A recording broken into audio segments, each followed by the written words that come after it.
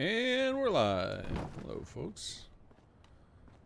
I realized today when I was thinking about how I was going to play out the stream is I can't really like do. Usually I do all my settlement tinkering during the pre 9 o'clock time, but I shouldn't do any building during that time now because we're kind of focused heavily on mechanics. So I'm gonna have to find some other little stuff to. This will be like good time to do like character management, inventory management, while I chat with you guys, and maybe little stuff like this, like moving this so it's not clipping through the roof so badly. How is everybody doing today? Let's see, how's that look? Could be better, could be worse. I dig that. That'll work for me. I'm very quiet. Uh-oh. What happened to my sound? Let's see. Let's try to turn on my mic. Check OBS. I did just update OBS, so maybe no, my mic's cranked on there. Let me try. Hold on, I got a little doohickey down here under my desk I can mess with. All right, let's play with this thing. I don't play with this very much. In fact, ow, it's covered in dust. All right, let's see here. I'm gonna watch my mic input. Let's crank this up a little bit. I'm just gonna talk normal. But oh no, that's my what do you call it? Direct through where I can hear myself. Man, I can't even. This thing's hilarious. I should take a picture and post it for you guys. So much dust. All right, I'm going to talk a little bit and try and play with some of these. Nope, that doesn't do anything. How about this one? Let's crank this one up. Nope, that's not doing anything. I'm not sure if any of these are doing anything. I feel like this one. Whoa. Oh, okay, there we go. That's real loud. That's peaking. Let's turn down my monitor a little bit. Okay, now I'm not deafening myself. How's this for voice? Okay, I'm so loud in my own ear. That's not good. That's gonna peak hard. Turn that down a little bit. How about this? This. Test. Test. Okay, I can't. If I do anything more than this, I'm gonna make myself go deaf. So I think we gotta just accept that this is about as good as it's gonna get.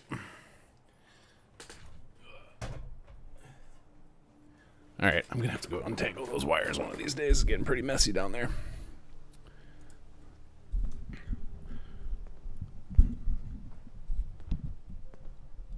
Hello, everybody. Still kind of soft. Unfortunately, I don't know why it would be soft today. The only thing I can think of is I updated OBS today. But like if I'm looking at my audio mixer on OBS, I'm like right in the perfect range. I'm like right in high yellow. Like if I go much higher, if I turn up my actual mic volume, I'm going to be peaking and it's going to sound awful.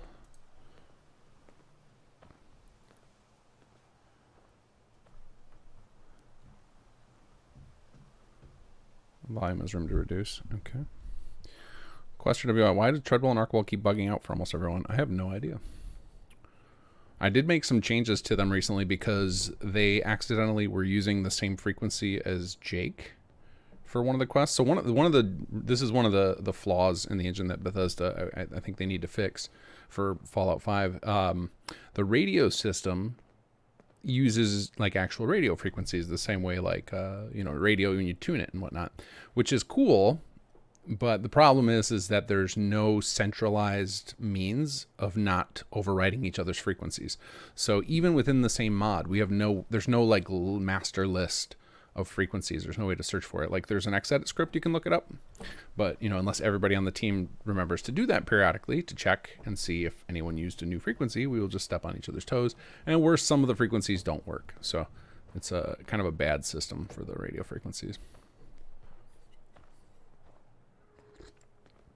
But anyway, we'll get all those things fixed up. I've been working hard on bug fixes this week.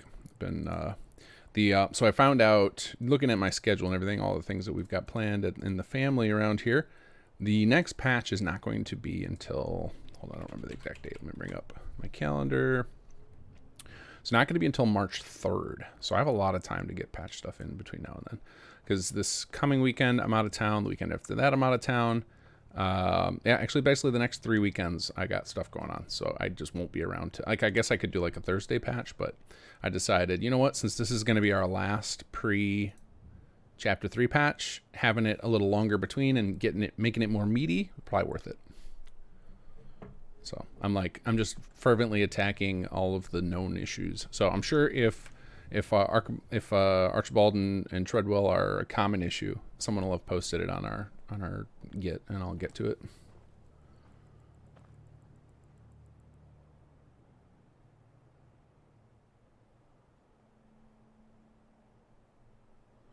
Start to talk to them, another NPC walks in range and starts talking, and then they just bug.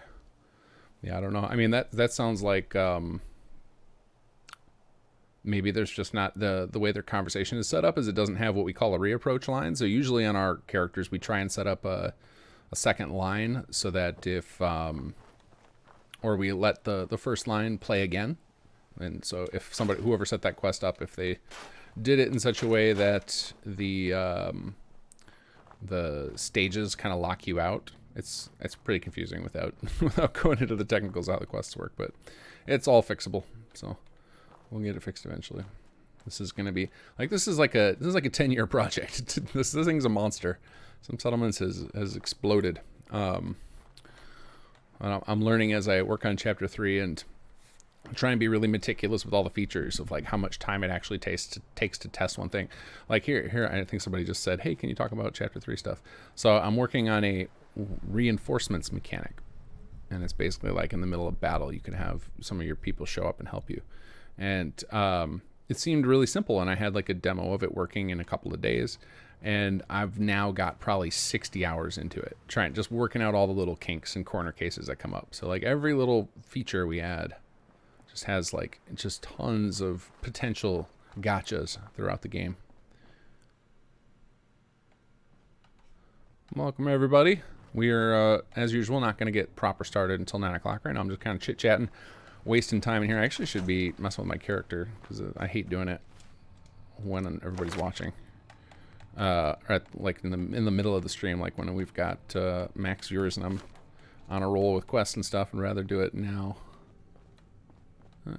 Let's see. I guess we could do some weapon upgrades or something. Let's see. We'll get rid of all this. We'll store all this junk. I gotta be real cognizant of my inventory situation because Soul Survival is not too forgiving with the inventory space. All right, what else do we need? Lack the requirements to create this item. Okay.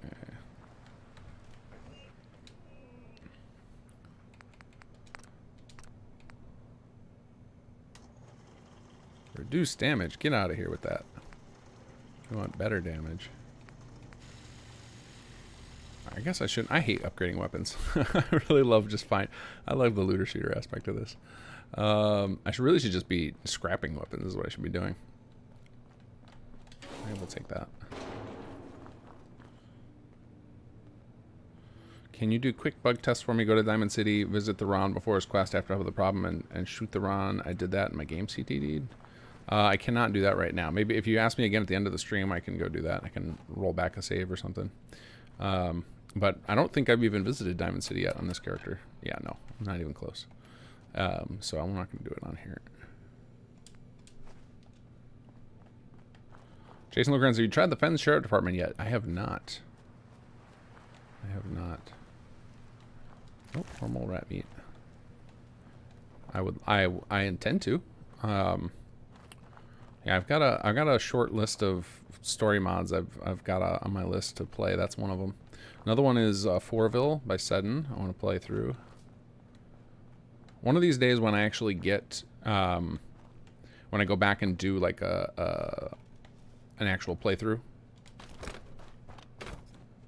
with I mean, not that these aren't actual playthroughs, but a playthrough with like a full load order and stuff. I'll start playing some of those. That'll probably be my focus instead of doing the Sim Settlements questline again or the vanilla questline. We'll just start playing some of these mod quests that I want to try out. I'm really excited to see what kind of quest mods we get going forward. Have you guys, I'm sure most of you have seen it, the 11 Labs stuff that people have been putting out? The AI voice creation is unbelievable. Like, the XVA synth is trash compared to this. Like, this is next level good. Like, I have seen it. Some of the voices it can create is insane. I actually expect, because of how good it is, to see it pulled down soon publicly. I think it's going to end up getting paywalled very soon if it's not already. I also think places like Nexus are going to put up a policy against it because it's terrifyingly good. Like somebody could put out a full, like a whole new quest mod with totally unique voices or lines for every vanilla character, and they'd be totally believable. It's really, really good. And right now it's like free. You can just go use it for free. Fortville is amazing. Yeah, I want to play it. I remember talking to Sudden a lot when he was working on that. And I think he's working on something else right now because he's been doing a lot of tutorials lately. And usually when he starts doing tutorials, it's because he's trying to figure stuff out for his own mod creation, and then he just puts it into tutorials as he's going. That used to be what inspired my tutorials too. It was just like, oh, I'm figuring all this stuff out. Let's turn it into a video. Question WI, if you're not worried about using this playthrough for bug fixes, you might want to install Loot Detector and Loot Detector. I am still using this one for bug fixes. The only mods I have on this one are add-on packs, which are pretty safe to use, and I can still do reasonable bug fixing, because generally the add-on packs don't have a lot of like custom scripted things or complex stuff. They're usually just like injections into SS2 or buildable workshop items, so pretty comfortable. I actually was going to install a couple more before I started, but I totally forgot. So right now I've just got 3. I've got Pros Random Add-on, Merman, Tunuvian Mermarachnes, Wasteland Adventurers, and Ruined Homes and Gardens.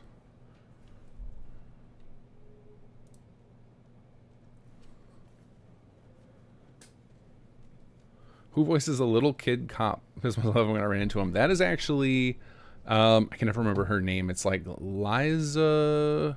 If you go to our, let's see, wiki.simsettlements2.com, and you go to the very bottom on the left, there's a credits section, and you can find out all of the voice actors. She's actually super pro. If you look at her list of like characters she's done and games she's been in, it's nuts. She's been in like 40 video games. Like you've heard her voice other places. Let me see if I can find it real quick. Side quests.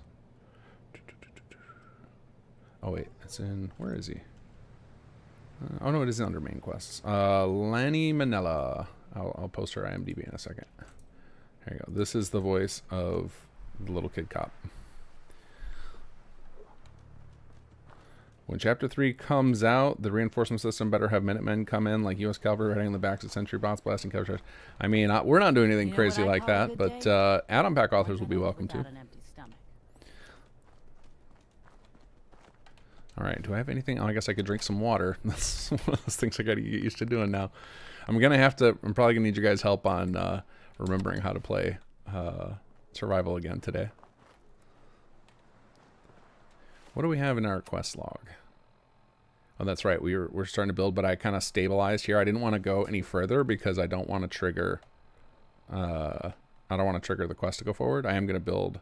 I'll probably build the residential plots just to stabilize my happiness.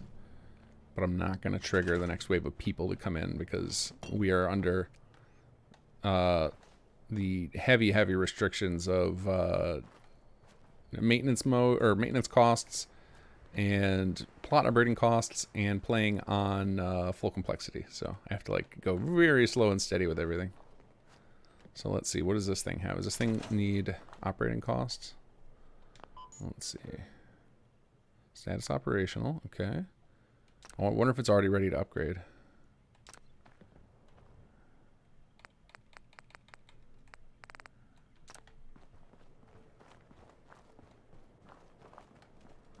What about this guy? This shouldn't be ready. This should not be ready to upgrade already. I just built them. Well, maybe the first one, because this one I built with Jake, so maybe that's already ready. Yeah, those were probably the first 2 things I built, so they might be ready to pop already. The first level 1 to level 2 is pretty quick.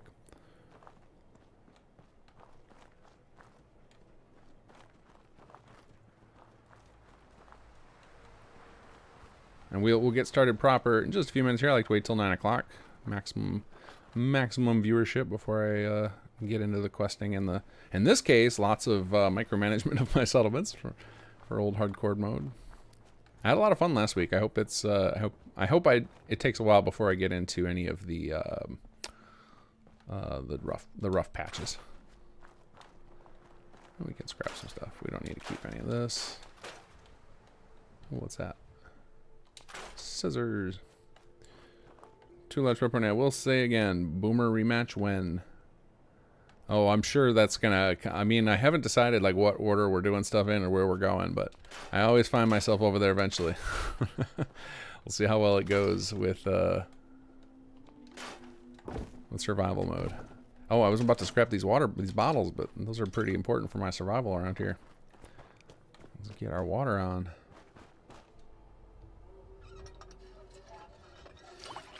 Thanks to a sale at Microsoft Store, you will not have me bugging you when Starfield comes out. They had Xboxes on sale last week and I bought one. Oh, wow. Feet hurt. Everything hurts. Oh, I had more bottles than that. All right, we'll keep filling them up. Like the new Xbox, what do they sell that for? I don't even know what it was going for.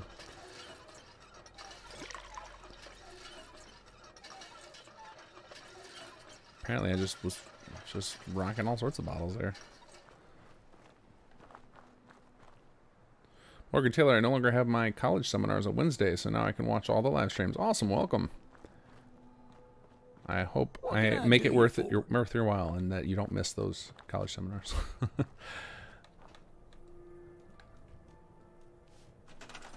All right, so I think today, yeah, so today, okay, good. Happiness is on the uptick. So we're basically going to start off, we're going to build a couple of residential lots. What are residential costs for maintenance, or for operating costs? Uh-oh, what's going on there? Oh, I bet we finally we just got enough junk for something to build. And that's why it's going everything's going all crazy. Let's see here, view reports, production. Okay, so I don't think this has any operating costs at this level. Yeah, it just adds caps, cool. We need more food. Man, just hanging out and you just need to eat stuff.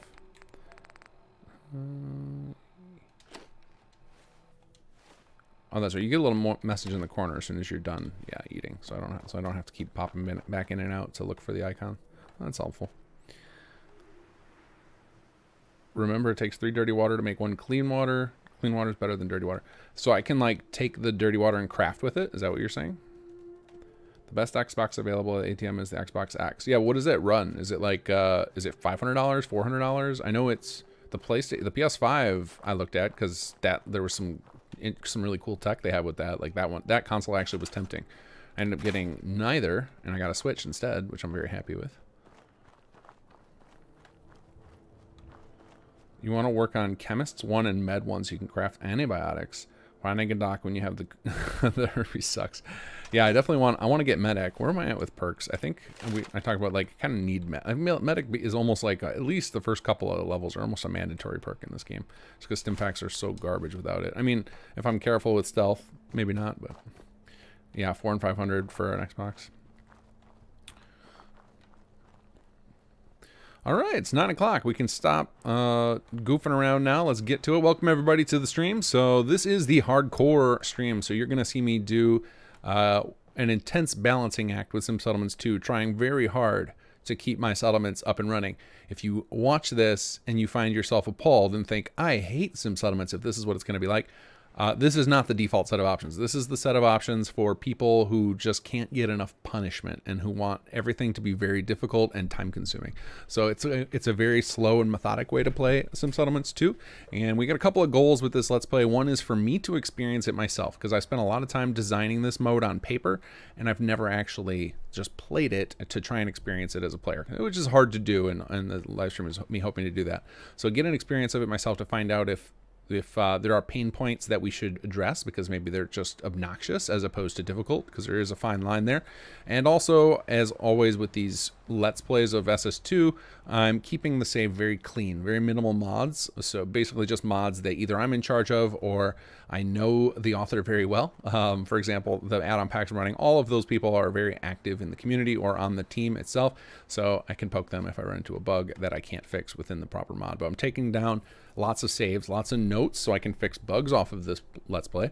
But yeah, that's kind of our goal. If you're new to my streaming, you will quickly learn that I have the focus of a toddler and will often get distracted and go on long tangents about God knows what. And if that's not your style, then this stream's not going to be for you. And also because of that, because I know that about myself, I tend to just focus on one thing or the other. I'm either focusing on the game or I'm focusing on chat, because when I let myself go back and forth, it gets worse. So to remedy that and make sure that we can hang out and chat as well, I tend to stop playing around 10:30 or 11 and then just hang out for an hour, hour and a half and chat with you guys. But I do periodically look over to chat during down periods like load screens or when NPCs are talking and it's boring dialogue we've heard a million times. So if you want to make sure that I see your message, put an @kinggath in your messages you want me to see, because I can never keep up with chat otherwise. So I just look for those pings because they show up bright and orange on my screen. And of course, lastly, super chats. Anybody who is looking to help support the development, any super chats I will catch and shout out. And that money just goes into a pool we use to cover development costs. So, like, for example, today I had to pay to upgrade some of our services because there are all sorts of new requirements on privacy laws in 2023. So stuff like that covers the costs of, which is always appreciated. All right, let's get into the playthrough. So last time we left, we're on quest 2 of the main quest. We are just playing through the SS2 quest line again because it gives us something to do in between settlement building and show off the quest line if people haven't seen it. And I'm going to try as much as possible to show stuff that I didn't do in the last time, so whether it be different dialogue options or different ways to complete quests or whatnot, and give you guys some background info. So today we're playing on hardcore, so I'm being very slow. So I'm not even rushing through to complete quest 2. Instead, I'm worried more about settlement balance. I think that's one of the big differences when you play hardcore versus one of the other difficulty levels, is you've got to be very kind of choosy about what you actually build because you're going to run out of resources otherwise. And so I am not going to let the next quest go forward, because what ends up happening is you get a whole bunch more settlers, which are then going to put more requirements on you needing to build stuff. So let's get this stuff here. And I guess we'll put, how far out can we go with this guy? Chase and Lowcrantz, thank you for the donation. No message, just thanks in general. All thank you to do as always. Very much appreciated. All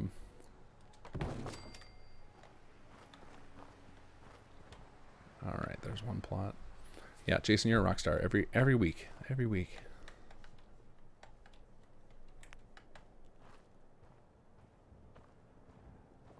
Okay, so that gives us 3. Debating whether I want to keep building over here. One of my obsession with 2x2 plots always comes to bite me when we're building in these smaller settlements. I love the look of them. They feel like the perfect size.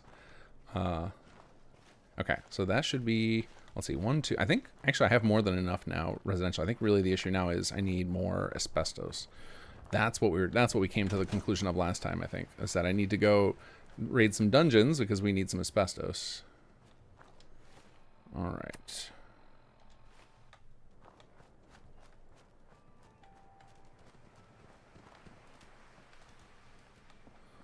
All right, so let's see. We're not going to do When Freedom Calls because I don't want Preston and company yet. Again, same reason.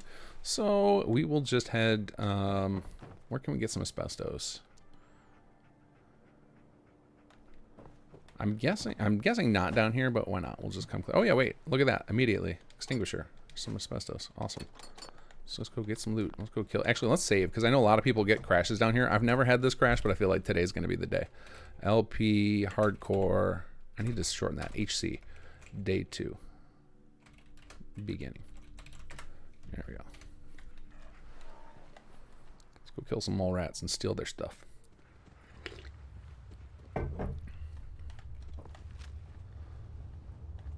Hello, mole rats. I got a present for you. Uh-oh. Get him, doggo. Where are you? Oop, that was the dead one. No, dog meat got the other one. Nice work, buddy. All right, what do you guys got for me? That's not what I need, but...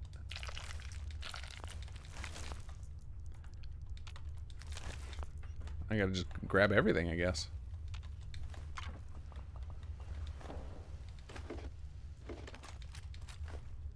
This looks like it's gonna explode. That's not shoot right there. And grab that and get out of there. Come on, no more reds, please. Oh, I heard another one. Hey, buddy. Get him, doggo. I'm a terrible shot. Save me.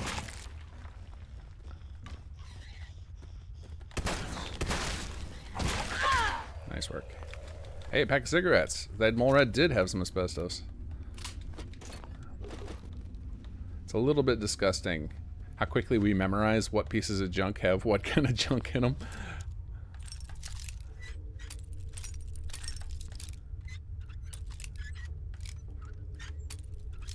I actually should go try and do some armor upgrades just so I can mark asbestos, because I don't remember everything that's got it. Yeah, we'll just take all that, sure. Yeah, that's actually a good idea. Up we go. What is it? It's fire extinguishers, cigarettes. What else has asbestos in it?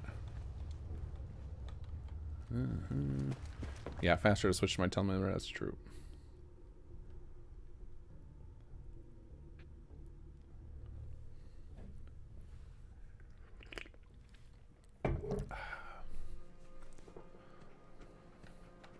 All right, let's go. Let's go do that. I need to. Hey, what's this down here? More junk for the collection. Actually, should do some donating here. All right, let's do. First, we're gonna track. How do we do this?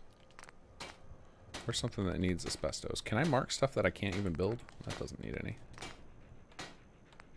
Fiberglass adhesive.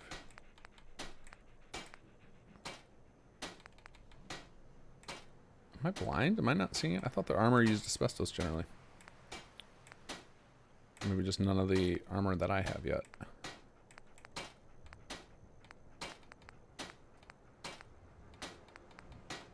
Try our luck with weapons.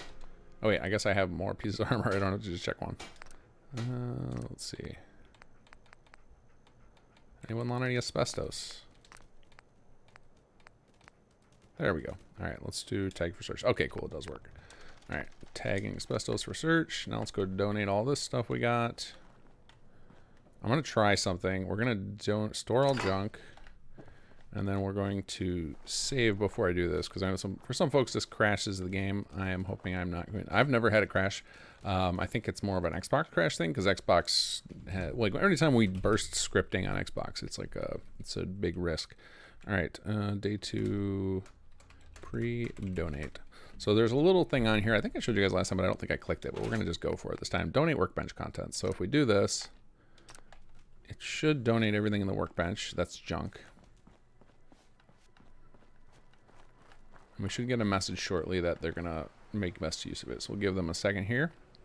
That feature, there we go, cool. We got our scrap donation. It's really useful when you're building these kind of plots, these like scrap heaps. So the junk gathering types. So there's the gathering junk class. In the early game, those are like a must-have for if you're playing on hardcore, because basically they're going to give you a mix of all types of junk. So you're going to get some of the weird one-offs that you need for okay, good, probably hydrated. The weird one-offs you need for maintenance costs. So for example, I need cloth right now because I don't have organic materials yet.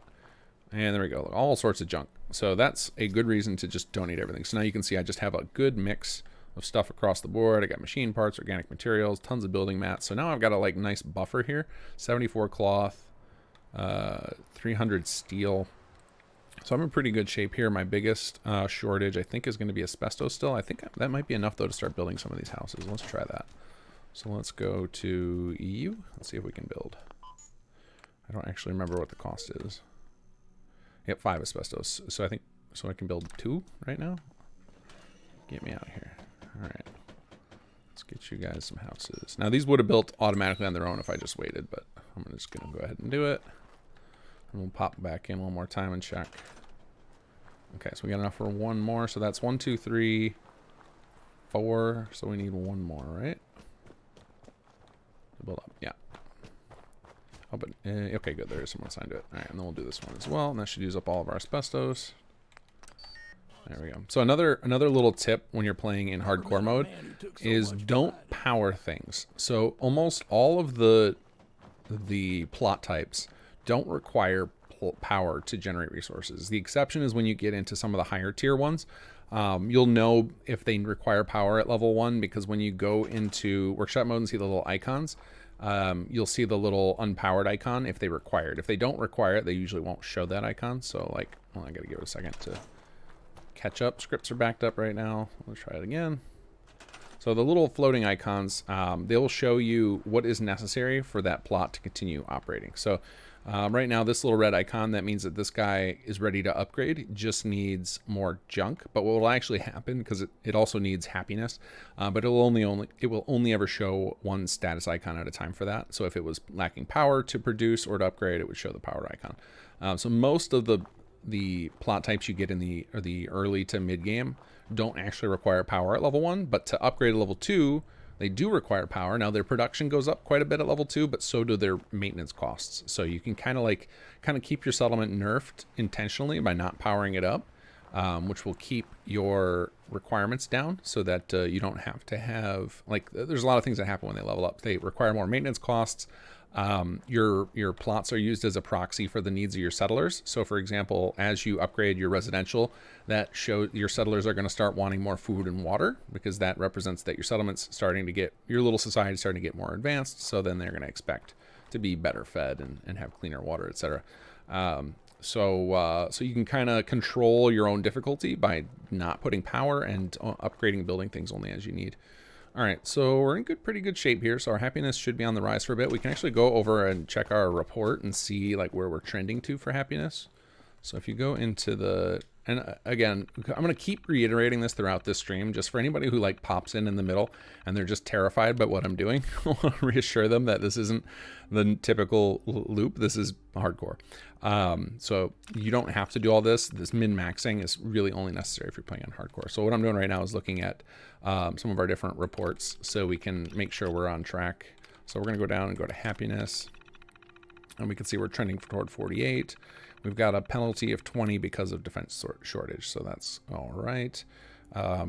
Defense we're going to have an issue with for a little bit until because I can't afford to build turrets. I probably don't have the resources to actually build them, and the maintenance costs on them are pretty extreme. So we're going to wait until we get the main quest to the point where we unlock the makeshift plot, and that'll take care of that.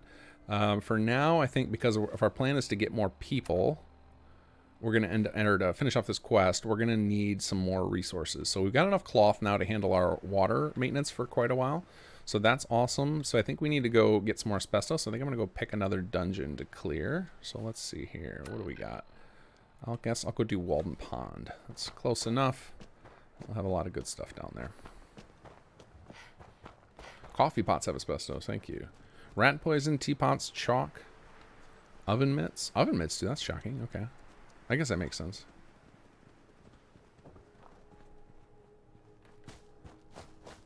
Made it to HQ on hardcore run using only random junk plots. That's awesome. Yeah, that's a totally viable method because you get quite a lot of junk.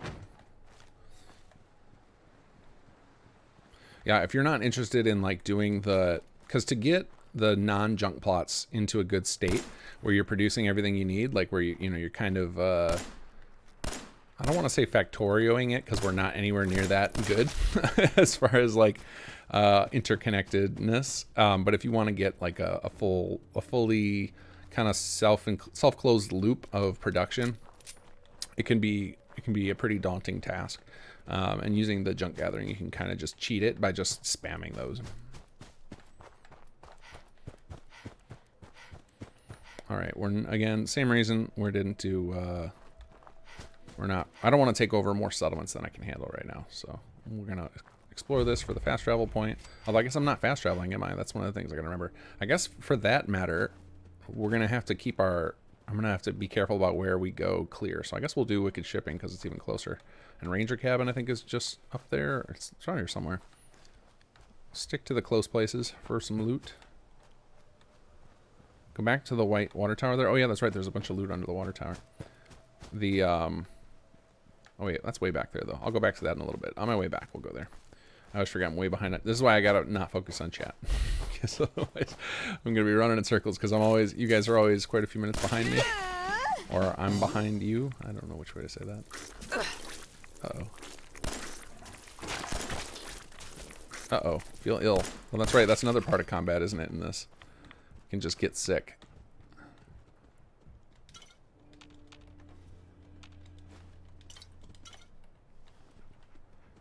All right, so if I remember correctly, I can drink stuff and then I'll get back the bottle, right? Oh, is caffeine good in this? Or is that like... Oh, here we go. Give me that asbestos.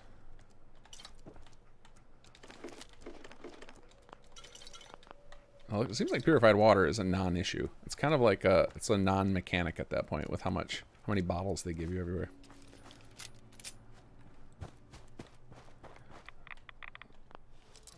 The old loot simulator.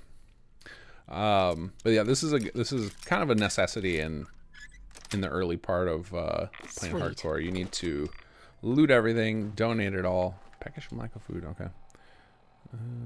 Aid. And I think you guys told me I can't rely on like Radaway as much in this as I might like.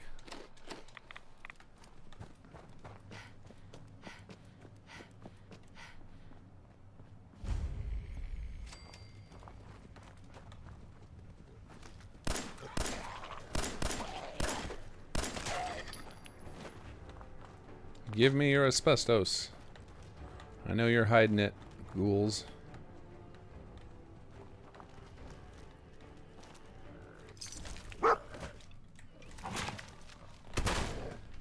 Nice work, doggo. Head. Are you kidding me? Oh, that's right. And I think you guys also told me I have to keep my companions healed.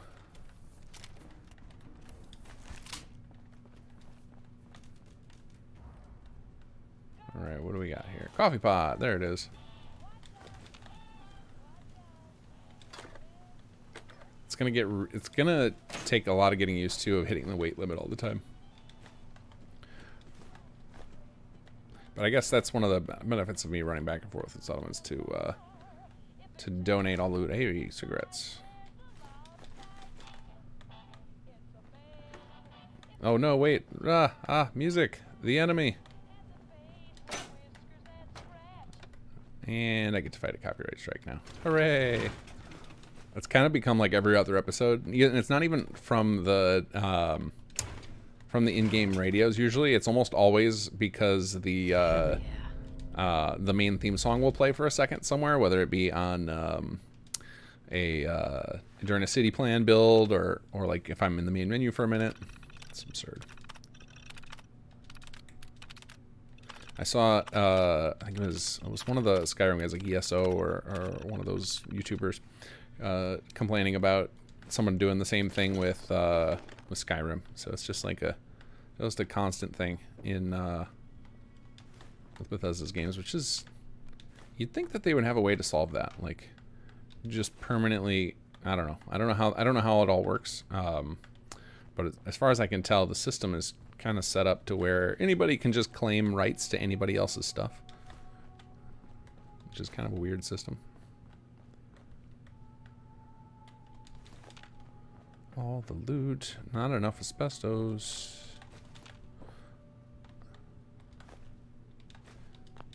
See, I think what you guys talked about, like loot detector and stuff. One of the reasons I might do one of those type of things is I think some of those mods have like auto loot, and that would just make this a better experience to watch, right? If I could just like walk into a room and just zap it all up instead of having to run around like this and click on everything. Because I don't mind. I actually enjoy doing it, but I don't need to bore the piss out of you guys with my need for junk right now. Sure, we'll take a pipe pistol.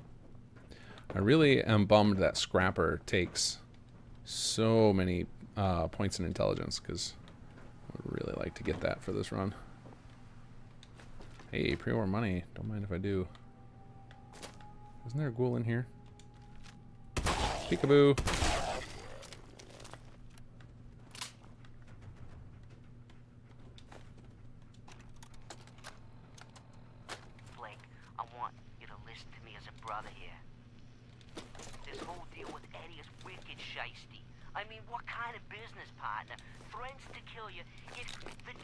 Antibiotics, perfect. Oh, I already had some. Oh, gotta do some. That makes sense. You gotta chase that aspirin with some water. Feel better, still parched. Give me a chance to talk this out with you face to face. I just want both of us to get out of this. I like that mod somebody described earlier of like where you can any of your food and drink that's on your favorites bar will get auto consumed. That's a good idea. It would be a nice little quality of life thing in these types of games of being able to just tag certain foods and waters as like, this is generic. You can use this for whatever you like. Sure, we'll just take it all. I got enough room. I'm surprised I haven't run out of carry weight yet. Oh, man, that was some terrible lockpicking. That was just me just spamming the controller. There we go. That's it.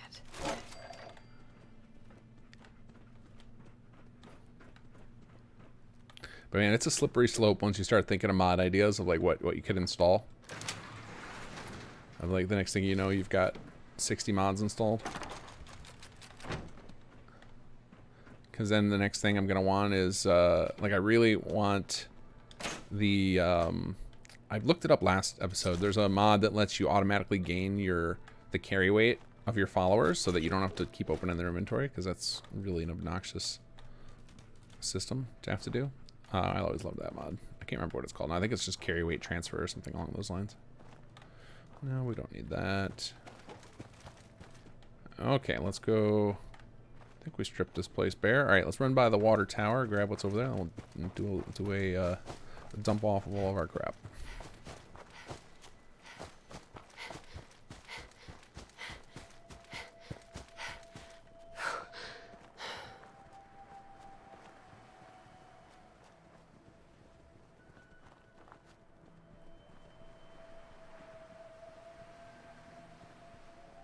Caffeine starves off sleep. You can keep your guy awake forever. Is the penalty for being tired just minimal or something? I've not let myself sit and suffer any of the penalties yet. The only penalty I will allow myself to have forever is jet addiction. Hey, there we go. Oh, the wild mutt fruit did me in. Alright, I'm really curious. I just want to see what the penalty is. It adds fatigue and suppresses immunity. Oh, that's why.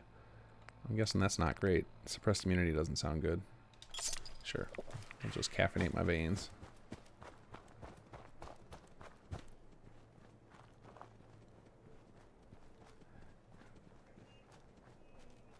Loot detector lets you have scrapper early. Oh, that's good to know. Alright, let's go dump all this stuff. Wait, where's the workbench? I'm going to get confused with these people living right in front of the workbench. Oh. Somebody's got a mission for me. What do you got? Just tell me what you need help with. Some raiders have been threatening us if we didn't give them supplies. I'm on the case. We're looking for dungeons to clear. But they didn't seem too impressed. Said they'd be back with their friends. Sell all the jet, Quester. We're not soldiers. Do you have any supplies I can use to build defenses? Oh yeah, you can use whatever we've got. Lots of junk piled up. Some of it may even be useful. Don't worry. I'll help you deal with these raiders. Thank God. You showed up just in the nick of time. Build what? Build defenses? What? I don't think I've ever seen this. Alright, we're going to build the worst defenses possible, just enough to satisfy the quest. So I think I have to do... We'll just do guard posts, and we're not going to man them. Unless you have to man them to do the quest. I don't actually know how this quest works. Let's try it.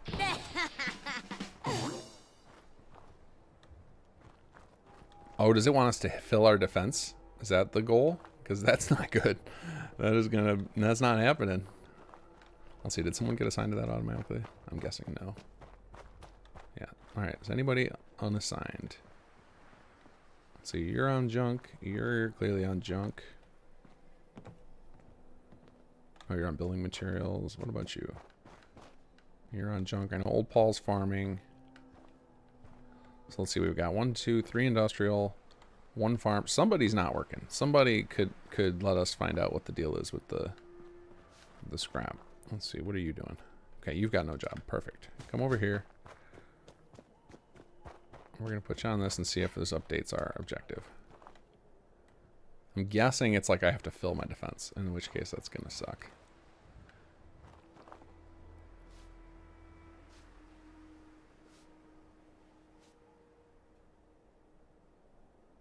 Just kill all the... Oh, I don't actually have to do that part? Oh, that's good to know.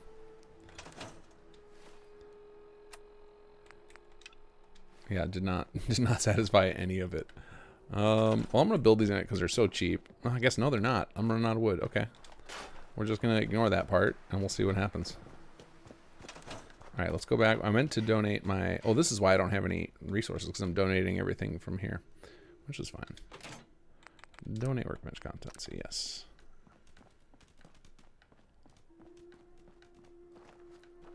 I think the biggest risk I've got here doing this is I'm gonna fill up my junk storage real fast here. Yeah, 13 out of 1800. Got plenty of cloth, plenty of steel, which is all I'm worried about because I want to make sure my water doesn't get shut down. Because I actually I turned on agricultural water requirement, which means my farms will shut down if I go short on water. So really important that I don't. Oh, look at that! Let's do this. Completed. Shit. Oh damn! Here we go.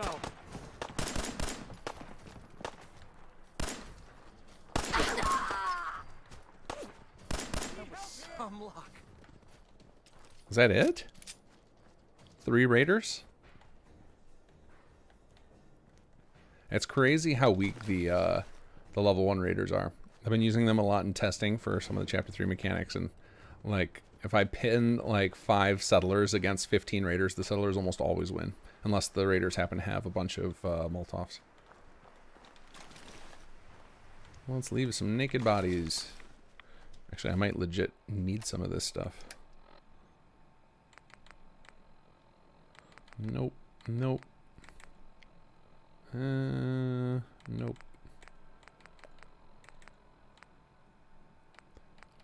Okay, guess not. We'll scrap all that in a minute. All right, let's take the XP. Hey there. We did it. I was afraid we were making a mistake, trying to stand up to those bastards. But you came through for us. Yeah! Whoa! Hey, and I got the extra XP. Appreciate that. Let's see. A single person home. Type building plan for 2x2 residential plots. Hide from the horrors in the abandoned warehouse.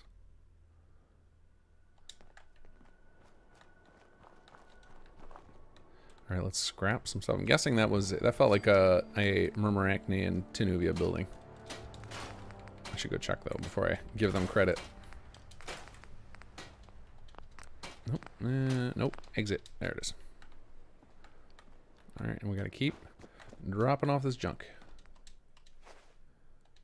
Oh, and I think you guys pointed out intelligently that I should just start dropping all this stuff I'm not using in here for the time being, because I'm not anywhere near anyone I can sell stuff with anytime soon. So I can come back, grab all this stuff, and take it to sell later.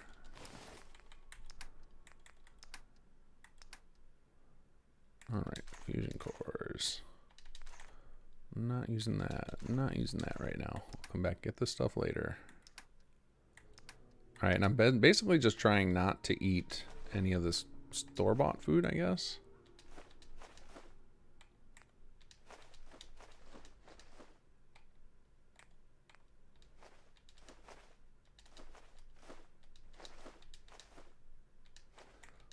So much inventory management. It's the worst.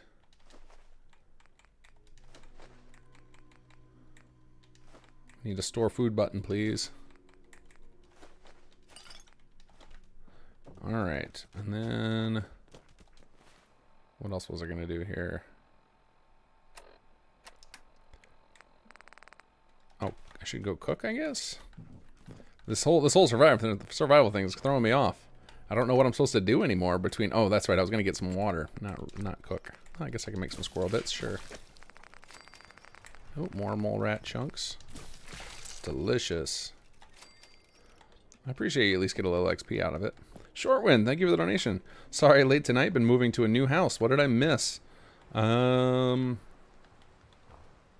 think not much. Just my little spiel about how I'm a bad streamer, and to not fear for those folks who come in and see me micromanaging my way through some settlements. That this is hard mode, not meant for the faint of heart.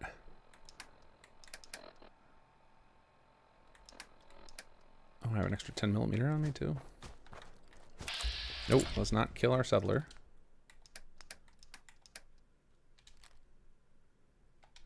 Oh, fill my water bottles. I need like a little checklist of survival things. I mean, I'm sure I'll get it eventually, but I'm just Wait, I thought I had water. Oh, I bet I donated the water bottles. That probably got put away with junk, right? So I need to go.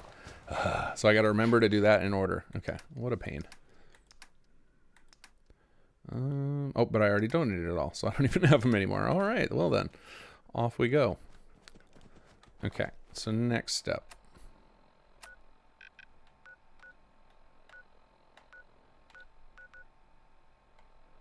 Yeah, I guess we'll level up. All right, so we talked about I need medic for sure.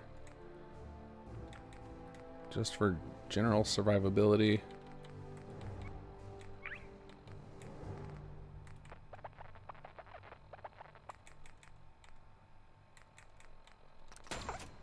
Yep, sounds like a plan. Okay.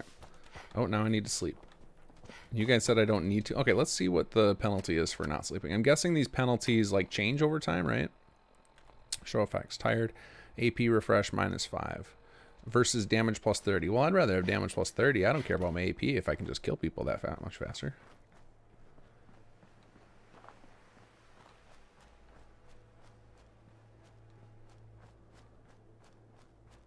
Mixed crops for cures. Okay. So I should, oh yeah, I need them for disease cures. That's right. And adhesives. So I basically just want, like, when I'm doing my agricultural, I should try and get one of everything.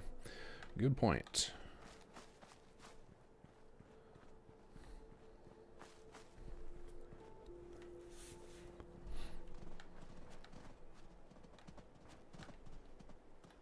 Oh, that is a rad stag. I was like, that doesn't sound like dog meat footprints. Nope.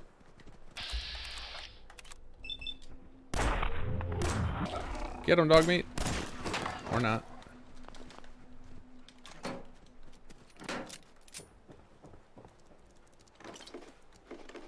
This is actually kind of, it's a nice change of pace actually to be like slowly going through the game and looting and stuff, because the last all of the last playthroughs I've done have been just quest focused, haven't really done much.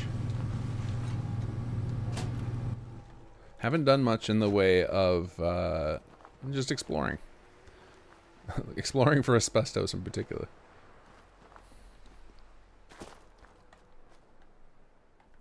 No, I don't need a dress, thank you. Empty milk bottle, here we go. Good old pork and beans. Sorry about your luck, buddy. Oh, hey, hey, secret stash. And I think there's, isn't there, like, now that I turn that off, there's something I can do over here? I can, like, open something. Yeah, here we go. Ta-da!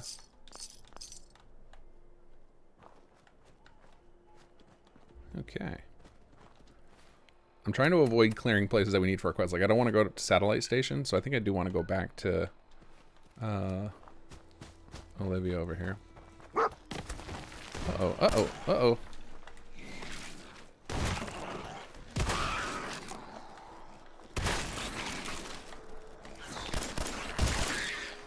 Come back here. Nice work, dog meat. Uh-oh. We made a raider friend too? Nothing there now. Who said that? Who said that?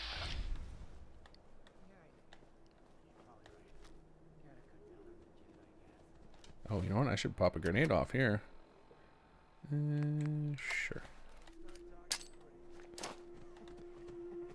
Think you can have Twofer. Hey, little buddy. Nope. Nice. Teamwork, dog meat. Oh, look at that fancy bandana. Oh, there's still somebody left.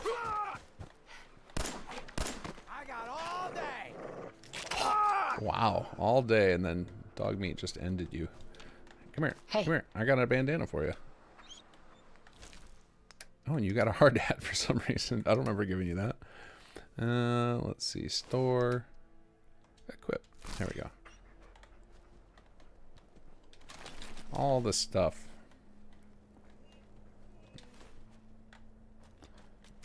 Appetizing. Mmm.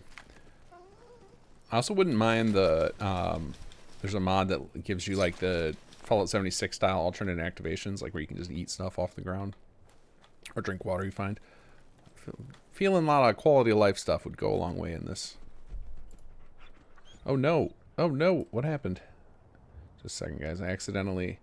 So my mouse has got a bunch of buttons that I don't usually use, and I just clicked one by accident, and I think it just lost all my chat. Oh, there it is. All right. We're live. All right. Let's see here. All right. We're trying to head generally in the direction of... What do you call it? Walden Pond.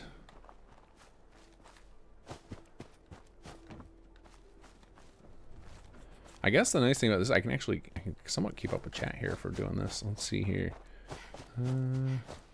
Scott, what I'm not at work right now and won't be able to watch your live stream till later, but I want to jump in and let you know I love watching your streams. Awesome. Thanks for saying that. Although I probably missed you because you probably said that message and then bailed.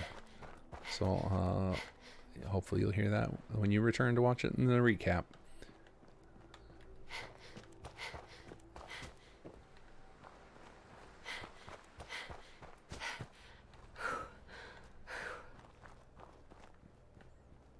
More food. Always with the food.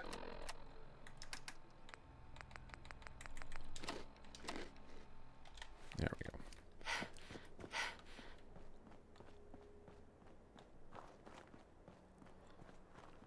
go. Wandering, like Carla? Trash Can Carla sells shipments of asbestos? I wonder what that costs.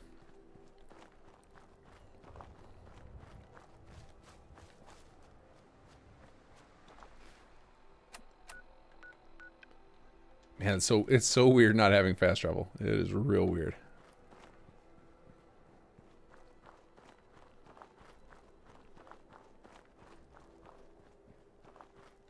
You use the robot at disposal grounds to clear Olivia, just like you just kind of train it over, so it starts wrecking shop on them all. It's a good idea. I remember we had a quest in. I really loved this quest. It was in Conqueror, where you have to lure the robot over to a mole rat den, the robotics disposal one, and then have it detonate, and it'll seal up the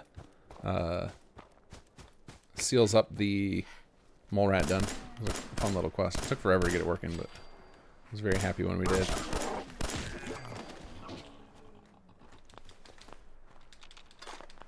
Give me all your stuff.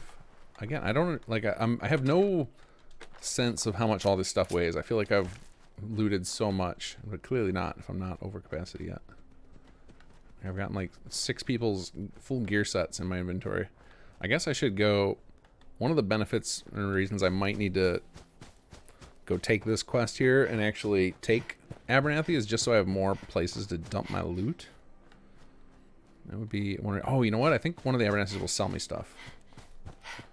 Doesn't the mom here? Let's see. Or is that only after you do the quest, probably? Here for work? We could use some help picking melons if you've got some spare time. I'll give you caps for any you can bring me. Oh, honey, listen. You look like you have a pretty successful farm here. We'd like to think so. Having Clarabelle helps.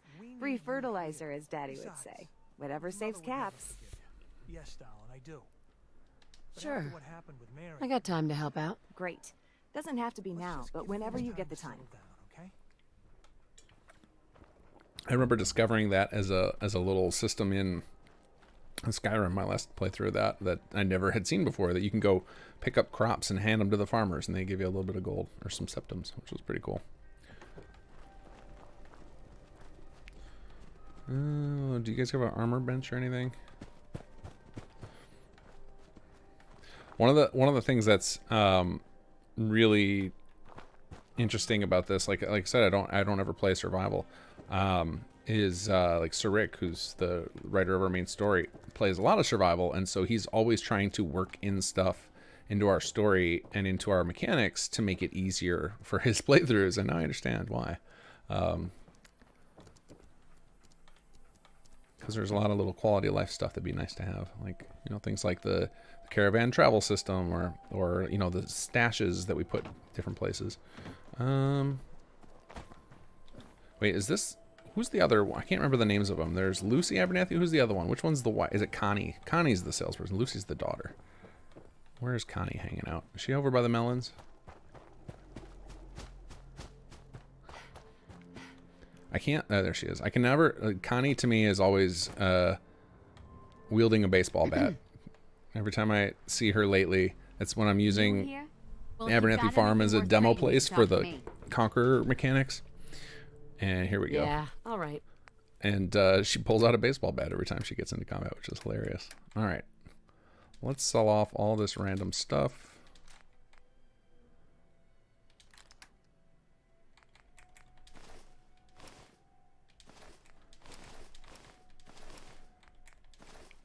Oh, that was probably better than what I have, but who cares? Just want your money.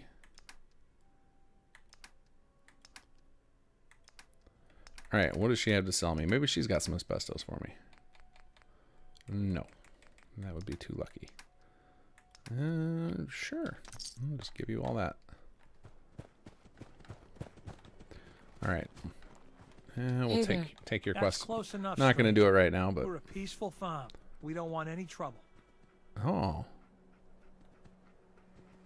you're a ventriloquist too. It's okay. I'm friendly.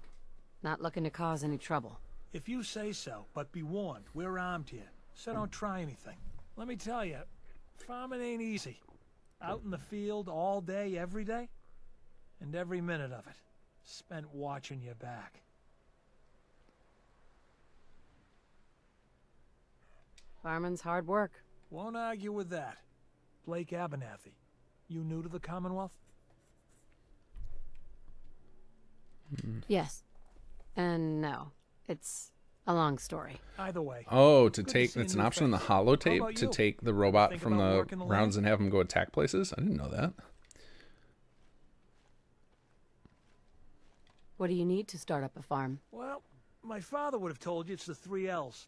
Land, The vault suit could be labor, made very OP. Does and that love. require me to You get gotta have land the to work. You ballistic? gotta put in What's a it full called? day's What's the labor. thing the railroad gives You you? gotta love Ballistic what you weave? do. Is that what you Anyone need who to doesn't pull off that? ain't gonna I do last like the long. I love the vault Word suit of because advice, there's so many though. NPCs who If comment you on it. start up a farm, be ready to deal with the raiders.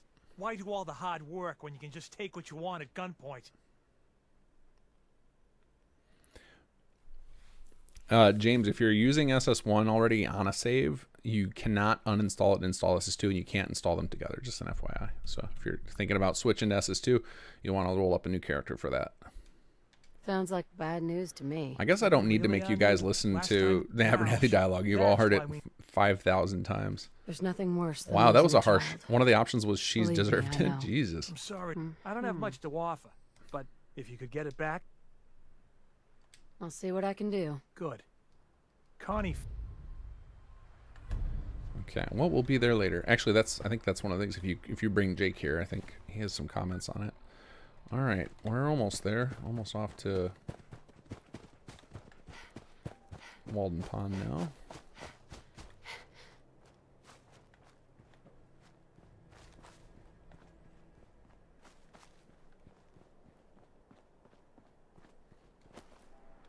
Wait, what was it? Oh, it was water, of course. I should just note if I miss a message in the corner, it means I need to pop my inventory and chug something. Hey, little doggy.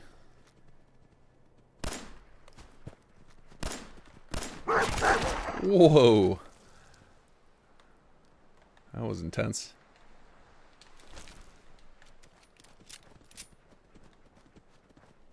Oh, your dog killed you.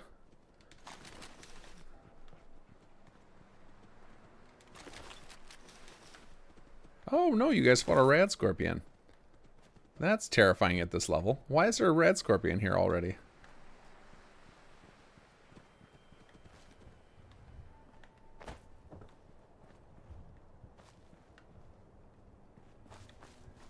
Oh, that's sunshine. Where am I headed?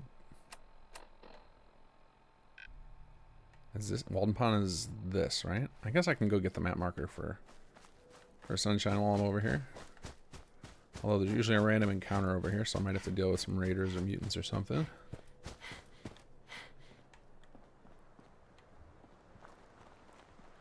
Build a full suit of dense pattern armor. You can eat a nuke to the face. Fun.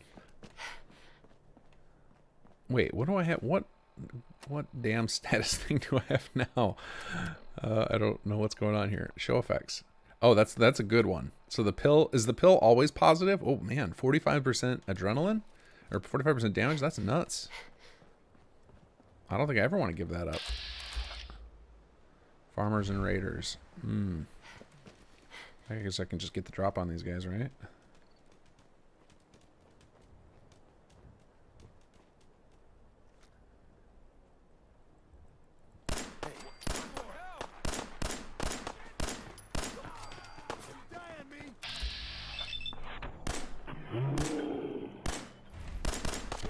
Uh-oh. Broken. Get him, doggo. Nice. Now will those settlers come back and say thank you? Or do they just run away? Let's go try. Let's see if they hook me up with something. Maybe you got some purified water for me. Thanks, stranger. Excuse me. That's You more saved than our most lives. would have done. Thank you. Thank you. Aw, should have got some free settlers out of that. Although I guess I don't want them right now. Let's see. Purified water. Apply today.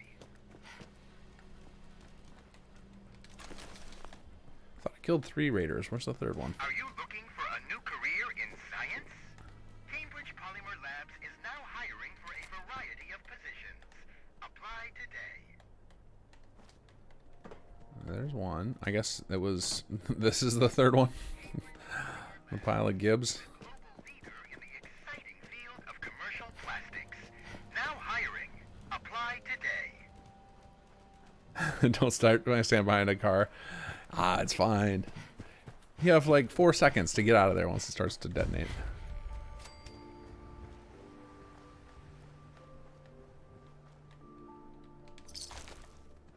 Whoa, man. Whoa, man. Hey, man.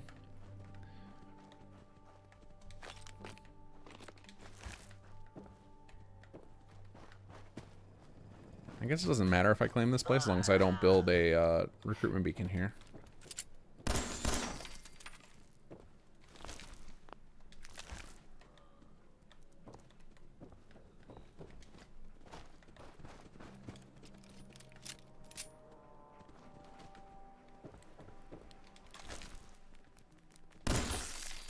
Nope. Give me all your loot. Alright, I think after this clear out, I think I'm gonna go back. I think I need to start advancing the quest. I think this plan of just looting is gonna like take up I could just spend the entire stream doing this. And then we're not gonna have then what's the point? There's gotta be some sim settlements in the sim settlement stream. So I think let's take over this place and then we're gonna go advance the quest. I think I've probably gathered enough where I've got a nice buffer. Oh, level up, alright. Yeesh.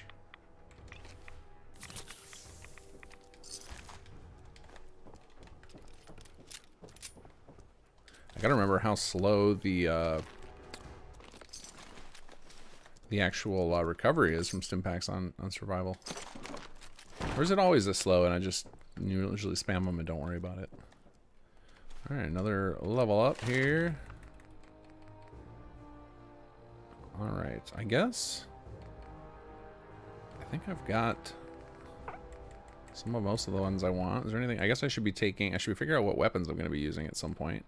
I mean, I guess it's pretty much always, if you're going stealth, you go rifleman, right? Because that combo is just too good.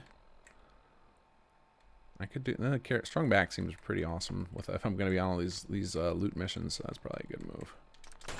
There we go.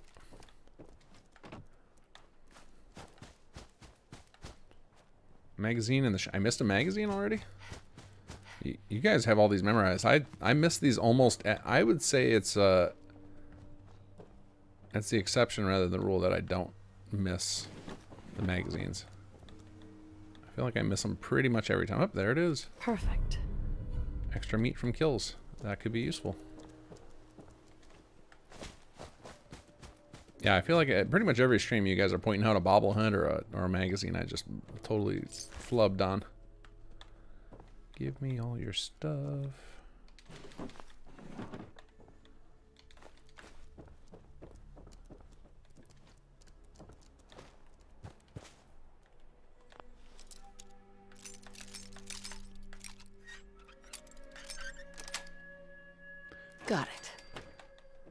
Oh yeah, sniping with adrenaline. That's a good point. Didn't even think about that. That's gonna be. It's gonna take care of all the bullet sponginess. Although I think there's naturally less of that in survival mode, right? I think the NPC, like, you do more damage. Is it just because of adrenaline? Is that why it takes some of that feeling away?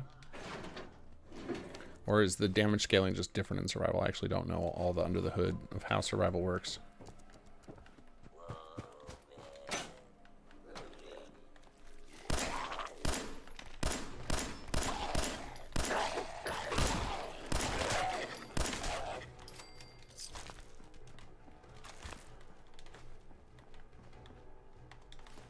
Quite a lot of coffee pots in here. Appreciate that. All the asbestos. Oh, guano on a stick. Important for the survival diet. Alright, did I clear enough here? Oh, we can do this, I guess. Yes, you can now use workshop at Sunshine Tidings Co-op. Fantastic. Don't need it, but I can dump off some stuff here before I head on my way.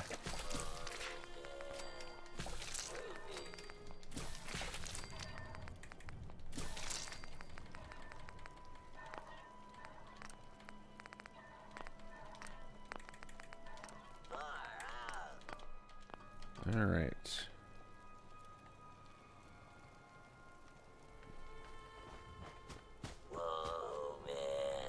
All right, let's dump some stuff.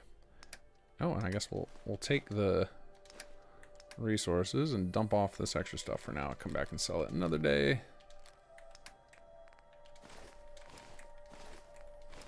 Wait, was that just straight up better than what I've got? No. It was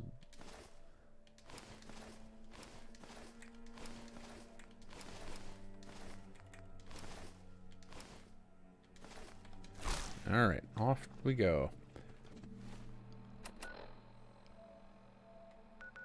Oh yeah, I can't fast travel. Gotta walk it. Gotta hoof it. Let's go. One of the interesting things about this with the no fast travel is there's no, like, the time doesn't pass. So I'm really curious about how that's going to affect the pacing of everything.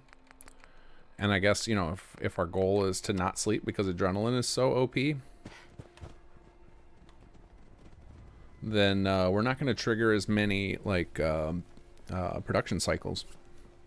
But on the other hand, we'll also not trigger consumption cycles, so I guess it kind of balances itself out. I actually don't need beds to save Mod Hunter. I'm using a mod to cheat that part, but I should save, you're right. Because I don't trust this game enough to rely on that. Like, I have no, like, I actually think the mechanic's a cool idea, but between streaming and we'll just go mid-session. Between streaming and just, like, the corruption, you know, your save files can corrupt and everything, I think, like, saving only at beds is fine for a vanilla. It's still a risk even in a vanilla playthrough. You can have a corrupt save in a vanilla playthrough. I think it's one of those cool ideas that this is the wrong engine for.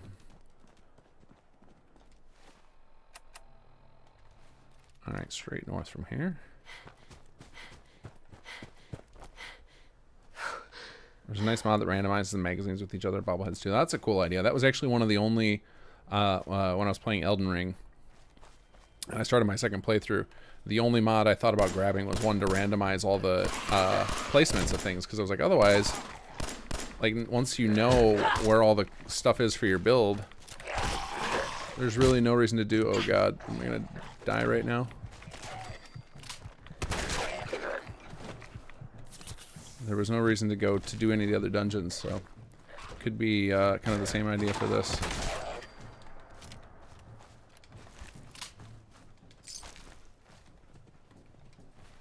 All right, the old post-battle drink up. There's just dead people everywhere.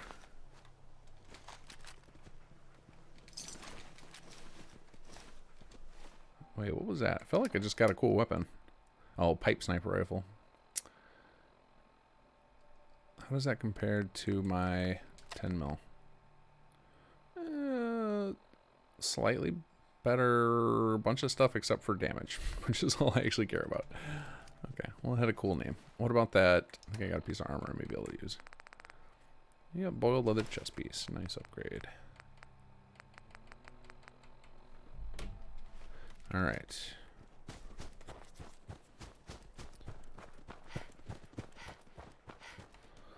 Survival lowers you and your opponent's health, slows healing and makes it weaker, and ups you and the enemy's damage, makes for fast, brutal fights. Okay, awesome. That's what I thought. I remember reading about the changes in survival, and they like all of the changes in survival except for the eating and drinking actually really appealed to me. Like I just don't want to have to be in my inventory all the time.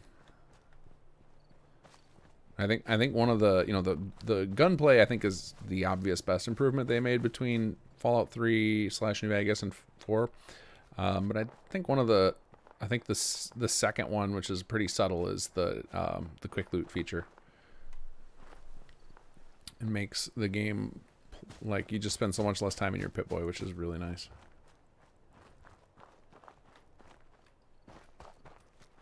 Hello. Good. Alright, I know you got a buddy. Second dog mate. There he is. Can't we sneak up on him? I'm playing. I've got 2 points in. I don't have 2 points in sneak. I don't feel like I've used sneak but twice so far. There he is. Aw.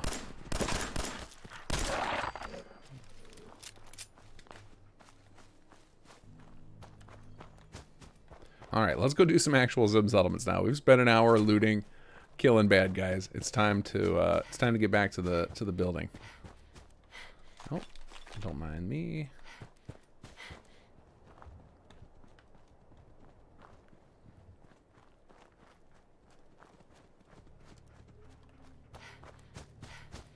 Alright, let's get to some building. So, we need a... Uh-oh. Oop, I had a little hiccup there. Alright, so let's see what our resources are looking like.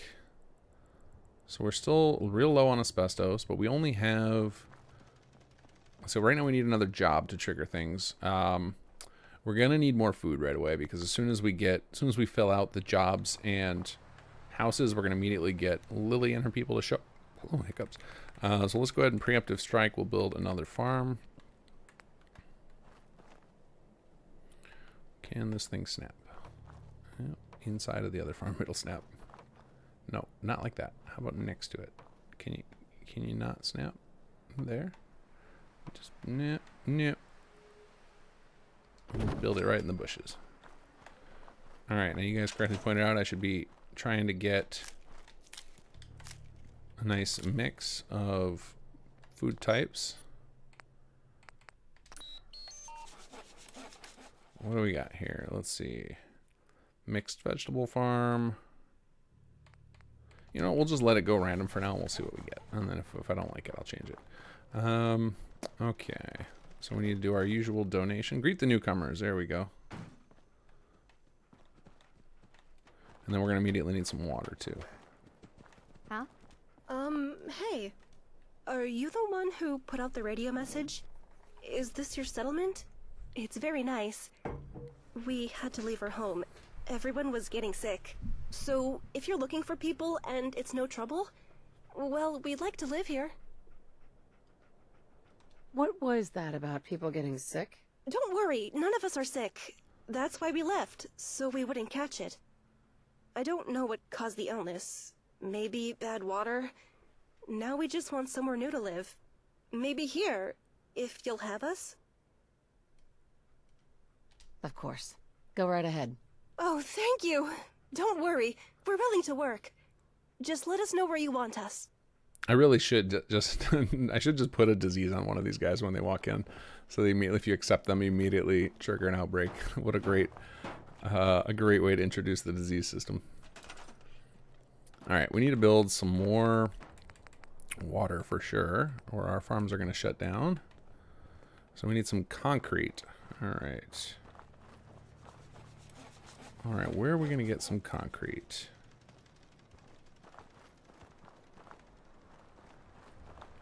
Oh wait, can we do a tracking in this? Tag for search. Yep, there it is. Okay. What are some items that have concrete? What? Nothing is coming to my head. I know there's like bags of concrete. Is there anything else that has it, or is it just something you're best finding in the settlements?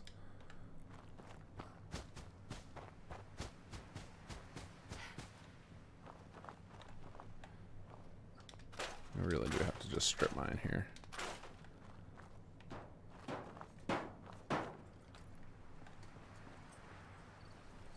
Cinder blocks. Good point. Okay, so we can head over to Sanctuary and score some concrete over there. Cinder blocks. Totally forgot about that. Good call.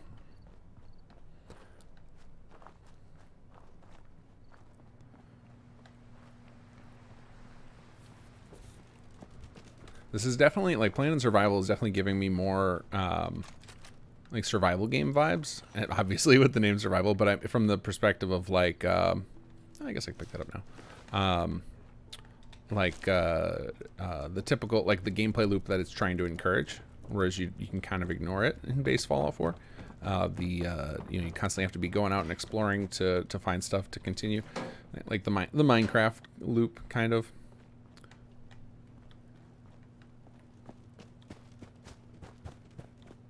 Whereas when I'm playing in non-hardcore, non-survival mode or non-hardcore, I can just kind of, the mechanics are really light. Like, you don't really have to do a whole lot. I guess I might as well grab that.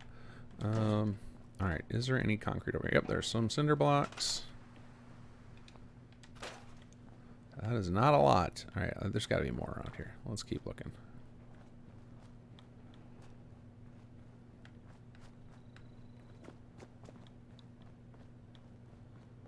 Sanctuary, give me your blocks.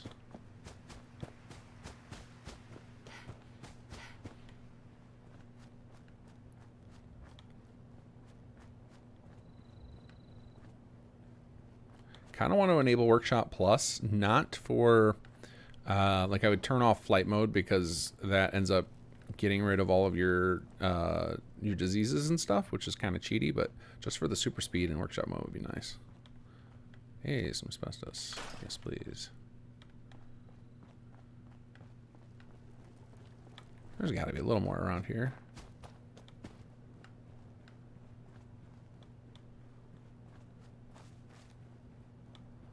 The old secret chem station hidden in the back.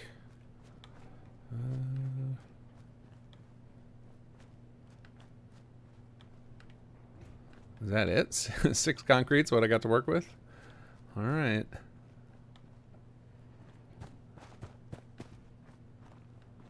Unexpected shortage in there. I probably actually, let's see, I'll have to go back. I wonder how much of it I actually donated. It's one of the risks when you go donate everything in the settlement. Oh, I should grab that for some screws. One of the risks when you donate everything is you don't have anything to build with.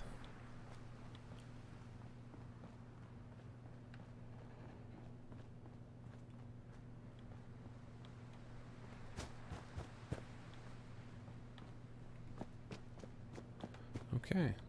All right, we're going to work with our 6 concrete. Let's go raid this workbench here. For stuff. No, I don't want to store all junk. I want to take all of it. Too much stuff. Come here. Dog meat. Come here. Hey. Come here. Get closer. No, nope. Stay. Over here. Hey. Trade. There we go. All right, let's give you some stuff. You can have that. And you can have a sniper rifle. Everyone knows dogs love sniper rifles.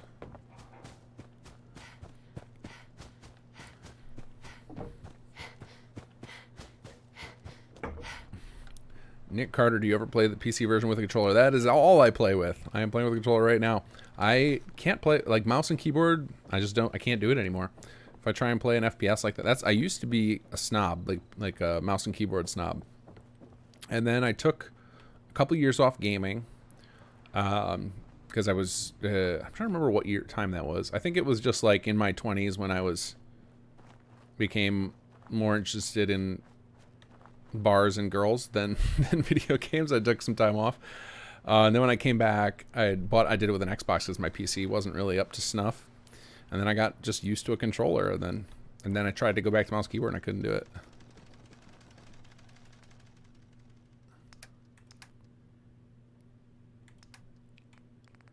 All right, what are we doing here? So we need to dump off some junk.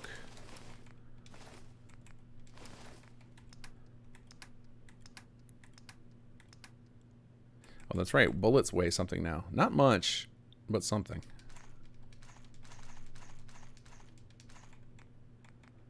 Okay, so we can't just... I gotta remember not to just throw everything in here. I actually should take the junk out and just be a little more careful with it. Alright, so yeah, I think I need to keep it in my inventory while I'm building.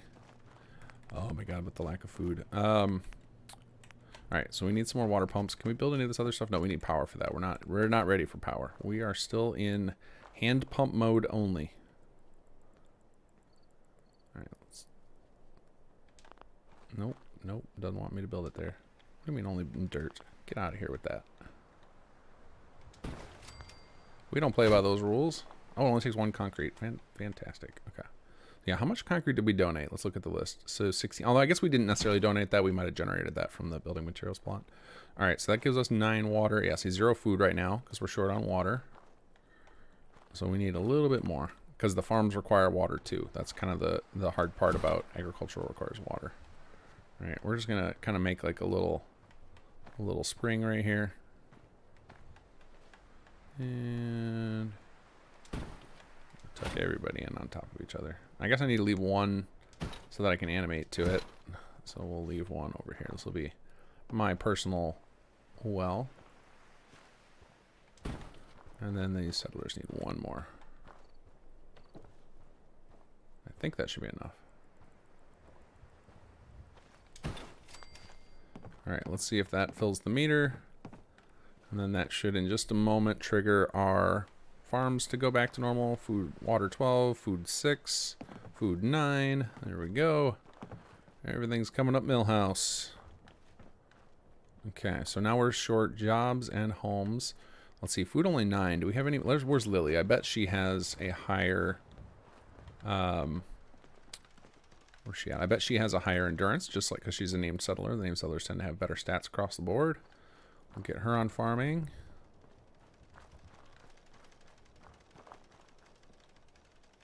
I can hear somebody using a workbench. Oh, yeah, there's one in here, right? Where is that?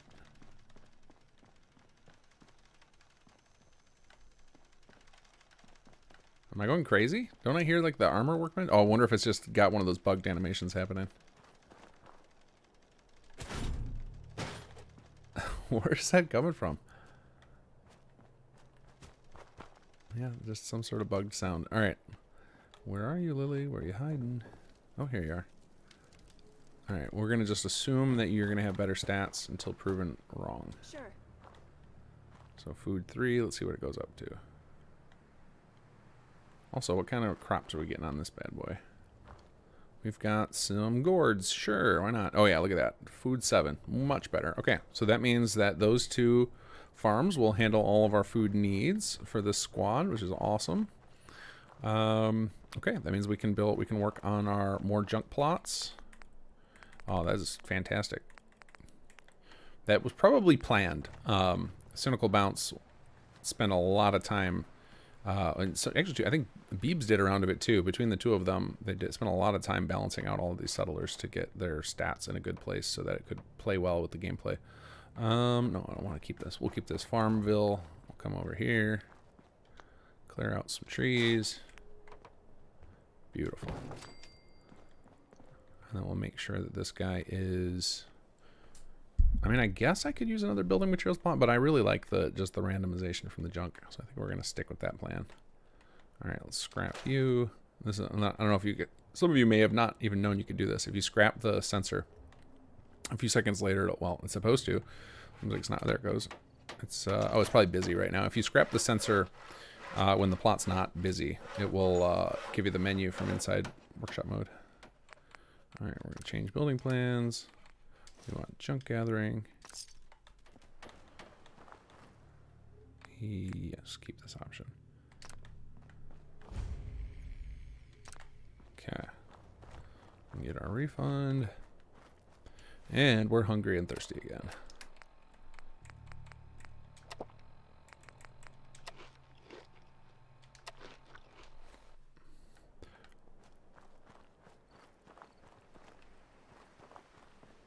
Foundations have lots of concrete. Oh, that's true. It can just cheat it, can't you?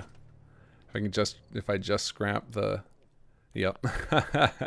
Can get infinite. Yeah, there are some systems in sometimes we put in to make it easier to use that you can use it for cheating for sure. I'm gonna try not to do that. Trying to actually play this as a challenge. Yeah, there are a couple other loopholes in the game which I will try not to highlight, where you can effectively get infinite resources. It gets way worse once you get to HQ if you figure that out. That's one of those. That's actually one of the HQ loophole I want to fix because it's pretty bad. It's pretty bad. Let's see here. Plenty of cloth, plenty of steel still. We're good shape there. I guess no reason not to build another industrial plot here. We can get these guys all working. I think the reason not to is just gonna be we're gonna run out of space.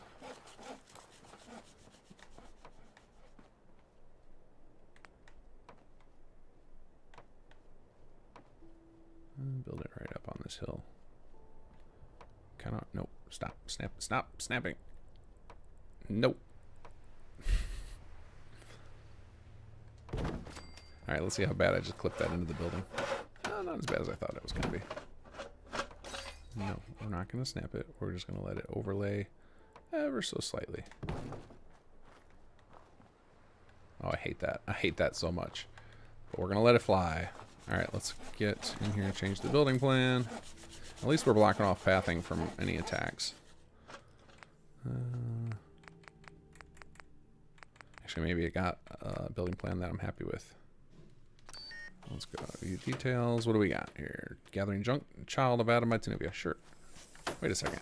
Oh, I'm getting a skin. That's what that is. So I'm getting a scrap heap with the child of Adam skin. Cool. Let's check that out. Okay.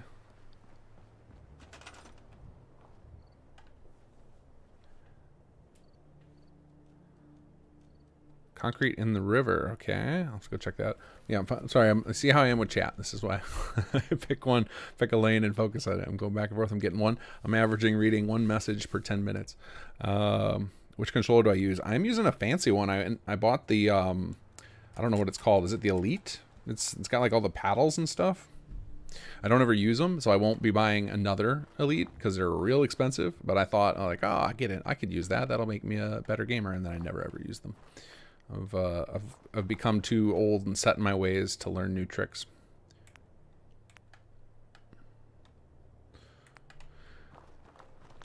Kind of want to build an interior industrial, because why not? We'll put it right up against the building here. I guess I should try not to block pathing completely.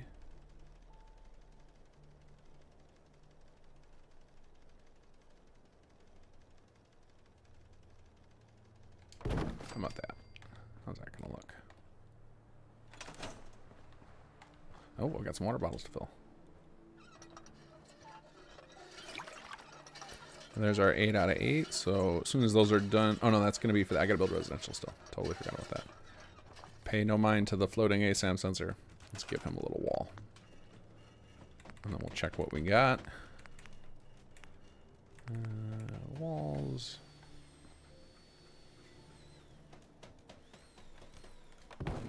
Let's see how that looks. Good enough for me. Oh, what happened to the residential there? It dropped down to 2. Everything dropped down to 2. It's all confused right now. All right, let's make sure. Oh, I guess I can view details first.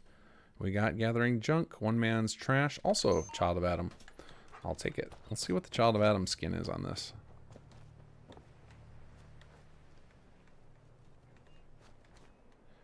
Oh, early on it's just a little bit of glow. Probably gets more extreme as it goes up in level.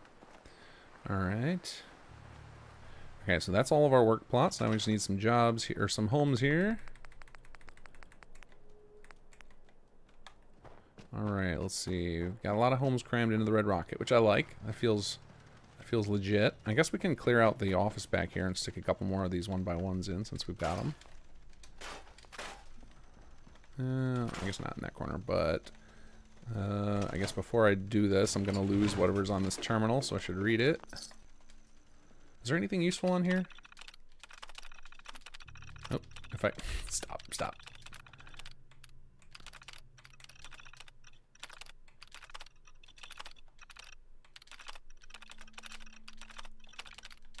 I feel like one of these I'm gonna get some sort of pop-up, some miscellaneous objective. But I think it's just talking about it's just basically hinting at that mole rat cave, right? So not super important. Alright, scrap this. And we can cram a little 1x1 over in this corner. Since we got some add-ons installed here.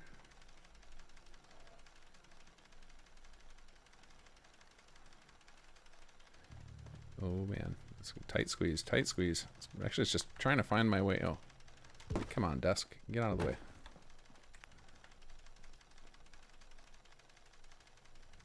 All right, can we get it in there? I don't actually know. I guess we've given up on immersion with these indoor ones. We've got this thing piled in here, and it's just smashed against. Oh, cool! It snapped the other one. I wonder how that's gonna look from the outside. Now, it'd be nice if it wasn't at least clipping through the outside wall. That would make me happy. And we can get rid of these power poles. Let's see. Can I pick this guy up now? Or did I bury him so far I'm never going to be able to pick him up again? He's just going to be part of the world now. Okay, we'll just pretend we don't see that these ASAM sensors stuck in the wall.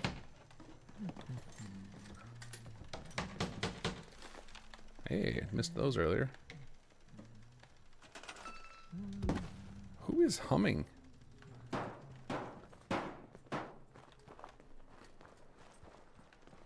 Okay, now we can put our desk back. And actually, let me turn on Surface Snap again.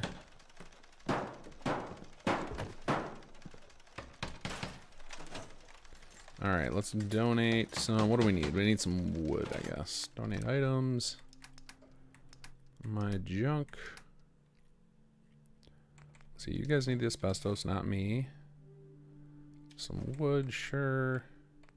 Actually, do I just have some straight up wood down here? I have a lot of stuff in my inventory. Yep, there you go. I have some wood.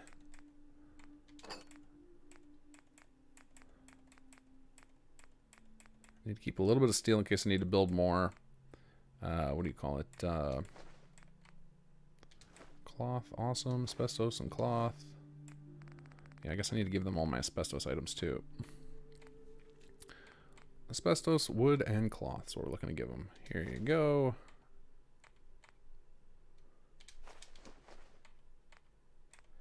Concrete I need. Some cloth for you.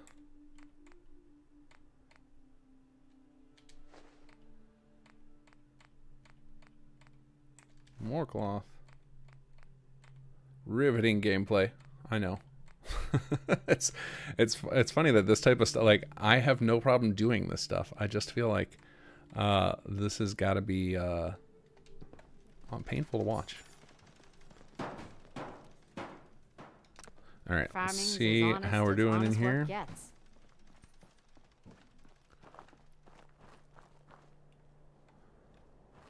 What was that about a weapons workbench deep dive? I have one over here. Are you saying I should do something to it on it? All right, do we need one more residential plot still? Yes, we do. Can we build, maybe we should build some stairs. Let's get some folks up on the roof. I like that plan. I like building on the roof. Where's our stairs?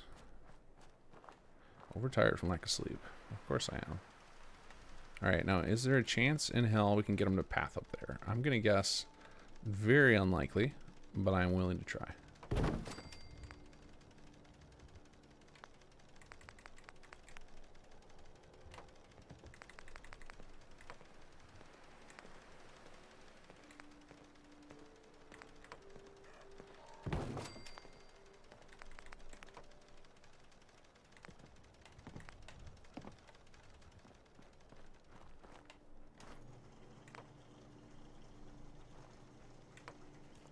Oof, that's no good.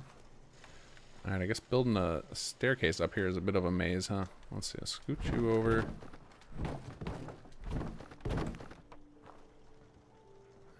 We should do it in reverse, I guess. We'll start like this. Wait, there's that big old thing sticking out there. Alright. How about we do up like this? Yeah!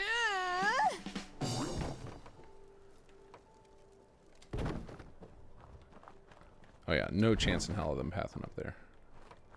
Alright, let's get this guy back here.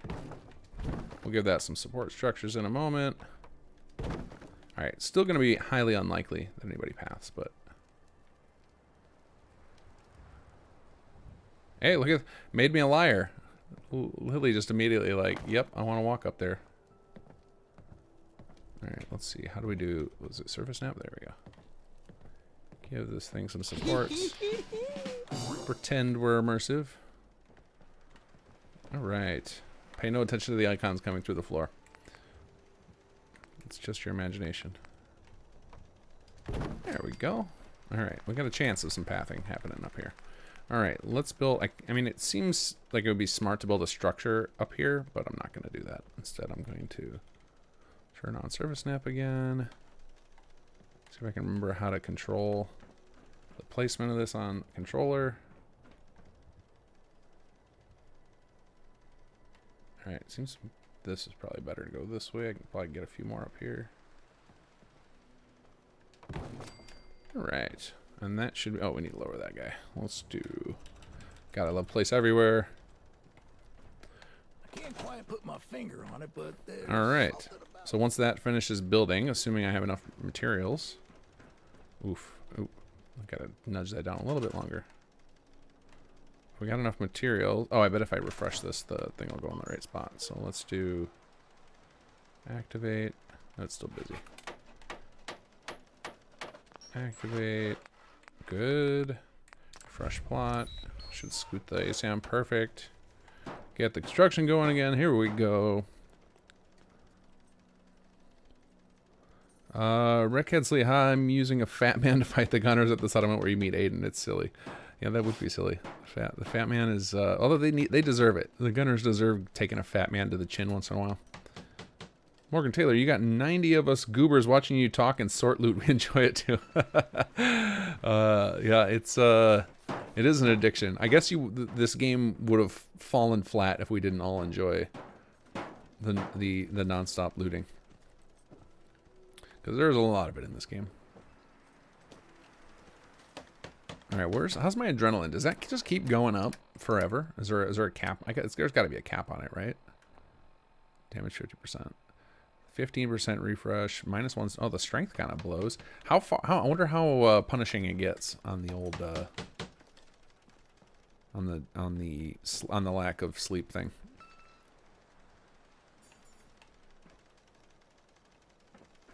Survival stream is totally not boring. Goes back to doing taxes for my whole neighborhood.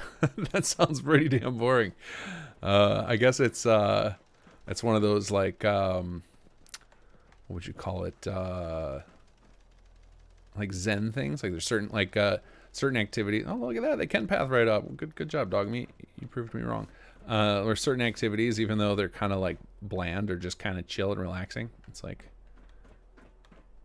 I find that with nav meshing in the CK. Like a lot of people say it's like one of the most boring things to do, but I find it really just such a simple thing, and it's just enough of a challenge to keep me paying attention. That, please. Hey, here we go. Be good for the And we got multi-person homes. sir. But it won't work right.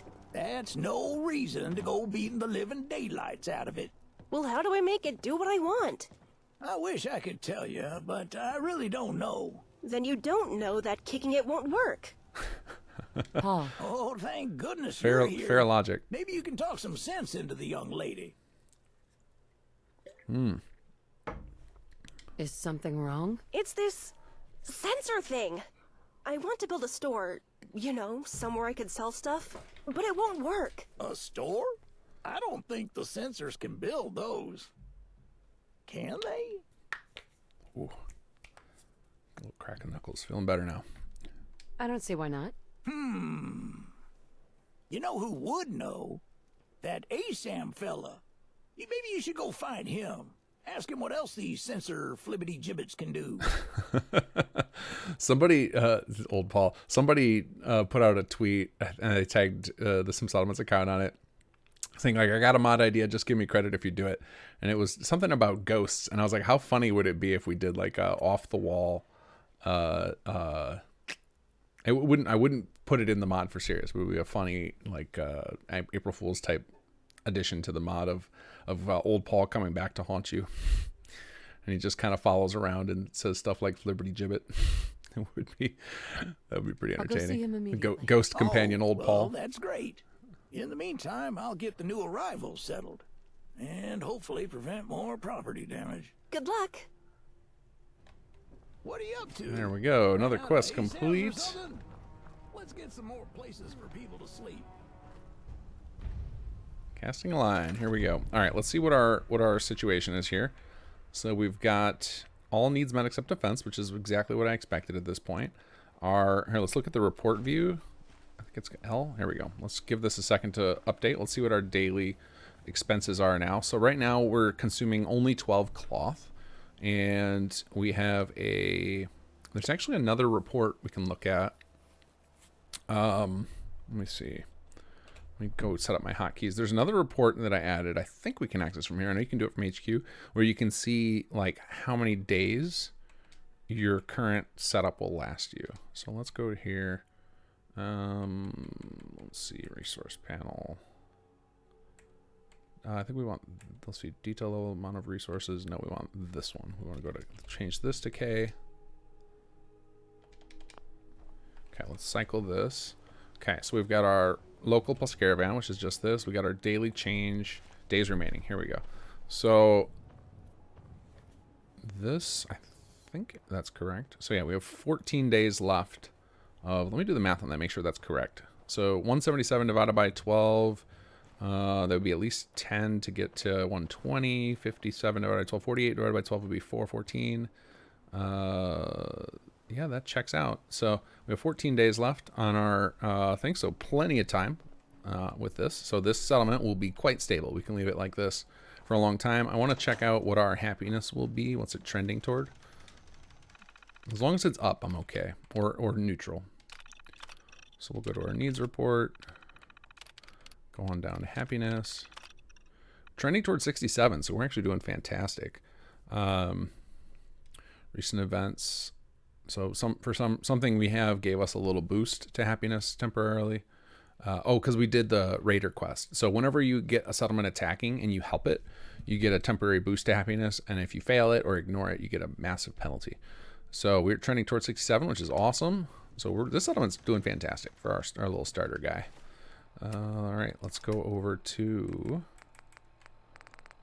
purified water. Huh? Raiders thought we were easy pickings.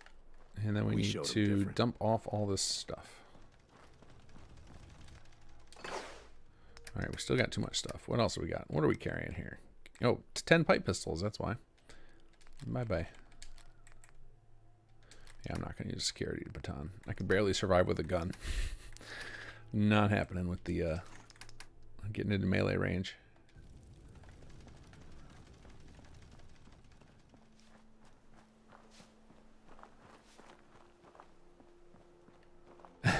Have old Paul haunt you on April 1st, just like the Christmas decorations. Oh, that'd be pretty funny. We could work that into the soundscape.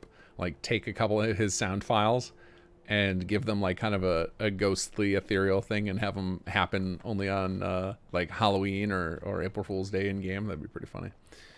Okay. Wait, why is that HUD piece still up? Look at the population thing is stuck on the screen. That's weird. Let's see if it goes away. There it goes. The HUD was probably backed up from all the commands I was giving it, trying to generate all that data. All right, let's go off talk to Jake.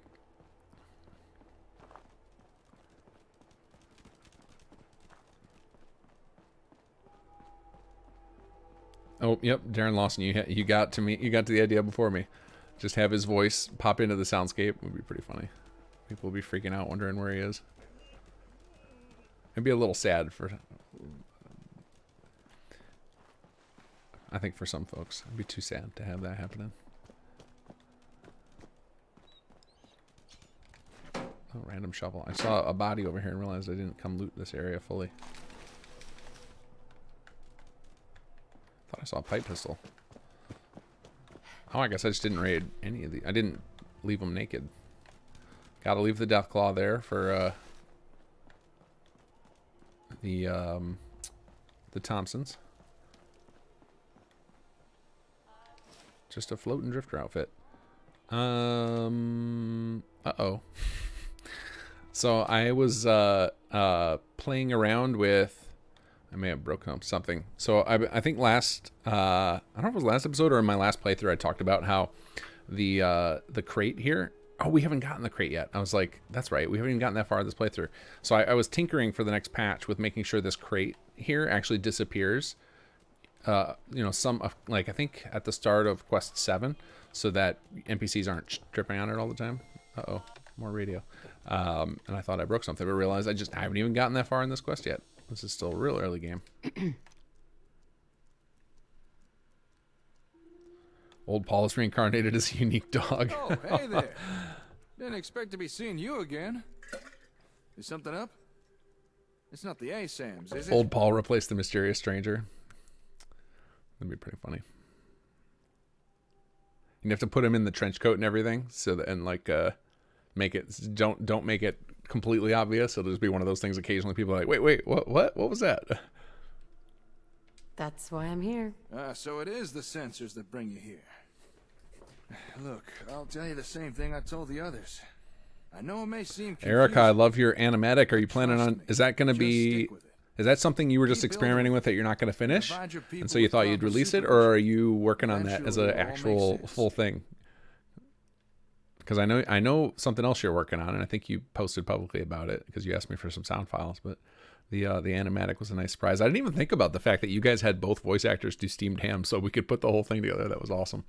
If anybody doesn't know what I'm talking about, go check out Erica Ember Studio's YouTube channel, or for a link to it. Well, let me see if I have a link handy. I'll just post it. Did a little steamed hams video using the voice from our 2 charity streams, where it was Jake and Aiden's voice actors, and the 2 different people had them do the steamed hams thing. Let's see if I can find it real quick. And so we happen to have, and I don't remember if both of them ended up voicing both characters. Nope, here we go. I'll just paste this in chat rather than watch it on stream. But anyway, if you guys haven't seen this, it's pretty funny.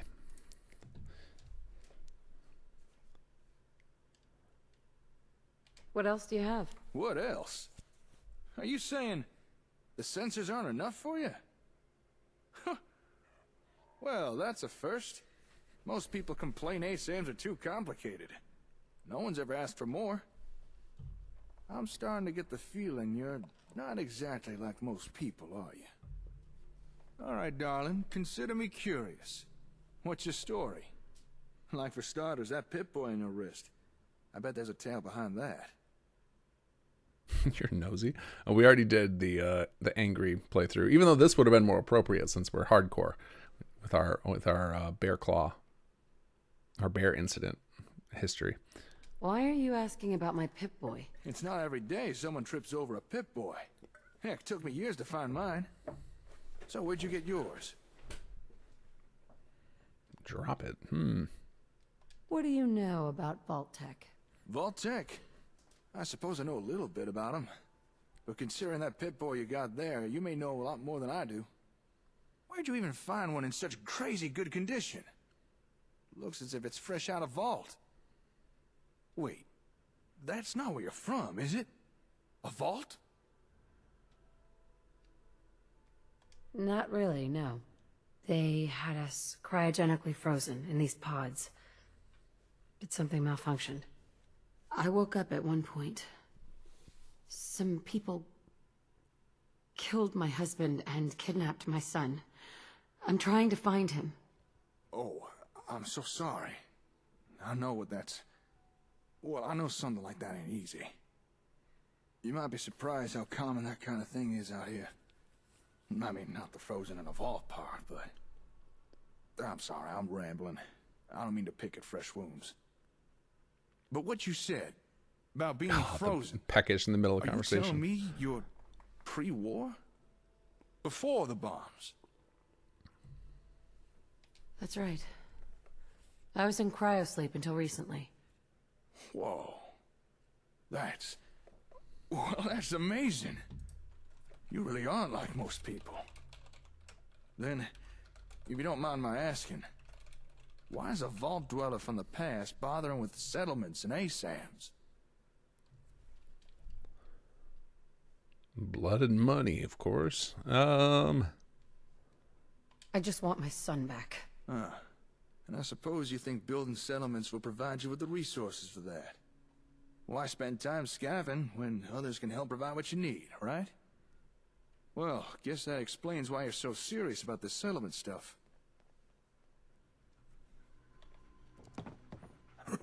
Raiders! Hurry! Slow down. Take a breath, for God's sake. Back at the settlement. A whole bunch of them. They've taken hostages, please. You gotta hurry. Damn raiders are like rad roaches. You crush one and 5 more crawl out. Well, don't you worry, darling. I got your back. You helped me with my raider problem. Only right I help you with yours. All right, let's go. Right you are. Come on, get the lid out. Move before somebody gets killed. I love the way he delivers that line. Let's go, old Paul. Lead the way. So we originally, I think I've told this story before, but I'll tell it again because not everybody watches all of my streams. We originally had this rigged up in whatever settlement you chose. And unfortunately, it was just so wonky. It would like half the time the settlers were like underground or like in the water, just like weird places. And the setting up the scene with the raider like holding somebody hostage, like doing that dynamically, it was just practically impossible. We had tried to do it because we learned a lot of that about not to bother with that during Conqueror's development, because in Conqueror almost all of the story scenes happen inside of your settlement, and you have to like just build a very minimalist settlement to actually get those scenes to play out correctly.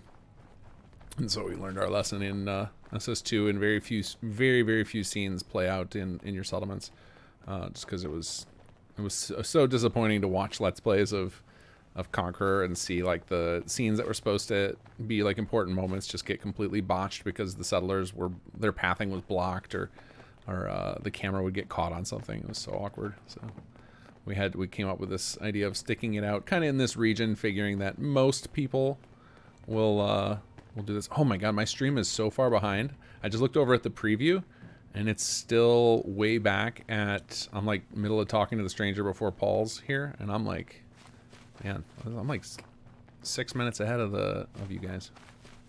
Or that, or the preview's broken, I really don't know. I don't usually pay attention to the preview because it's more things to distract me. Well, let's go, get the lead out, Paul. Oh, he turned into a ghost already. Oh, there he is.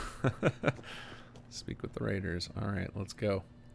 Well, you know what? There's no way I'm going to talk these guys out of it. Let's see. I think we have it rigged up to handle this, but let's save just in case before I try and pop this guy off from here. Save.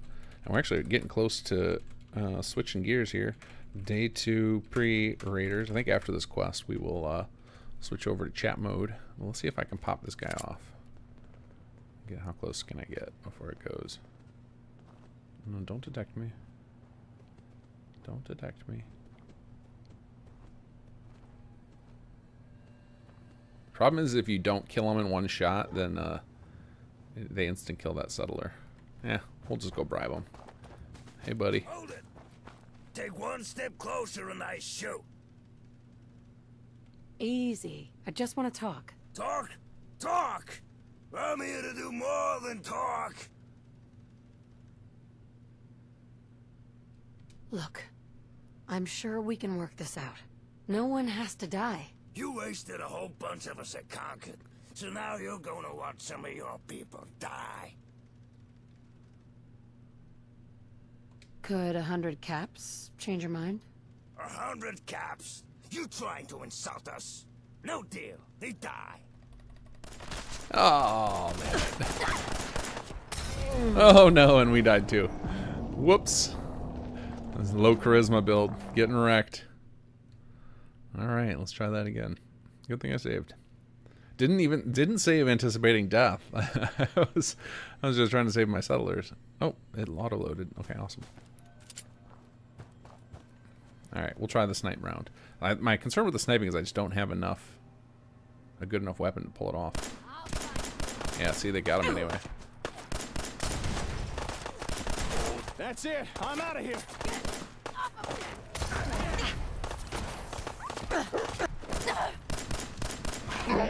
Oof.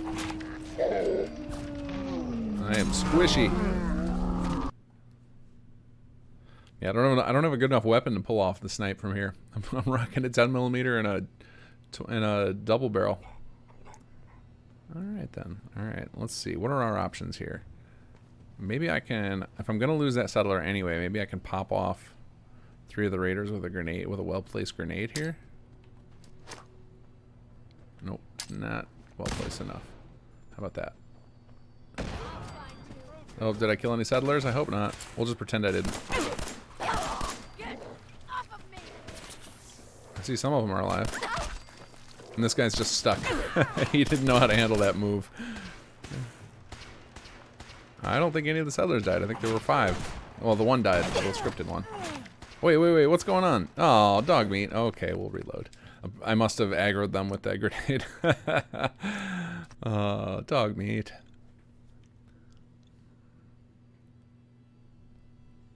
Stealth boy snipe. Yeah, I think I do have a stealth boy, don't I?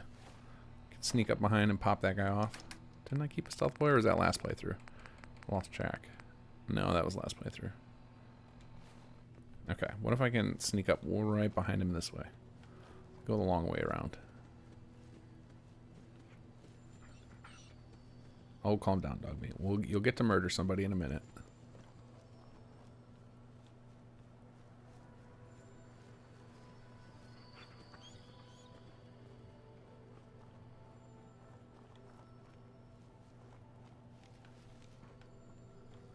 One day that settler on their knees will get up, because I'll finally figure out why it's broken. That should take care of you. Oh, I'm glad I could. Random encounter just appeared right in front of us. No idea what a relief this is. I can't thank you enough. Safe travels. Okay, well, we'll talk to you guys in a minute. Maybe you guys could help us out here? Let's see. Hold it! Oh, he caught me. One step closer. Put that gun away, now. You're right. Right? Look. You wasted Could 100 caps change your mind? 100 caps. Yeah. At least we're in a better tactical spot here. So that's it, huh? Oh, and I think the settlers are going to join in the fight now. The guy, the doctor and his buddy.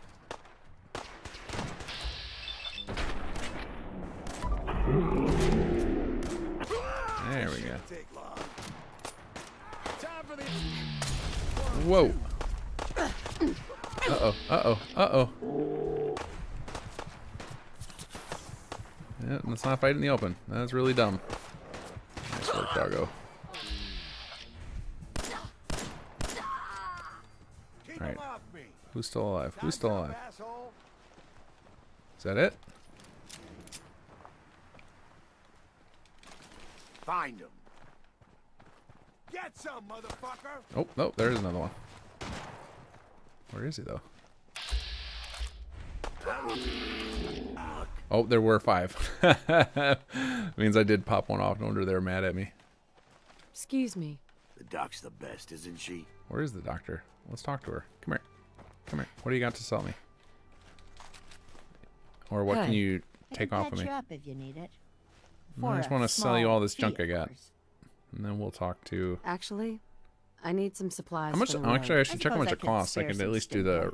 Do when you get rads removed and stuff from the dock, does it avoid the penalties, or does it still have them? There you go. Have some pipe pistols.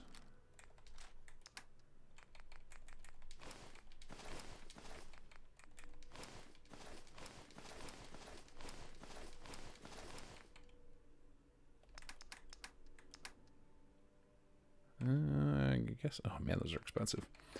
Okay, we will.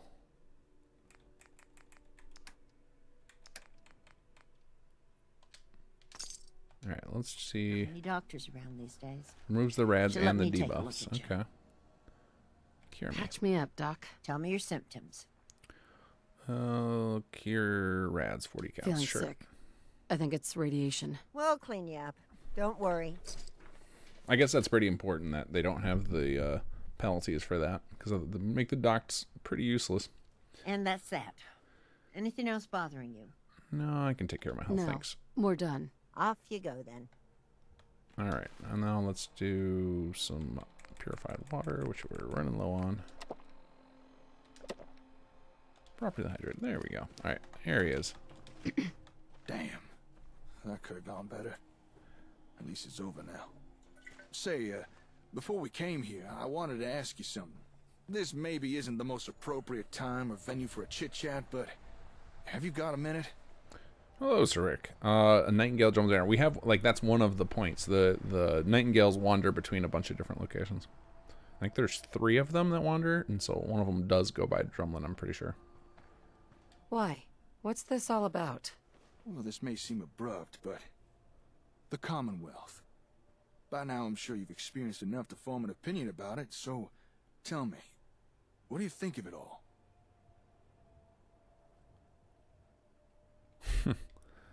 It seems like people are finally rebuilding and recovering from the nuclear war. Ever the optimist, huh? Keep in mind, it's been over 200 years since that war, and folks are still rebuilding and recovering. Not exactly stellar progress. It's a real mess out here. People living in dirt, barely enough food or clean water, random attacks from raiders, pharaohs, or God forbid, synths. But here's the thing. It doesn't have to be that way. It just might be possible to bring back a measure of the civilization to the wastes, like what you used to have. You made some good points. Tell me more. You've already seen firsthand what ASAMs can do, and you've shown interest in what more you can get out of them. What if I were to tell you, we've only scratched the surface, and maybe, if you're willing, we could perhaps do more than you ever imagined. Typo. I've got plans, but I feel they'd go a whole lot smoother if I had a reliable partner to ride shotgun. So, what I propose is a partnership. You and me, working together to try and rebuild the Commonwealth. What do you say? What exactly do I have to do? I need someone I can trust. Someone who'd be willing to go to bat for me. But mostly, I just need you to keep on doing what you've already been doing. Building up settlements and kicking ass. From what I've seen so far, you more than fit the bill on the kind of partner I need. All right, I'm in. Hell yeah! You are not gonna regret this! I suppose a proper introduction is in order. Name's Jake. Jake Evans. And it's a pleasure to be working with you. Let's get started then. All right. With the formalities out of the way, let me answer a query of yours. Earlier, you showed an interest in getting more out of ASAMs. Now, if that's something you really are serious about, then I know where to find the equipment we need. However, there is a small problem. Right. What's the problem? Same old issue that plagues the entire Commonwealth. Raiders. The place with the ASAM equipment has been claimed by a raider gang. Really dug their heels in. And they're not open to doing trade. But I reckon together we could break into the little base and grab what we need. However, we would be in for a tough fight. So, you think you'd be up for that? Taking on a raider stronghold? Hold on, I have some questions first. Of course. What do you want to know?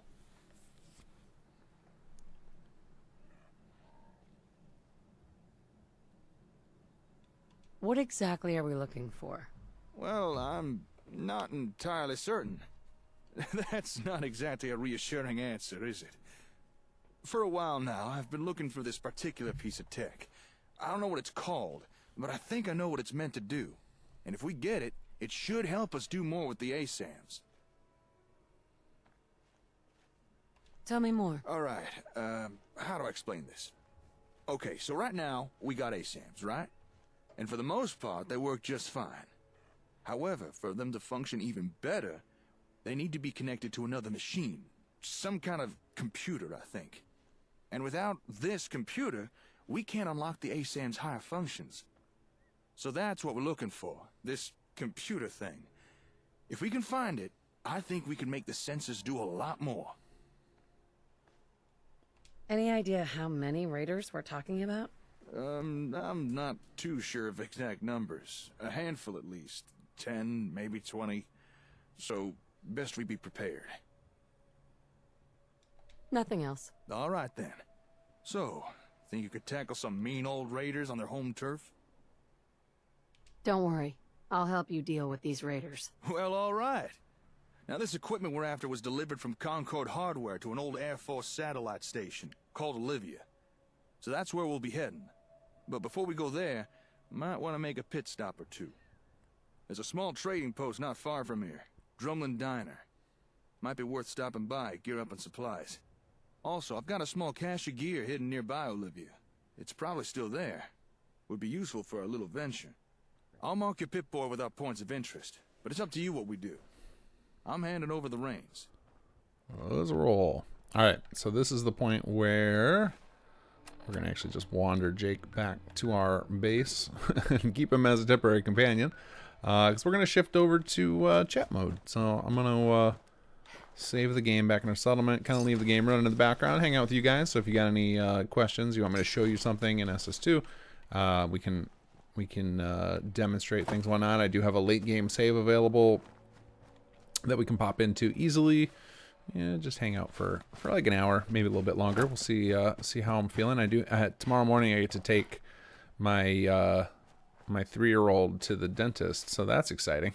That's gonna he seems very excited about it, but I don't think he quite understands what he's in for yet.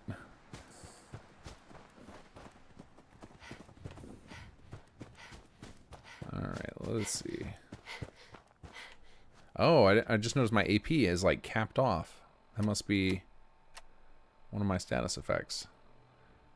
AP refresh minus 15%. Oh, I assumed it was refresh speed, but it's like my AP is just capped. That's interesting. Oh, I gotta level up. That's very interesting. All right, let's see. What are we at now? Okay. I think I'm getting close to the point of like I'm just gonna automatically take whatever next rank of the perks are available.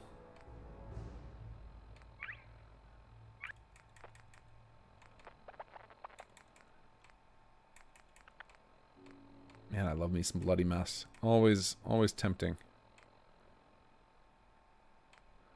More ammunition.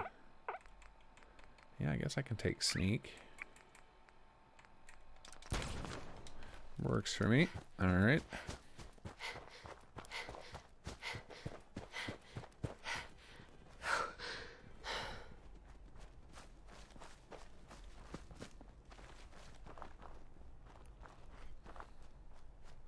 The Nightingale AI needs more work. They're near a fight. They just walk away from it. They don't fight back. Yeah, they should be probably set up to flee or something. Like, it's a whole... I wouldn't say a full-time gig, but it's like we could use somebody on the team whose whole job was just AI, because there's so much that can be done with that. I've spent a lot of hours tinkering with AI to make it work better for during the assaults for the Conqueror mechanics, and it's a lot. There's a lot to be done there. Let's see here. Store some stuff, and then we'll save for tonight. All right, get rid of this.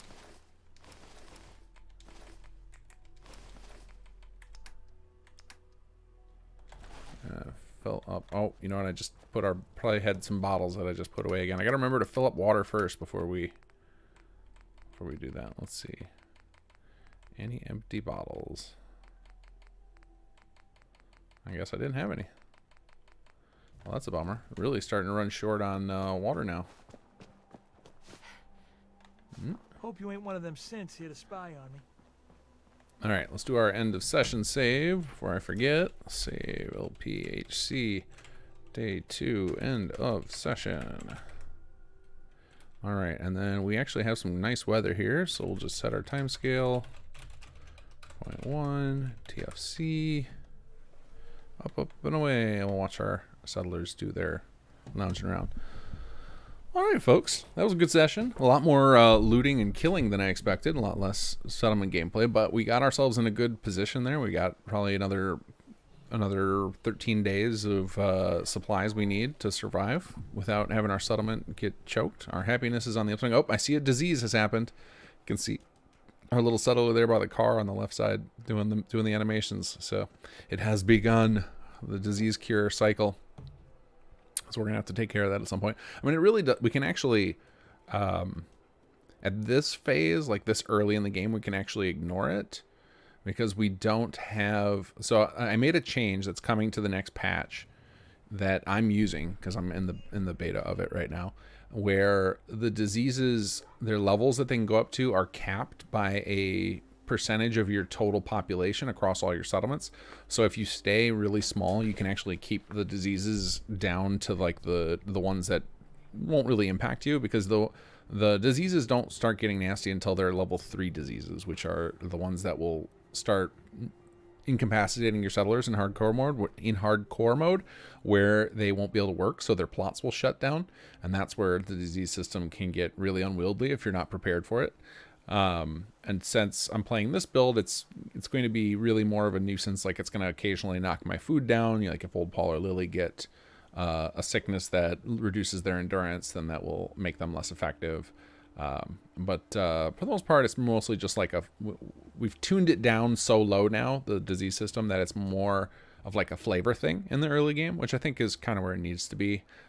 Originally, when we spent so much time going back and forth with discussions with various people on the team and testers, trying to figure out where to put the disease system, because it's really difficult to introduce a new a difficulty level for people who aren't interested in hardcore, because when you introduce a new problem, even if you're introducing the solution as well, a lot of people generally gonna just naturally reject it from mods, because usually when people are installing mods, they want stuff to make the gameplay easier. It tends to be, but I think we finally hit the mark with this latest change of making it so that the diseases are capped based on your size, so you can really just control them just by building a little slower, taking your time to get there. And what I found is natural playthroughs, if you're doing all the quests and stuff, you don't end up with very many settlers until by the time you're up to the point where you have like hospitals unlocked and stuff. Most folks I've seen don't have a ton of settlers by then, so I think we've kind of hit that sweet spot there where we're pacing it out. So hopefully that change will get things where they belong. I think most people, after the last changes we did to the default options, I think we're pretty satisfied that the diseases are not a big deal, because without the incapacitation, which is disabled for non-hardcore players now by default, without that, the disease system doesn't really do much. So other than, you know, show a disease cure thing and make you feel like you got to run around using it. Darren Lawson Hosking, by the way, I want to thank you for going back in time and coding a cache clear for plots. I had a weird issue today where all my res plots were reading the Marshall Plans S2 Hollow for the win. Yeah, that I think we shipped with that feature because it was like an issue with SS1, and I knew it was going to come back. Although we didn't have the same caching in SS1, but yeah, I think it has to do with when you change your load order, like that the caches always all get messed up. So it's pretty common to have to do that after you like install new mods or juggle your load order. And with Vortex and probably MO2 as well, I think MO2 is better about it with Vortex, because it doesn't naturally let you control the actual order of your mods. Then every time you install a new mod, it like juggles your load order around, and I think the game doesn't love that. So installing new mods just at the bottom of your load order, not a big deal. Having it happen in the middle, I think, causes some weird save issues, and that is one of them. The cache seems to be a problem. Red Rocket must be purged. Why? Oh, because of the disease. Yeah. We'll have to just kill them all and start over. I have heard somebody suggested that strategy, that they set up a settlement for their similar. So I've heard people do this with synths too. They set up a settlement and they send all their synths to it. That way, when they if they want to, they can just go kill them all, and it's not a big deal before they trigger those like synth invasion raids that can happen from the vanilla game. And I've heard people do the same thing with disease settlers, and just send them off to a farm where they can all live together and share diseases among each other, so the rest of their settlers are protected. Because that does happen. The way the disease system is set up is, if one of your settlers has a disease, it's more likely to spread to the other settlers in that settlement. Oscar, I have a question for you with SS. Jake Aiden versus Gunners fight. Is it overkill to have Minuteman artillery and XCSCM support to use against the Gunners? I mean, you can use whatever tools you want. Like we do not bring those up in it because it would reduce the stakes. It's the same thing I've talked about a lot of, like why we didn't port forward the Industrial Evolution weapons of mass destruction like the Helios 1, because if that option is just available like in our core gameplay loop from us who are doing the content, like really lowers the stakes, right? It's just like or makes it so that the there's no tension, the story beats just don't hit very hard. So we also have to not acknowledge things like the ICBMs you can get in the base game. Yagi-san told me to ask chapter 4 when. Yeah, I don't see it happening. All right, so that brings me to another point. So we've been talking a lot about in these streams about it almost always comes up, when are you making your own game? And I kind of have been like poo-pooing on the idea lately because of how much work it is. One of the things that would appeal me to making my own game would be that, like, I like the mechanics we're finding with SS2. Like there's a lot of stuff. Like I think I've talked about, like, I don't feel like there's any particular thing we're doing that's super unique or anything, but I like the gameplay loop we're coming up with here. And one of the biggest problems I have being a mod is that there's a lot of user interface stuff I could do to make the whole thing more user friendly if I wasn't locked to Fallout. Like, that would be one of the reasons. It would be like, okay, just take the gameplay loop we've already created and redesign it with our own game setup, is that we would be able to do whatever we wanted from the user interface. So then we could have, like, make user experience the core part of it and get rid of a lot of the jank. Like, that would be the reason to do it, because I think we all love playing this gameplay loop. So obviously it's got some legs, but being able to have a better user interface and get better user experience would be a really good reason to do it. And I think that's something that, if you look to the other people who have successfully made the transition from mod author to game designer, I think that tends to be what they do. Is their first project is, all right, I'm going to take this, take this thing that I've been polishing for years as a mod and turn it into a proper game and everything. There's a lot of hurdles with it, that we've talked about in the past, and I won't go into those because that's all focusing on the negativity. Let's focus on the positivity. The positive side would be, it would be really cool to have this gameplay loop without all the jank, right? Without all the, like the barter containers and stuff to use as menus, and like the fact that our HUD or the reports are really slow because we're stuck using Papyrus, which is not fast. Having this gameplay loop without all that jank would be really awesome. Really, really awesome. Nukes when I think I think sometime post chapter 3. I think, like, we actually, so we've been working on we're in our like cutting phase of chapter 3. So right, like a few months before an expansion comes out, and don't do any math with that few months. I'm using that term very loosely. I don't actually have any timeline in mind, but like when we're down to like single digit months, we'll leave it at that. We are definitely single digit months away from release. When we get down to single digit, we start cutting features, being like, okay, this can't happen, and usually those go on the delayed. It's not chopped, it's delayed.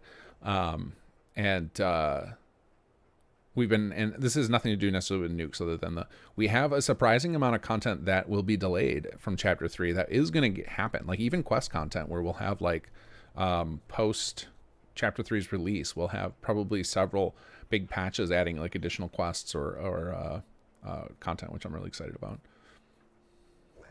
Because like I think a lot of you guys are probably thinking at this point, the way I've been talking for the last year, is that the minute Starfield comes out, I'm disappearing, which is not the case. It's just I want to be able to take a nice month off and like just become like a basement dwelling star citizen, I guess, for lack of a better term, for the Starfield character I want to be. Just gonna like just bury myself in that game for a while. It's gonna be awesome. Very excited for it. I haven't had that Bethesda experience since Fallout 4 came out, because like 76 was such a train wreck at release And then when they finally released the quest stuff, I was like so burned from the release that I just couldn't get sucked in quite the way I did with Fallout 4. Oscar Fry, oh, that's what I already read.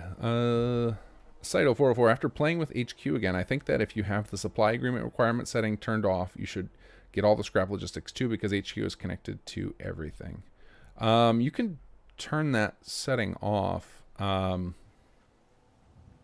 the scrap logistics setting is another one that is turned off, and I think we have it set off by default for easy mode, and then for the middle two, I think the way we have it set up is we just have the max enabled. Like, you just have to build the rooms that increase your max, but I don't think you actually have to worry about the beyond that. So like if you're playing in city builder mode with HQ, all you have to worry about are building like storage rooms, which there should be a fair number available. As long as you build storage rooms, you can basically ignore the scrap logistics.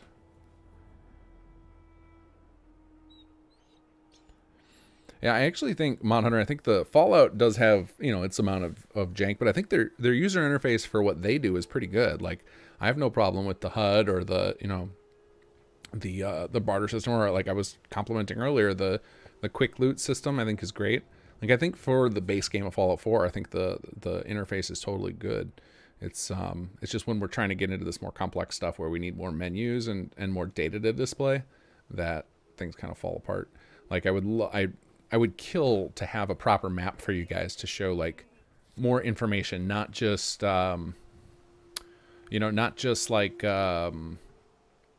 now, if we open up the map in the base game, you can hover over and see like how many settlers and the happiness, and because that's kind of what Bethesda's version of settlements is distilled down to. That's kind of what matters. Then you have that data tab that has more specifics, but I would like to show you guys some of the SS2 stuff. Like, I would love to show places where there's been a recent disease outbreak, or show you the radius for your caravan, so you can kind of see the way our system works, not just the lines that the base game does. Or radius for other things. Like, we have now the hospital has a range system, the communications network has a range. Like, showing you guys those overlays I think would be pretty sweet. And we actually are working on something to do that. It's just very, very complicated and haven't quite gotten there yet. Darren says, I would love to see a game that rolls out this, in fact, just a modern playground, like a combo of Beth Dev Tools and Aurora from Neverwinter Nights 2 with sci-fi, modern space, and virus.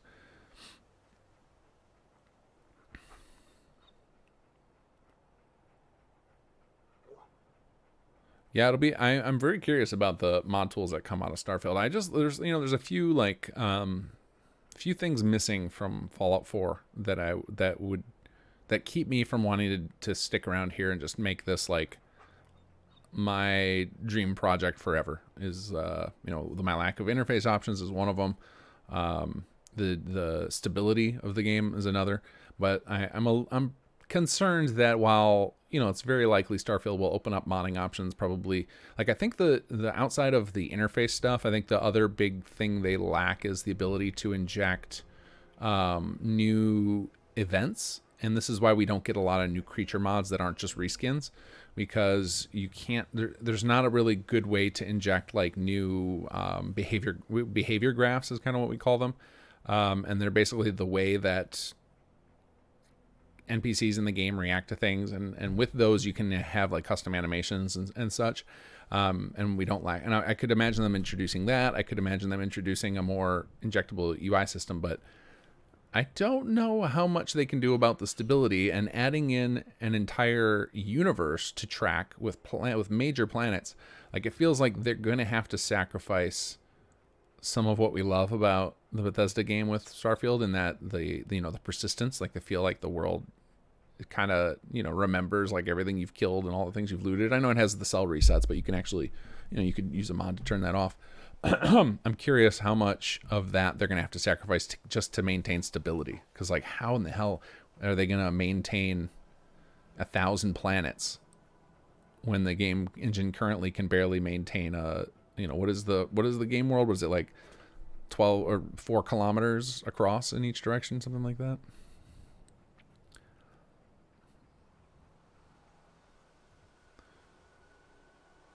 Sinister, can you tease one or more of the improvements to the Conqueror system?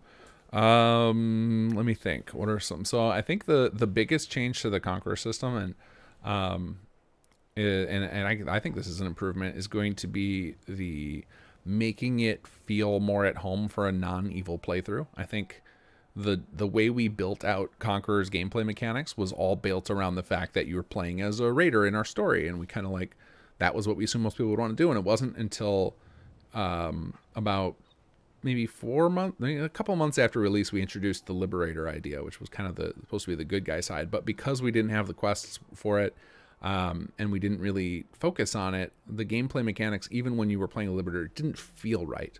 Whereas with SS2's implementation of them, like, we came at it from the good guy side right from the get-go. So the mechanics, I think, are going to feel better from that perspective. And maybe it'll be that then they feel worse for the bad guy, but we'll figure that out when we get to it. I think the majority of players prefer to be the good guy, so I think it makes more sense to have the default mechanics focus there. But we are building in the systems to make that Liberator Conqueror system feel more like what players would expect. Like, we're giving players the tools to kind of get the gameplay they want. And like how that's going to be introduced and how those controls are going to come about is the details are still a little bit muddy, but I'm coding it out from that perspective from the get-go of, like, being able to change the rules. Like, for a good example would be like death is not the default anymore. So in Conqueror, it was designed to play like this meat grinder. Like, you are building up armies of troops and they are going to die, and that is part of the gameplay loop. Like, there's a reward if you're able to keep them alive. Then they rank up and they become more powerful, and it's expected to be very rare that many of them survive, and that was built into the gameplay loop, and that feels great with raiders, but when you're doing it with your settlers, it feels awful.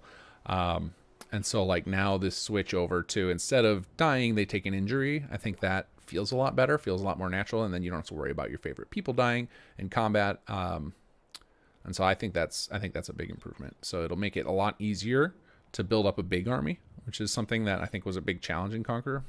I think that it'll be a lot easier, which, people who are into hardcore gameplay probably liked the challenge of Conqueror, but they'll still have that option. Like, we'll have a setting in the game that says, like, just make your soldiers die by default. That'll be a setting in there. So people who want to, like, as best I can, I'm going to have settings in the menu to emulate the Conqueror gameplay loop for people who just thought it was great and want to bring it back exactly. I'll have the system, but I think most people who played and liked Conqueror still, knew it had some flaws and would like to see some improvements. But I think we're going to get there. I think I'm spending way more time on the mechanics than I thought I would. When I originally was working with the team and pitching I did a big presentation presenting like what I wanted to accomplish with chapter 3 mechanics, and then we knew where the story was going already, and then the story was going to have some beats that would touch on the new mechanics. And I remember talking about during our initial presentation about how I thought I could knock out most of the mechanics in a couple of months, because Conqueror is actually coded to Workshop Framework. So almost all of the mechanics that run Conqueror are actually in Workshop Framework. Like, technically some other mod could just build their own version of Conqueror. And the thought process when I did that was, okay, one day I would like to be able to have this in some settlements too, because we were working on that at the time. And so I started coding that out in Workshop Framework, knowing that then we could tap into it. So it would be like easy to like just take the code out of Conqueror and almost direct port it to SS2.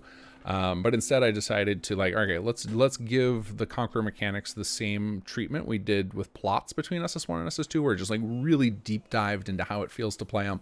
And what are some things we can do to make it smoother to play? What are some things we can do to make it better quality of life wise? Like, what can we do to make it easier and more intuitive and just better all around? And so giving it that deep dive, it's now, I've been working on updating the Conqueror code for a year now, and I'm still not done. I'm really close, but I'm still not done. So close to the point where I'm going to be starting up a beta test soon for a handful of people just for the mechanics, because there's so much going on with them that I need the tires kicked. There's a lot of testers have been alpha testing it for a while, but it has had a lot of bugs since they've been testing it. So but yeah, Conqueror I think it's gonna feel similar, but also extremely different, because the changes there's a pretty dramatic amount of changes. But the core idea is still there of like you're building up outposts of soldiers so that you can go take over more territory. Like that kind of concept is still there.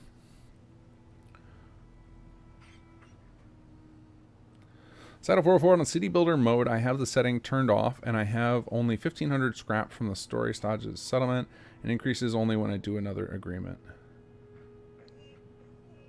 And you have a... interesting. I mean, I can pop over and check in my save, because I have to check and see how that... I have to look at your options and stuff, but we can pop over and look at that. Let's see. Let's load up my endgame save. So it's way down here. Before easy mode. Alright, I'll go into here. Alright, hopefully they don't get a bug because I don't have Workshop Plus. Since I bring any opinion on ChatGPT revolution, its potential in RPGs. I think AI right now is absolutely bonkers. Between ChatGPT and 11 Labs, I am so hyped for technology right now. I'm also terrified. But I'm going to focus on the excited side. Like, ChatGPT is legit as heck. I just had it make me a web utility yesterday. It took, like, something that would have normally taken me a couple hours to code out, I was able to do with ChatGPT as an assistant in, like, 20 minutes. ChatGPT is insane. This is just, like, an early draft of it.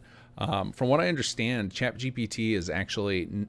the under the hood technology is not actually that impressive to tech people. Like, it's been around for a while. I haven't been exposed to AI much, so it's super impressive to me. But from what I understand, the models that exist at these tech companies, like what Google has under the hood, is way even more advanced than this. But ChatGPT's power is that they made it super accessible. Like, they made it work with just general questions, and like just their implementation was fantastic. The fact that you can have basically it's like a Google search where you can have a conversation and get to the results you want. I think it's amazing. I absolutely love ChatGPT. Oh, I got a 308 round. Fantastic. Occasionally the unlock system bugs out and gives you like a random item instead of the unlock. I have no idea why that happens, because it's a base game system that it's called featured items with the unlock system we use to display it like that. I don't know why. Sometimes it just gives you the wrong thing. All right, so let's tinker with some of our settings here, and then we'll see if we can replicate the issue Saito was talking about. All right, so we're gonna go to Sim Settlements 2, go to Gameplay HQ, and we're gonna change some things. So we're gonna turn off the workforce. I want to try and get it to what it would be if we were playing City Builder. Let's see. Turn that off.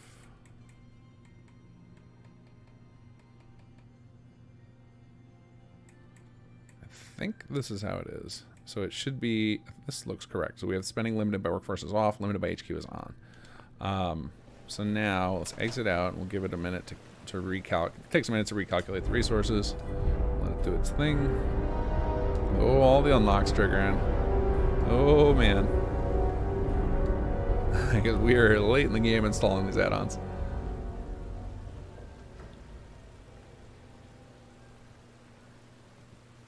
But yeah, I think, send back to your ChatGPT thing, I think we're going to end up this year, we're going to see probably the equivalent of like a Amazon Echo or Google Assistant or maybe Apple upgrade Siri finally. We're going to get something like that where it's like a ChatGPT plus really good voice synthesis, and you're going to see, and it's going to blow people's minds. I think we're going to see, what was that movie with Joaquin Phoenix where he falls in love with a computer, falls in love with Scarlett Johansson? I think we're going to have that happening this year. Like, that's how big the ChatGPT thing is. Because I think not only was it like a phenomenon, like it has over 100 million users already or something insane like that. That means that it started an arms race, because now everybody who has all this AI they've been sitting on are like, oh crap, we got to get this to market or we're going to lose. So I think we're going to see the revolution like in 2023, which is pretty wild.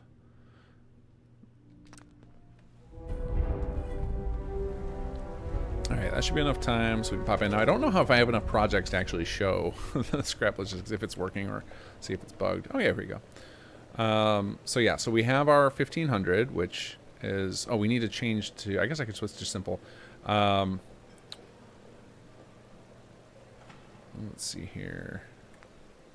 Scrap logistics is 2,000. Let's see. Oh no, we've got our scrap logistics at 50. So we have 5,500 right now. I'm trying to remember where that's coming from. Probably because we already have supply agreements set up. I'm trying to remember how this is set up. Let me bring up the HUD. This is one of the things I've been running into when I'm working on Conqueror, because I'm making the Conqueror mechanics. I'm trying to make them so dynamic. And it's the same thing with HQ, is that it gets to a point where I'm trying to remember what combination of options should result in what gameplay. It's one of the downsides of having a highly configurable mod, is that it makes it difficult to talk about the mod without knowing people's specific configuration. This is what we want. So we're going to change this to, we'll do J, sure. Let's see if that does it. There it is, J. Okay. So you can see right there on the left-hand side of my screen, on that menu, we've got our rows for the different supplies, right? So we've got caps, and then scrap is the second one. So we'll look at scrap. So what the settings I have right now, what they do is they set it up so that the max that's used is that the column that says HQ max on the top. So there's max workforce, and it says 9999999, because basically our scrap is no longer capped by our workforce. So the scrap logistics is always going to be equal to what our HQ can support. So right now that means that I have enough storage rooms to set it to 5,500. So that would be my assumption, is what you're running into is you have the HQ is your max situation. You need to upgrade your oh wait, hold on, let me think about this.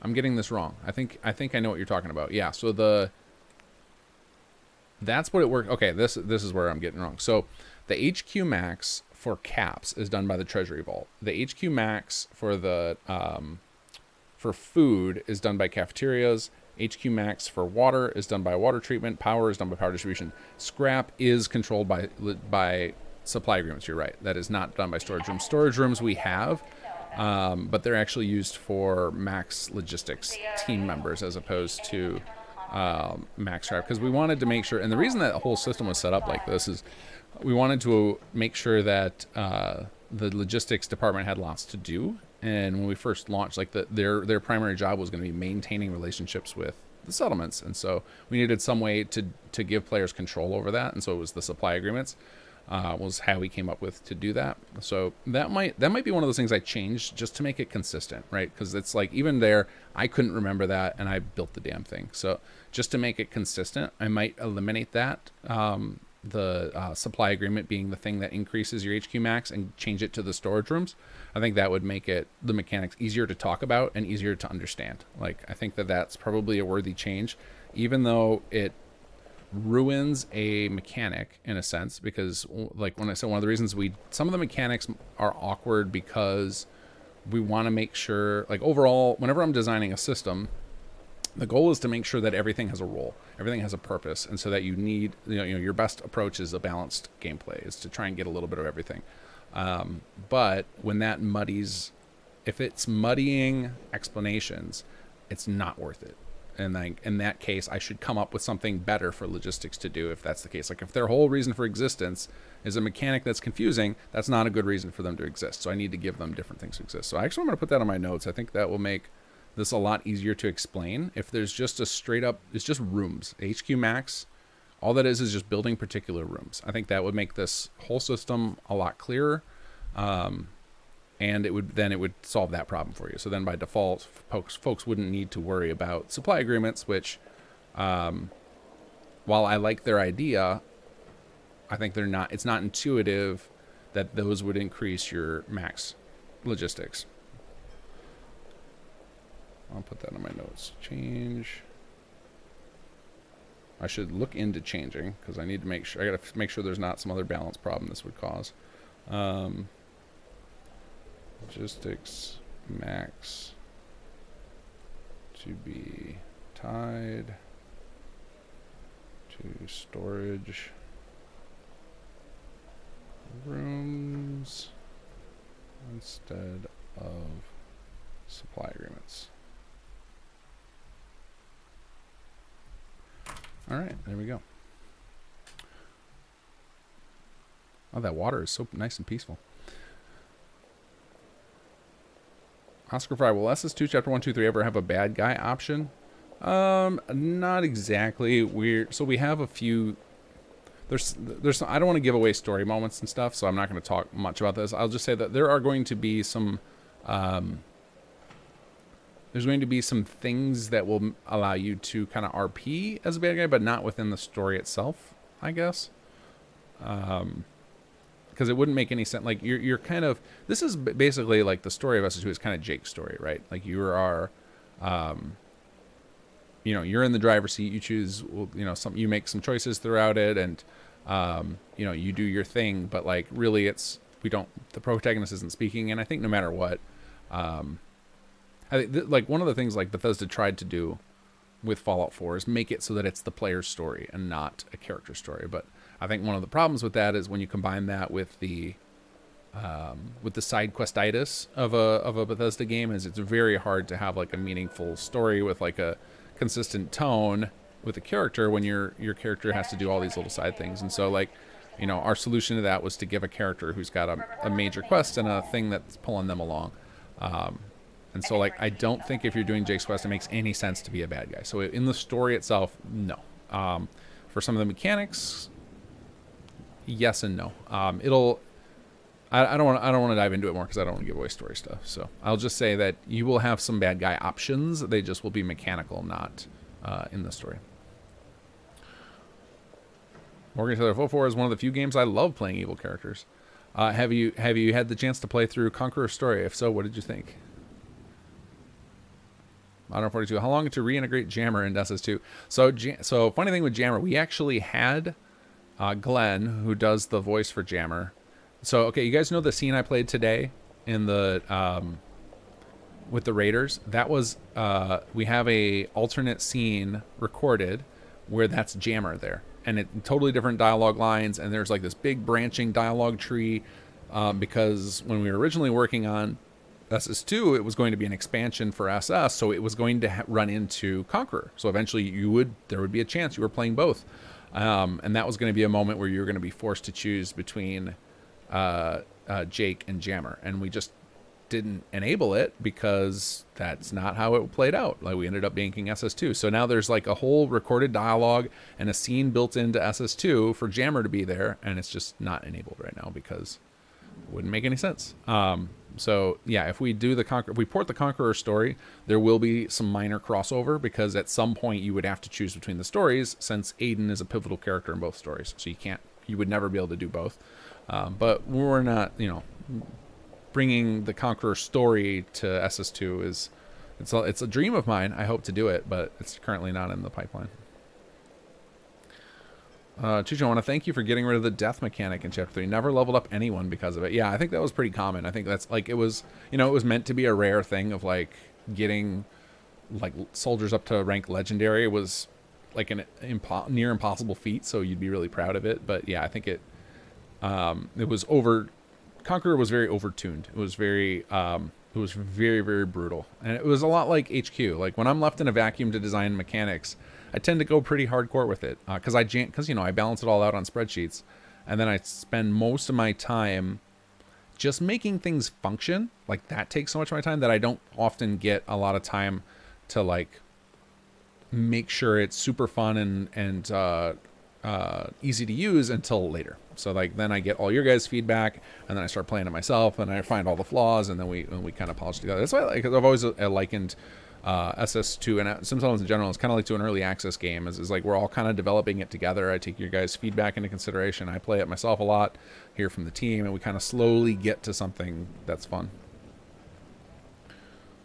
Darren, that is why I only lasted a partial play. Hated the evil raider play much more. Inclined to start where all settlements built, but taken by raiders gunners, and I get them free.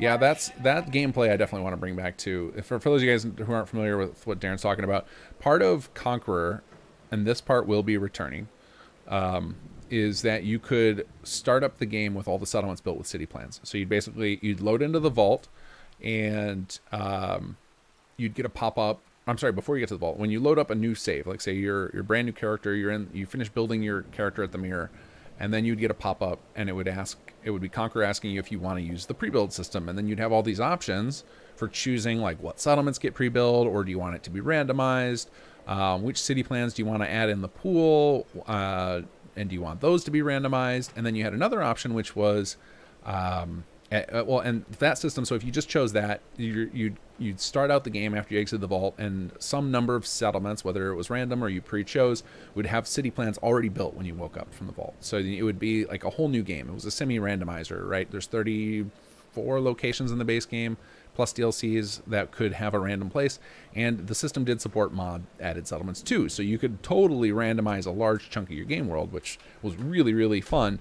But then we added another element. I don't know if we shipped with it. We might have patched it in Conqueror, which is where you could not only choose the settlements and city plans, but you could also choose faction packs. And faction packs were basically a mod author would define like how a faction's units would play out. So they could define like soldiers and civilians and all these elements about a faction. And you could set up settlements so they were pre-conquered by faction packs. So it'd be like, all right, these, some number of settlements are going to be pre-conquered by raiders, or some are going to be pre-conquered by gunners or whatever. And then if you played what we called a liberator faction, which meant it'd be like the Minutemen or the Railroad or something that would generally be considered a morally good faction, instead of you attacking settlers and beating them down like you do in Nuka World, you would instead take your squad, kill all the bad guys, and then which would free the settlers that they would be holding hostage. And it made it, again, just more dynamicness to the game world. And we want to bring that back too. And hopefully it'll do a lot better. I've spent a lot of time in the last couple of months working on AI stuff to try and make the stuff feel better. Like the characters doing things that make sense. So for example, like, if the civilians tied up and not clipping through the floor, or like, NPCs that are trying not to give away too much gameplay here. Certain NPCs would like run away from the battle if it made sense. Like children would run away screaming, things like that. I'm working on that stuff to just make it feel better, so that depending on the options you choose and how you choose to play, you'll get an experience that matches your expectation. Too Large Pepperoni, I love hearing about how much planning went into everything. After Chapter 3, would you consider talking about some of that BTS stuff? Would love to see a making of some kind. Yeah, for sure. I think most of the people on the team have said they would love to come back on and do a podcast type thing after we've released everything, so then they can talk about everything. Because there's a whole lot of stuff that we just don't talk about because don't want to spoil it. But yeah, I'm sure that after release, these types of sessions where it's just me talking. We used to do this a lot. I've been bad about it lately, just because I don't take the time to coordinate it. Although I am still trying to coordinate with the Ron to get him on for another charity stream. But I think post Chapter 3, once the dust settles and everyone's had a chance to play it, we'll start bringing on the devs to have a behind the scenes chat again about it. I was actually Kobus, our voice director. He had always told me he was never going to come on until after we finished, but I think he broke that when realizing how long it was going to take for us to actually finish this monster. I had the same thought with some of the folks who worked on Conqueror, some voice actors, and and Super Weevil, the writer, had said they would like to come on, but not till after the whole thing is done, and then we never finished it. So, have you ever experienced any pain points for survival SS2 yet? I know cloth was a big limiting factor and was hard to get for caravan plots. Plenty of changes for them coming patch. No, I haven't had any pain points yet because I'm going. I should probably turn off the PA. I haven't hit any pain points yet because I'm going slow and steady. That's another thing with this hardcore playthrough is I want to show you guys how I envisioned it playing out. Because I think sometimes everybody goes in with they read the rules and hear the things and expect to play one way, and if the designer had another way in mind, you guys might not catch on to that, or maybe didn't think of something. I remember during my one of my playthroughs where I was talking about the not powering up the plot, and this was in my city builder playthrough, I think, which was last year. I had talked about just don't power up your plots, and then that whole keeps your resource usage down. And I remember a bunch of people chatting like, oh my god, I didn't even think about that. And so I think that's kind of one of the things I'm trying to approach with this is all right, this is how I dreamed of hardcore mode playing. And one of those things is, keep constant vigilance on your operating costs and don't just upgrade everything rapid fire. Be very deliberate and mechanical with it so that you know, you have it all under control. Like to the point where I might actually turn off in the next stream, I might turn off auto upgrades for when I do start powering things so that I have firm control over it. Because if you just let everything upgrade at its own, you're going to quickly lose control of your resources.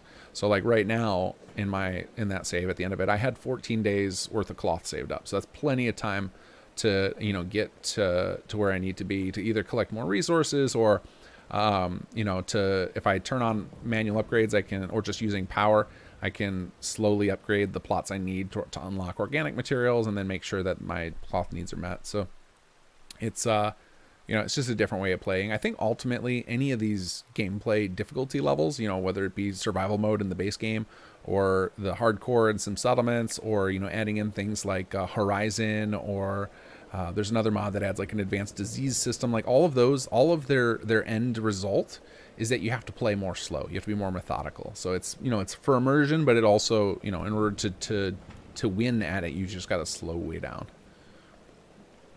Raybo, I've been using the hell out of ChatGPT. I love ChatGPT. I have it permanently open. I'm signed up. As soon as they pull out a paid version, I'm paying for it because I use it so much. Huge ChatGPT fan. I've also become obsessed with 11 Labs. If you guys haven't checked out 11 Labs, it will blow your mind.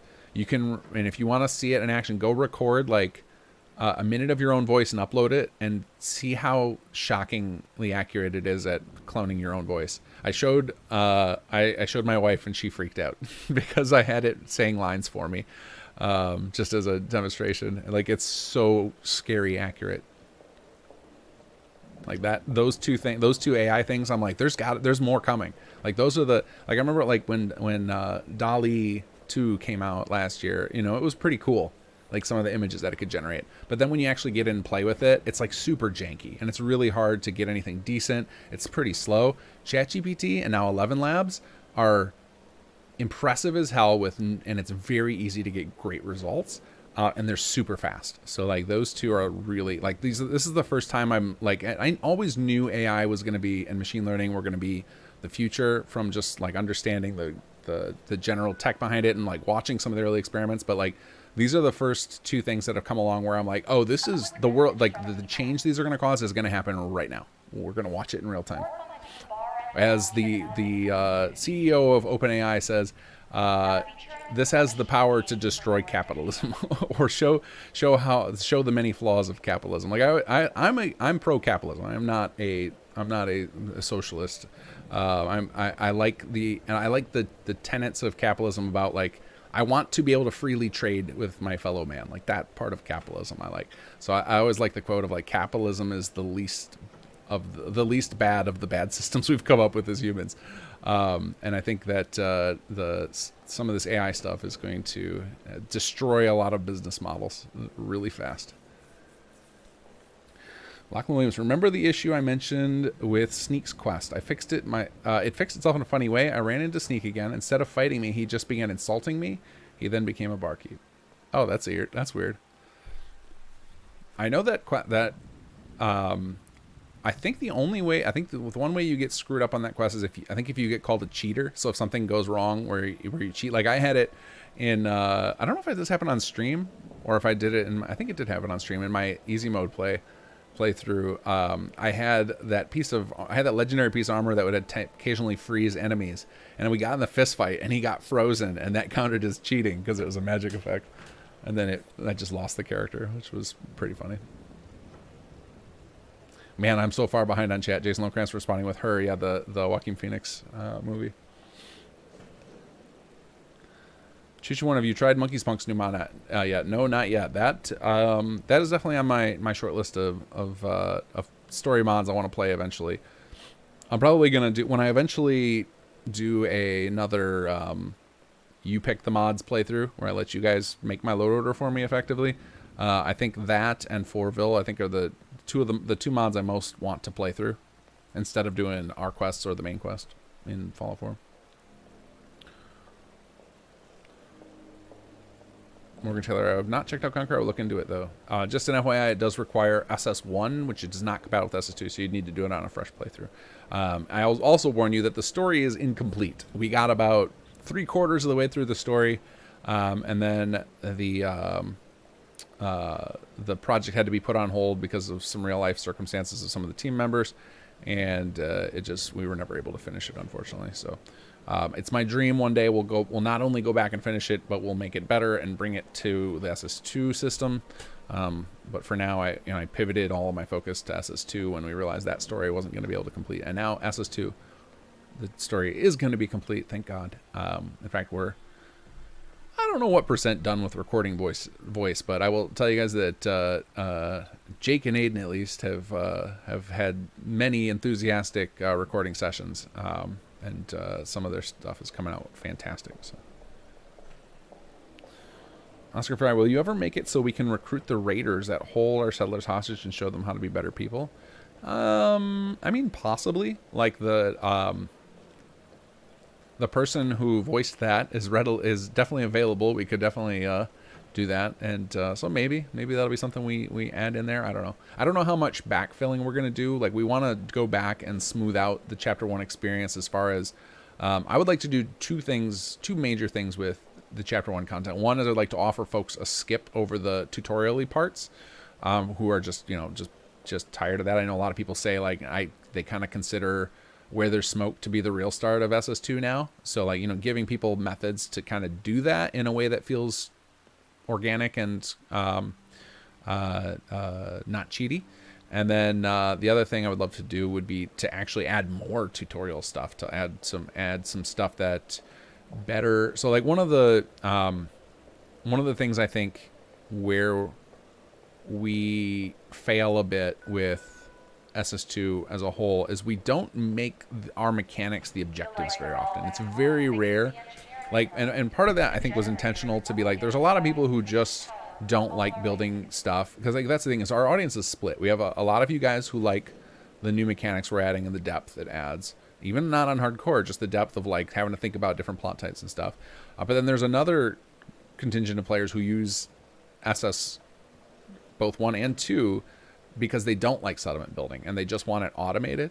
So we're torn there of okay, well, how much do we make our mechanics a requirement versus, and so as soon as we introduce them as objectives on a frequent level, it starts to become this thing where we're forcing them to play in settlement mode, which, a lot of people just wanted to use city plans.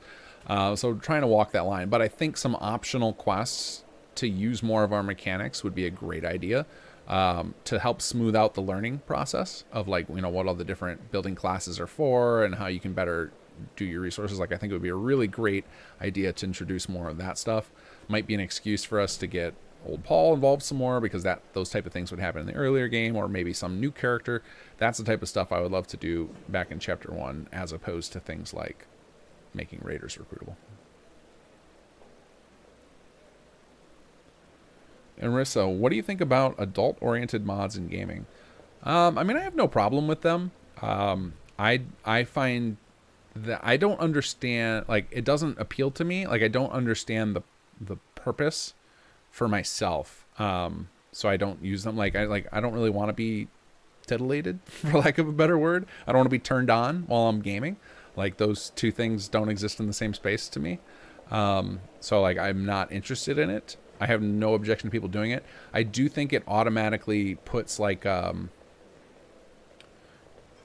it puts a certain, I don't know how to phrase this. It makes it seem a little skeevy, a little creepy. It makes the scene feel like it's not, it's because it's creepy to normies, right? That kind of idea. Even though gaming is much broader in topic, there's still kind of this general thing that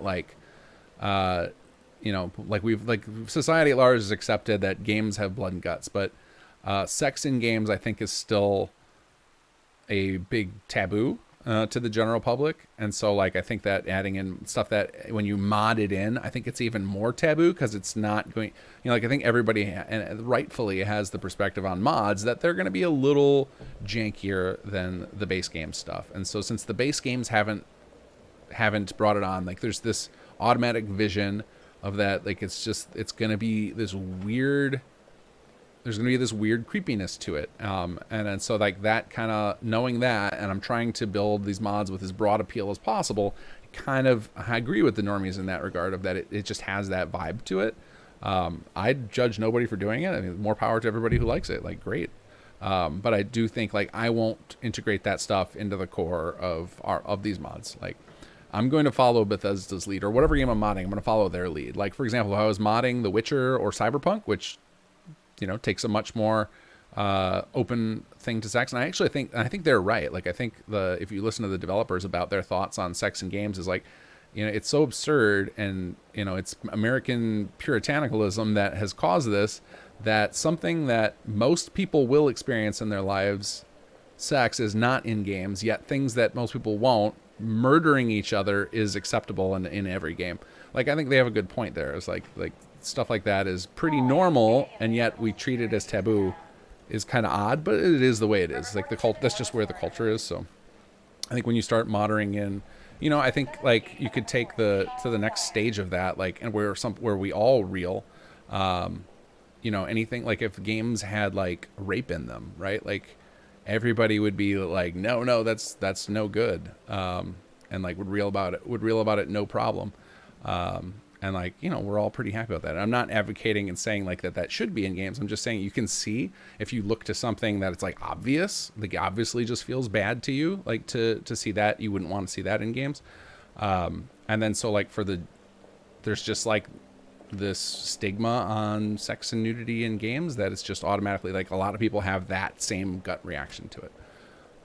So again, I have no judgment of people who do it. I get why it's there, and I won't put it in stuff I'm working on unless it's already in the game that I'm working on. And if I started my own game, I would probably lean toward the general consensus, which is that stuff shouldn't be in video games. That would probably, if I was making my own game. Again, no judgment on it, and I would not block people from modding it in. Like, if I made a game, there's no way I could make a game and not make it moddable, right? Like, that would be a crime. I think that's a common thing people who are modders make their own games end up doing is making them moddable, which is awesome.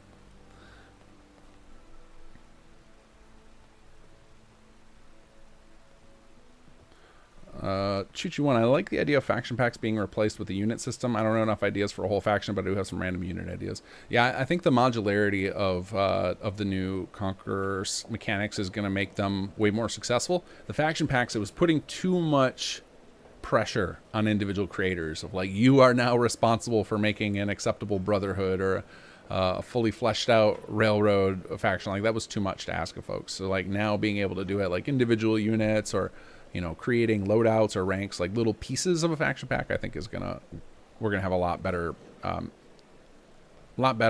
content coming out of the community for the Conqueror system. Too Large Proponent would love a podcast or some kind of Q&As again with people after. Loved hearing from other team members and their roles. Yeah, I think that'll be a lot of fun to have everybody back on and talk about, because this chapter 3 development was crazy, like how long it took. I think part of it was we were having this chat on the team recently with like, we got spoiled with chapter 1 and chapter 2's development because the bulk of it happened in the middle of the pandemic. So a lot of people had a lot of free time. And then with, you know, chapter 3, most people's lives got back to normal. And so like that just slowed us way down. And I hadn't considered that when I laid out our ambitious plans, that I think there's more content in chapter 3 than chapter 1 or chapter 2. I wouldn't say more than both of them combined, but definitely more than either of them individually.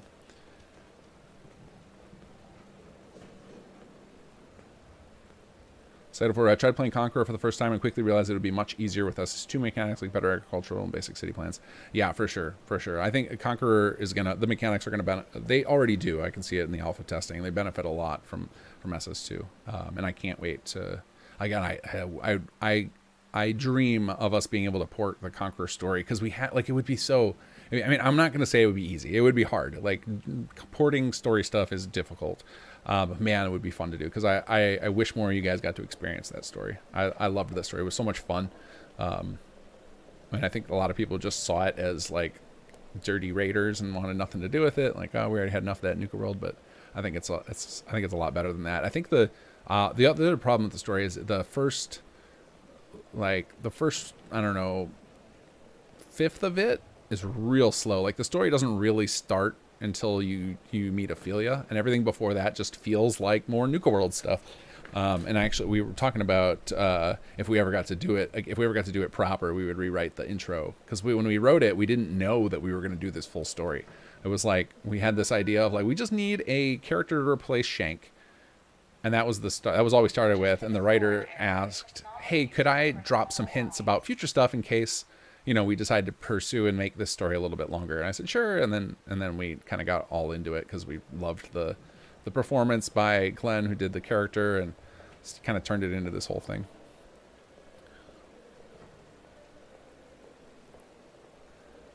Eric Ember says, did you hear the 11 Labs audio Green Foxel made with Sturgis replacing you? Yeah, the 11 Labs stuff is mind-blowing. I think some of the stuff people like, I didn't think it didn't really sound like Sturgis, but he did that with like a 2-second audio clip, and you can feed 11 Labs like up to 45 or 50 minutes of audio for somebody to really clone the voice. I think with that, it could have got it pretty close. Although I've in my experience now tinkering with 11 Labs, it's really bad with accents. It's really like more neutral American accents. It's really solid with though. Godzilla, I want to give life to a faction that was destroyed in Fallout New Vegas. I need to learn how to add people based on quests done. It's yeah, I mean there's what kind of people are you hoping to add? Like, are you talking about like injecting settlers, or you just want to have people appear in the game world? But there's a lot of different ways to approach that. So Rick, yeah, the statue animation works. Yeah, where they go and stare up at it. I think Franklin there's about to do it. Yeah, there he goes, where they just kind of look up at it. I don't remember what we called that. Something like the look up in awe, the thing. Nick Carter, someone made a mod called Point Lookout Expressive Player using 11 Labs to make the dialogues voiced by the player characters. It's almost perfect. Oh, that's awesome.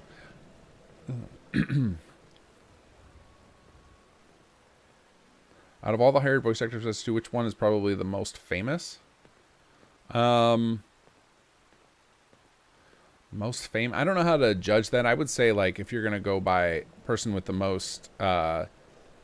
she's not... I wouldn't say she's famous, but she's got the biggest catalog of stuff, is definitely...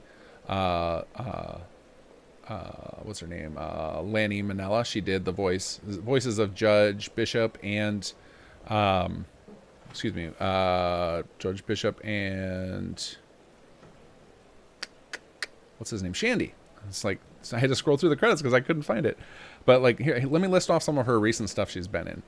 The Dead Space remake, Midnight Suns, World of Warcraft Dragonflight, God of War Ragnarok.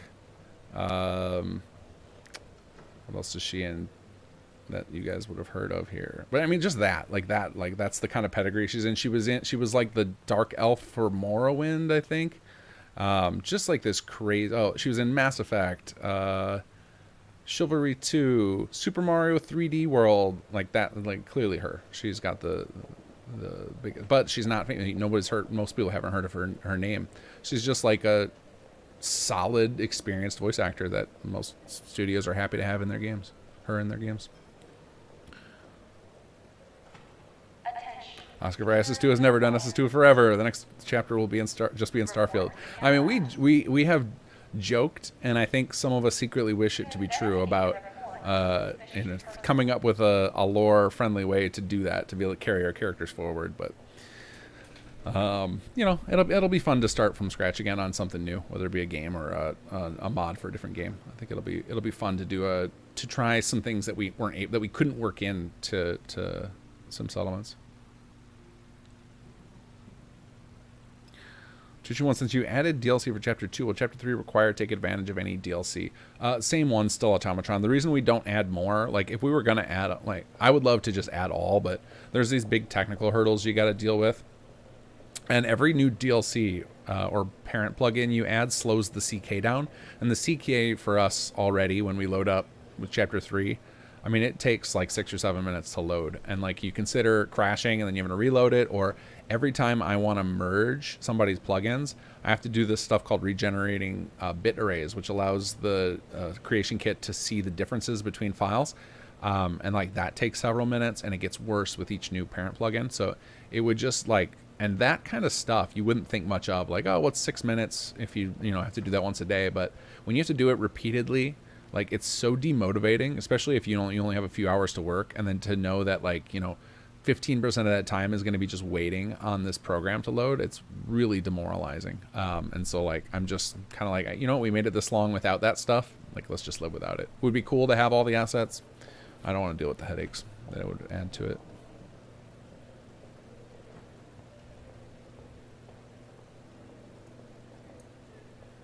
So, wait, did you see Zelda got a hard day on May 12th? You think Starfield will announce soon, too?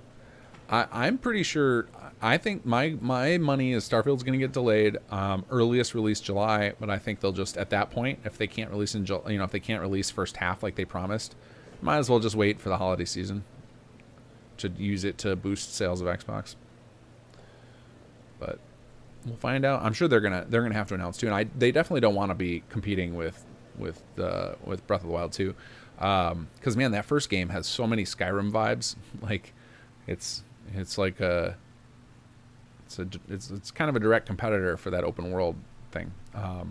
So I don't think they don't want to release it right alongside that. Like, especially when they made efforts clearly to not release their own games amongst, like, they staggered out, like, Redfall and Forza and everything. Like, they're staggering out all their game releases to make sure that there don't 1 month in between them, and they have to. That makes sense when it comes to Games Pass. They want to have every month have, like, some, like, hot new title to offer on Game Pass.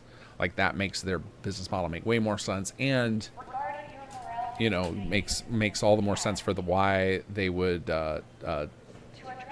not push Starfield out before June, since they've already got big games lined up for April, May, and June coming out of Xbox. Godzilla doesn't want adult mods, Giga Chad.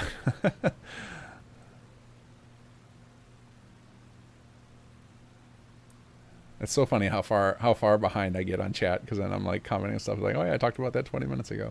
And then of course I'm missing and not having any real conversation. I'm sure you guys had a lot of thoughts and talk on that, and I totally missed it. So my apologies that this happens every day or every stream. Let's see, Darren, could you make a script change modes where a settlement mode equals mechanic quests versus adventure mode, auto unlock plots and mechanics at level or cheat code?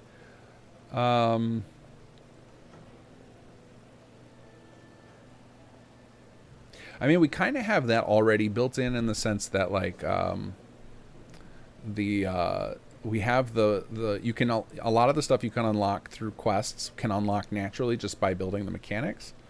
So we kind of already did that. I think the real thing is just, like, right now none of our quests would make sense to use building as objectives. Like we are the ones that we have, like the ones where Jake teaches you the plots, or like the old Paul saying, hey, we need to use these plots. Like, those are the type of things that would make sense. So we would need to introduce some new quests, and we're going to do a little bit of it with chapter 3. We've got a little chunk, but we're going to try and set them up in a way that they can be done optionally, so that players who just are like, nah, I'm not interested, I'm not here for building, I'm here for story, can not do them. But we're going to try and approach this that way, and I think if it works out in chapter 3, it'll make it easier to understand how we should approach it for if we want to backfill chapter 1. Rissa, I only asked because I stumbled upon a very adult-oriented themed mod for your mod called AAF. Not sure what you thought about it. I don't know what that is. Isn't that something? Is that Adult Animation Framework or something? What does AAF stand for? Lachlan Williams, there was a game from Japan that was all about the R word. It got banned in most places, thankfully. Yeah, as it should. Sean, F4 coding. Is there a way to make a mod to stop factions from spawning after they've been destroyed, like when you kill the Institute or kill off the Brotherhood? In what way do you want them to stop spawning? As far as I know, they're already rigged up so that like their random attacks on your settlements are supposed to be disabled, I believe. But maybe not.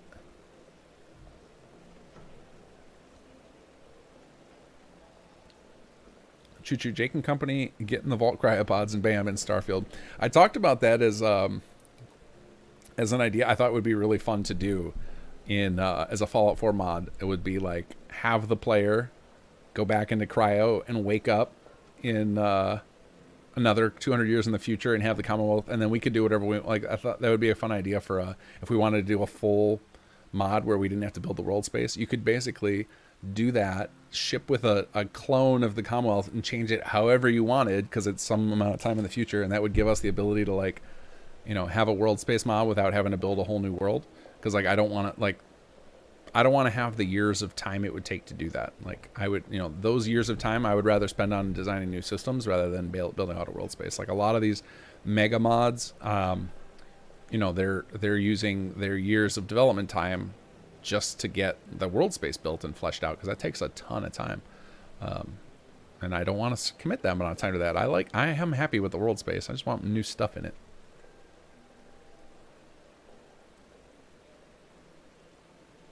Sean, any chance the HQ can have a new cell as a player's home? Like a buildable player's home? So I've talked about this in the past, and I have an idea, and we built in a lot of the systems of HQ in a way where we could allow players to manually build here in the future. That's just something I'm probably not going to explore until after Chapter 3 is done. I was talking to the city planners about maybe doing an HQ design contest at some point, and but I'm just like, and I'm not in a good space to work on that right now. Like I need to finish up all of the Chapter 3 systems so that the quest team can have my full attention. And so like that while I do want to do that eventually, the HQ design stuff, I don't think I'm going to be able to pull away from it anytime soon to set that up. And that would be kind of in the same vein of like, once I'm rigging it up for city planners to potentially build here, then I might as well make it so that everybody can build here. Oscar Fries, Starfield fails. You guys should try to make SS for test Skyrim. Oh, no way. No way. There's too many things. So like I've done some Skyrim modding, and there's too many tools we lack, particularly in scripting. Skyrim does not have the script. You could do a crappy version of it, but it wouldn't be anything nearly as cool. Yeah, I don't know. I don't know what we're gonna do next. I'm just eye on the prize of Starfield. I know that there are a fair chunk of us who want to do another project together after SS2, but we got to finish what we start. Otherwise, you guys would have no reason to ever trust us again. So. And I don't like not finishing things. It drives me mad. I have projects from when I was a teenager that I still would like to one day finish. Like, that's how obsessive I get about. I don't like not finishing things I start. So I don't, those ones, the teenager projects, I'm not going to finish. Like, but they nag at the back of my mind, like, hey, you never finished that. Like this I had this Quake 3 mod that I spent years on, and I never finished it. And I'm just like, every once in a while I think like, I should dig out those files. I know I still have. I have them on zip drives. Anybody remember those? I still have my collection of zip disks because I'm afraid to throw them away. Because like, what if I'm just like, you know what? This is going to be the year I go back, way back to Quake 3 Arena and continue working on my mod.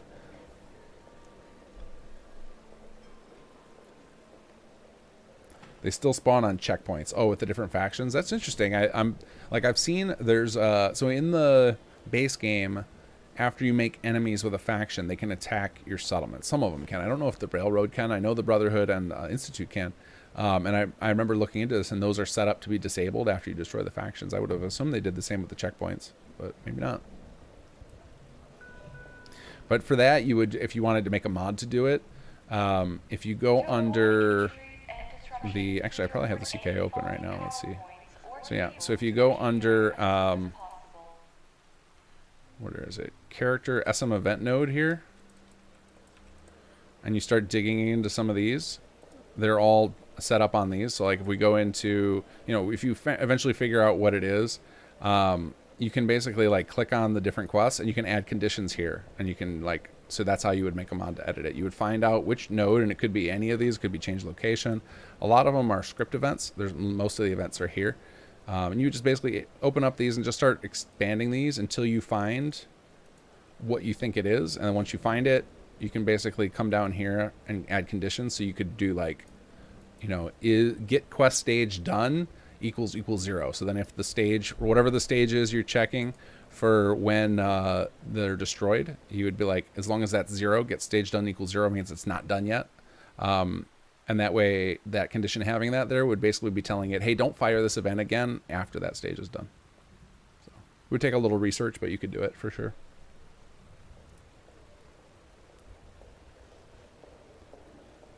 Make it more obvious that there is a player home in HQ, it seems. Yeah, there is a player home that, like, Jake tells you about. So I don't know how much more obvious we can make it. Like, it's part of the main quest when you're playing through.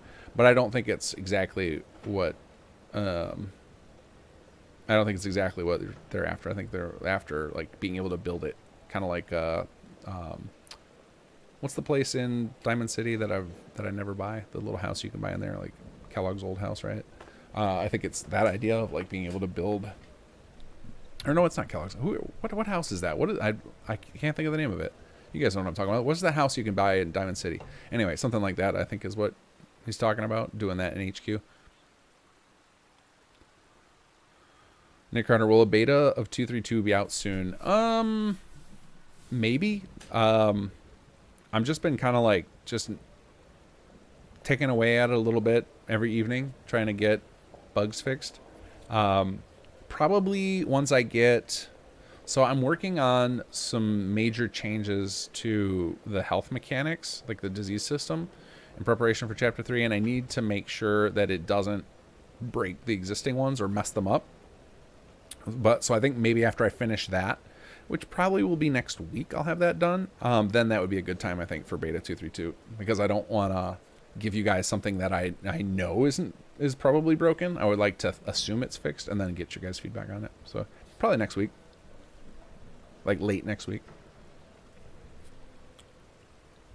Chuchu1, thank you again for looking at the shop, Blue Men. Yeah, I hope I have it fixed. I think I do. It might be one of those things that, like, it'll be only for new saves. Like, existing Blue Men might still be screwed up. Might be like, so if you guys don't know what I'm talking about or what Chuchu's talking about, they're in the, occasionally in city plans, you'll see these, especially with Rise of the Commonwealth. There'll be these, like, these blue outlines of figures, similar to the ones that you build in HQ when you're laying down projects. So, like, you'll see these guys, like, if I just build it, oh, it doesn't show blue, of course, because this is one of the other reasons that we can't do building in HQ easily. I'll get to that in a second. So let's finish the thought on the Blue Men. So those Blue Men, there's some of them that are invisible. Oh, there, now he turned blue. They're invisible shop stalls. And the idea is NPCs can use those markers, and when you're out of workshop mode, they disappear.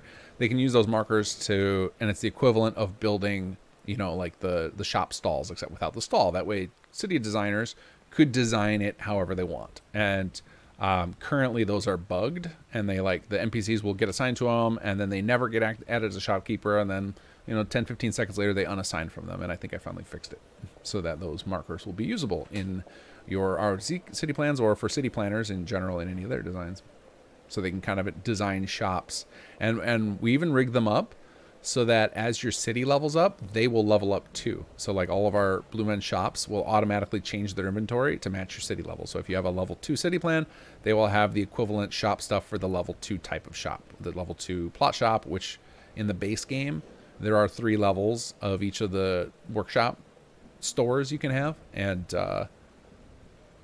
we have those things automatically level up with the city plan, so that the inventory will improve. So they're a nice little thing. They used to work for SS1, and I think when I ported them forward to SS2, I tried to piggyback on the system in Workshop Framework, and the system in Workshop Framework had, like, a fundamental flaw that I just figured out this week. Jason Locrance, with respect to Fenn's Sheriff Department, there's some integration with Heather Kasdan, so it would be worthwhile adding that to your load order when you're ready to try it. Okay. Yeah, I think some of the companions, I think, are some of the other kind of quest content I would love to do, because I installed all of them in my last playthroughs, never did them. So, like, Heather Kasdan was one, Ellen the Cartographer, and there's, what's his name? There's another guy that people usually recommend. There's, like, 3 companion mods that people are always hyping about. And I don't remember, that was a male character, I think was the 3rd one. Some of you guys will remember. But those are it would be another great source of story content I could go through.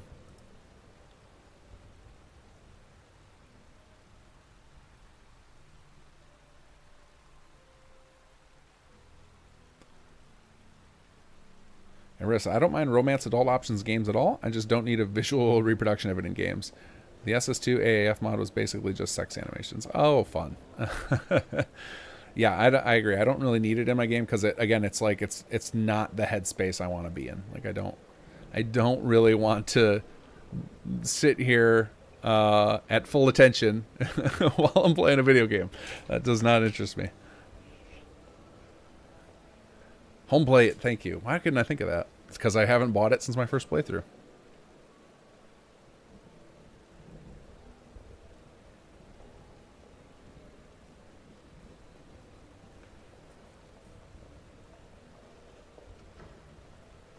I could say, yeah, who was it just said that? Sassy. I could sit and watch that fountain for hours. Yeah, these fountains are amazing. Oh no, does them. He's one of our design. He's designed pretty much the whole main floor of HQ, with a couple of exceptions. And he designs these fountains. He's got some mesh making magic that he does to create those. He created one for the front of HQ too. Yeah, and he asked me if he could make some. I think he's making another one. I don't know where it's for, but like he's working on another one because they're so nice. They're so pleasant.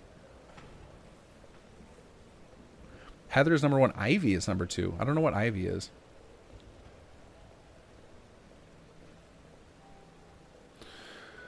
When will you cover more HQ stuff or write the guides for them, you think? I'm uncertain. Like when I said at the I don't know, it was a few months back. When I started writing those tutorials, I had it rigged up on my schedule where I was going to be working on them literally every night, and it just didn't play out how I had hoped. And now my schedule is such that that's not very realistic. So there's something I really, really want to do, and like I thought live mod school would spark me to make time, because I have time to work on stuff, right? It's just like what am I gonna put that time on? And I think what will ease my mind and give me the mental freedom to do it, to actually put the effort toward it, will be when the chapter 3 mechanics are done, because there's the way the development tends to flow with SS2 is I first get all the mechanics done, and then I help the team out with whatever they need. And once I'm in that mode where I'm just helping them, then I can focus on other side projects like doing that. But when there's something that big that's so imperative for us to actually launch our next expansion, like I feel obligated to every spare moment to be working on that. So that's kind of what the space I'm in right now. Like the exception, obviously, these streams, because they're fun, and I think they're pretty important to the development of the mod, because it keeps me grounded in playing it and feeling your guys' pain. So I don't want to give these up. Oscar Fry, you need to tell the fountain maker to make one like an old Paul monument. Do you want water on that though? On an old Paul fountain? Or you just want to see him standing there triumphant on the top of the fountain?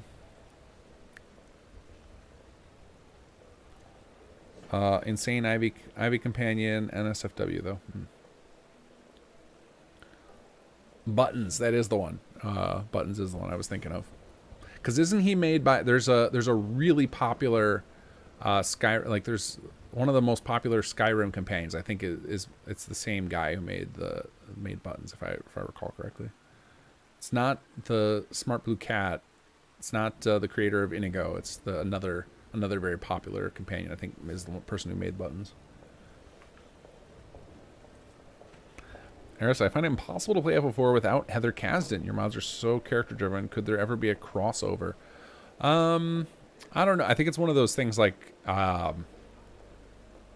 we would need to have better planned like inter-mod crossover stuff sooner, but I think because our ambitions already exceed our available time, that it's hard to justify the time. It's the same reason that I don't do a lot of patching or do with F4C. It's like I have an unlimited number of things I want to do already that I can't divide my time on. So I think that stuff like that will be more likely if like our writers are in love with a mod that do an integration. So like if Sir Rick absolutely loved Heather Kasdan or loved Carrie, he would probably be pushing for that.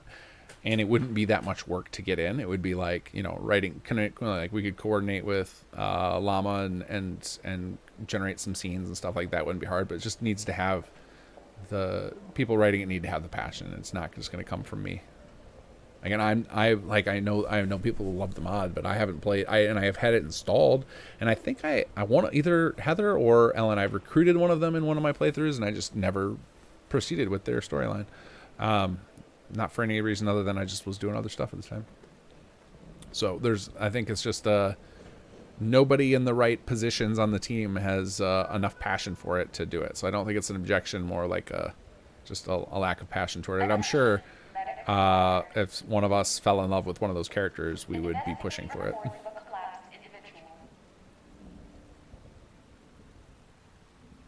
But yeah, I have no objection to. I actually love when mods integrate with each other. I think it's a great idea, as long as it's not like ham-fisted. Like, it needs to be organic, and I think that's pretty tough. I think because like that requires pretty clever writing, and that's not always. That's not what every mod author is best at.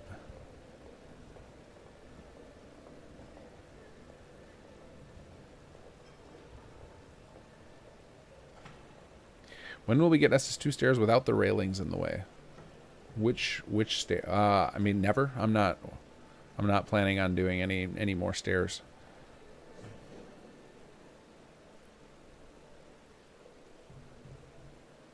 I mean, anybody could release those like plot-sized stairs. That's not a big deal, unless you're talking about something in particular. But like that to me is like, that's add-on territory.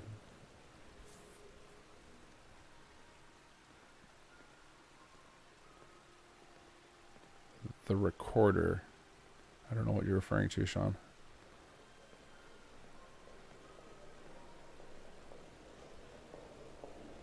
Starkiller Kate, that actually, I think that is on our list of projects that never made it to fruition, but was on the idea list of a unlockable gun shop. Well, I think that was actually gonna. Sir Rick, are you still there? I think that was originally I think that was one of the things you asked for originally, if I recall. And it just never made it. It's like getting more plot designs. We have a couple of problems with it. One is the folks that do most of our plot production are add-on pack authors, and so they'd probably rather be making their own add-ons better than putting stuff in SS2 proper. So like I always feel bad about asking them to do stuff unless it's for mechanical reasons. Anymore. Like, we've got enough. And at first I was happy to ask everybody just to be like, hey, I want to see your presence, have your presence in the base mod so people can see your name and know to go look for your stuff.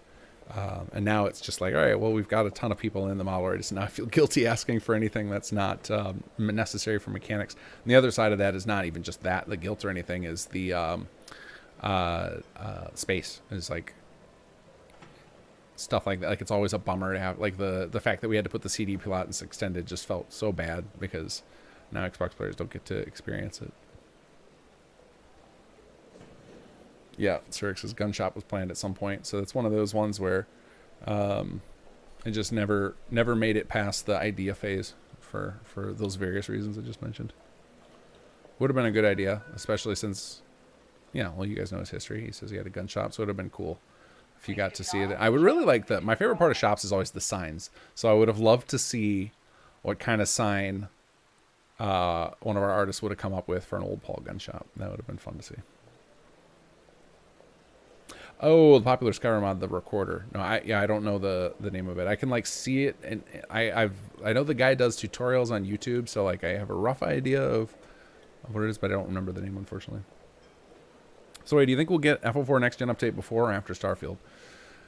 That is a good question. I could see so like if I were in charge of Starfield, this would be my play. I would say save, push it back until like November, like mid-November. I would release the mobile game this summer to keep people hyped. Do the same marketing scheme I did with Fallout 4, where they did the mobile game to keep people hyped, and then release it in November. And then in October, on Bomb Drops Day, I would launch Fallout 4, the remaster, which, because people, it tends to be, we like, most of us are fans of Elder Scrolls and Fallout. So then it would be like people would come in, do a Fallout 4 playthrough, to tide them over for that last 2 or 3 weeks before Starfield came out. That would be my play, but who knows what they'll do.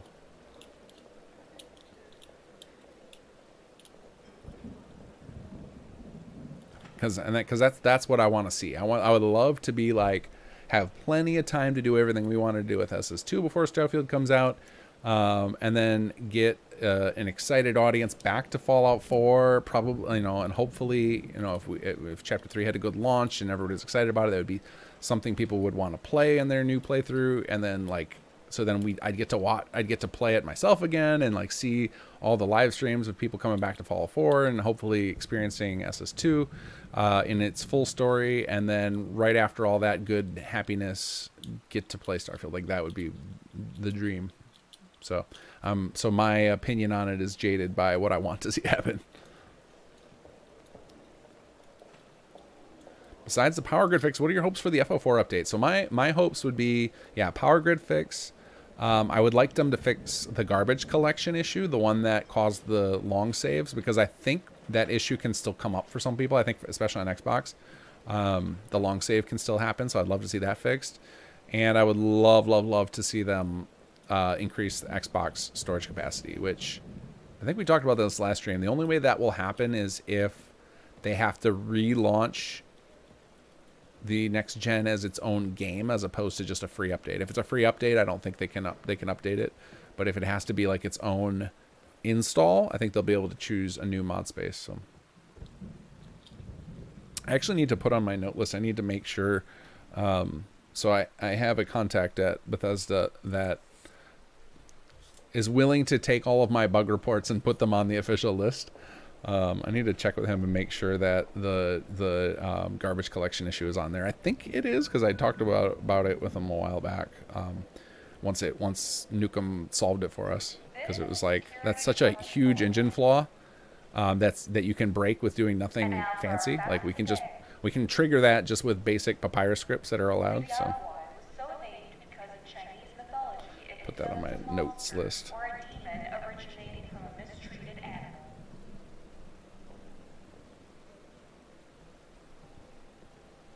Yeah, I'll put that on my list to chat with him about next time we talk. What do you think about Bethesda's production schedule? I'm so angry that Fallout was put so far on the back burner. It'll be the next decade for the sequel. Yeah, I don't know. I'm torn on it, because like, on one hand,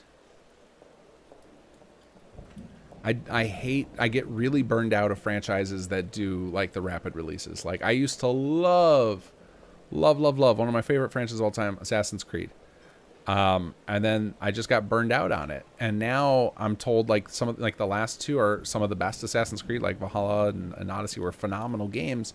I just don't care, because I just got burned out of the franchise. So like, I don't want to see that happen to Fallout or Elder Scrolls. But on the other hand, 10 years between entries is ridiculous. Like, that's ridiculous. So, but I mean, fortunately we have the modding scene to kind of help keep them fresh. So that way, when you do go back and play them, but it's never, no amount of mod stuff. Like, as happy as I am that we're doing all this, no amount of mod content is the same as a brand new Bethesda game. Because while the mod content can make the playthrough feel different and give you new things to do and new things to focus on, it can never, unless it's a new world space, it can never give back that unexplored lands and never knowing what's coming. Like, that is a unique feeling you're only going to get in a fresh new world space. So yeah, I would love them to speed it up a little bit. And I actually appreciate their thoughts that they benefit from a break, right? Because they don't want to get burned out on the stuff. Because then their ideas are going to start to seem stale, and they're not going to have the enthusiasm that they do after being away from it for a long time. So like, I can see that argument from it too. And so far, from what I've seen of Bethesda trying to, they've been trying to scale up, right? They've opened up studios all over the place. That used to be, like, I think Fallout 4 was made with like a 140-person team, which is pretty wild given the scope of it and the size the game industry works. But they've been scaling up. They've got studios all over now. I think now they're up. The Bethesda Games Studios has got, if you count all their different studios, probably has something more like 500 or 600 people. And I don't think that they've scaled up well, right? Because they delivered us 76 so far. So hopefully Starfield will prove differently. But it seems like one of the benefits and one of the reasons you'd want to scale up would be to release these things quicker. But based on their schedule, that doesn't seem to be the case. So that means that instead they're going bigger, right? Because if they're not, you're either going faster or wider. And so they must just be planning on, like with TES 6, to just be going bigger with it. And then presumably the same with Fallout 5.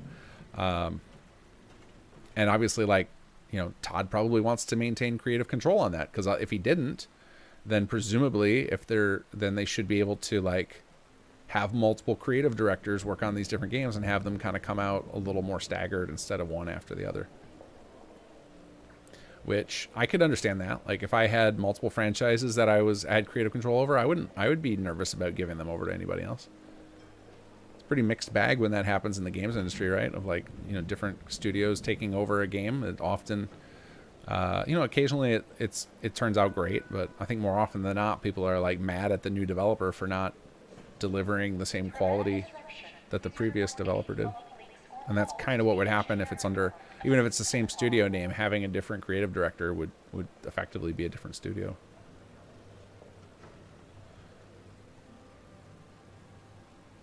If they haven't fixed it for Starfield, they're crazy. I'm not sure. I lost track of what we were talking about, but yeah, I mean, I don't know what they'll have fixed or not fixed, but there will inevitably be some amount of the bugs and jank will carry forward. It's just like a lot of the stuff, some of the stuff we've run into with Fallout 4, like the script data limit is a big one, or this garbage collection issue, are probably just due to like little seemingly innocuous memory settings that they set up back in Oblivion days and never thought to change because they didn't need to. And so it's like little stuff like that can just keep slipping through if it's stuff that they're not running into themselves, because they're not necessarily pushing the envelope in a certain front that we are in the modding scene. So like, you know, the script data limit in the base game is plenty for every other mod. It's literally like if Sim Settlements didn't exist, that script data limit would never ever be an issue with what most people are doing with Fallout 4. And I'm sure there's other stuff like that too, like the garbage collection issue that we managed to trigger would almost never happen under normal circumstances. It's just because of something, like we're really taking advantage of the system called structs that they have in the game engine, which lets us do really powerful stuff with scripting. But I don't think Bethesda uses it hardly at all, so they just never ran into it.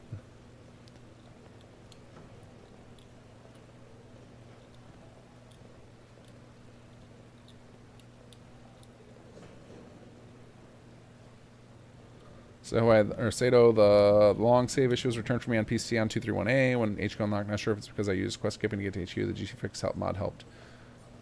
Yeah, the way the long save works, or what causes it, I think we're mostly not doing it anymore. But I actually thought about earlier today, because I saw somebody made a post about how they had once like a 70-minute save or something, of reaching out to Nukem again to ask if he's got a utility that could help me monitor for such a situation, because it would be nice to have like a little, even if it wasn't like a fix, just a thing to monitor, because the thing he found was like I was able to fix it with a code change. But like being able to identify when we're doing that code mistake, like I learned that lesson and I try not to code like that, but I'm also not the only one coding SS2 anymore. And, but I code the majority of it. And sometimes, some of the things I might not think are exactly the same as that, maybe they really are, and I could be risk causing it again. So like HQ is definitely one of those places where I didn't code the core of it, so maybe it could be causing that. I haven't experienced it though, and I've been using my save as like a baseline to determine that. But I also don't have a standard setup. Like I've got my script data limits, or not my script data limits, my papyrus variables in the INI, I've got them increased. I think I've got them doubled from default. And my machine's no slouch, so I'm not running on an amazing state-of-the-art machine, but compared to what was available in 2015 for Fallout 4, I am. So probably not running on a good baseline to be the sole judge of it. So if people are running into the long save issue, it'd be nice to have some, like a utility that people could go run, and then they could send me back the information, and I could use that. It'd be useful, I think.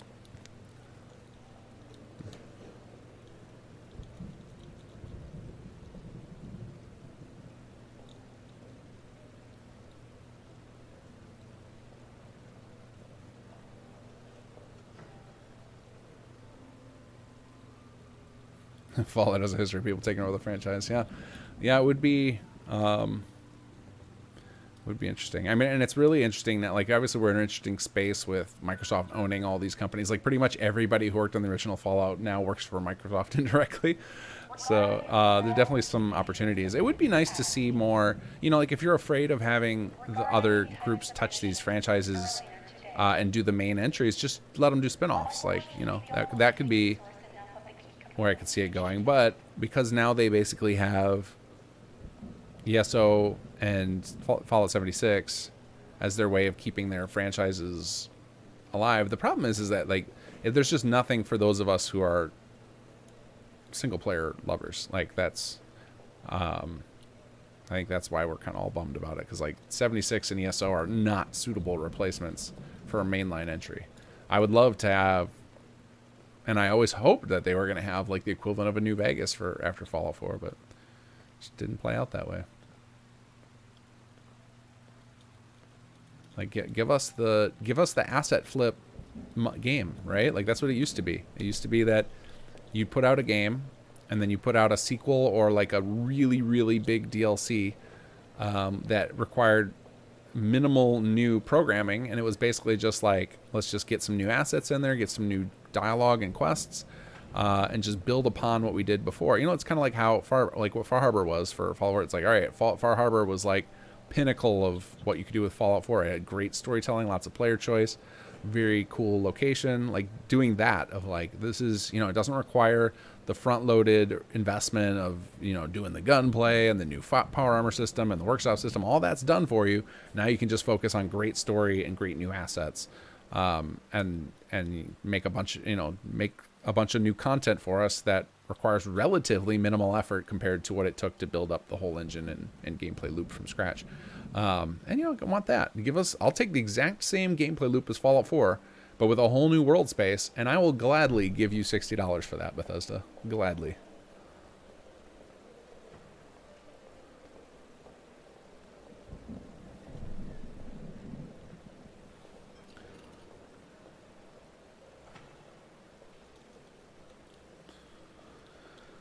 I think you might have already talked about it, but has the latest AI stuff entered your thoughts on game design? Absolutely. Like, 100%. Like, we are already actively on the team talking about how we can leverage AI and how it might help us in the future. It's still kind of in a janky, like, a lot of AI stuff is janky, and then there's a lot of ethics issues with AI.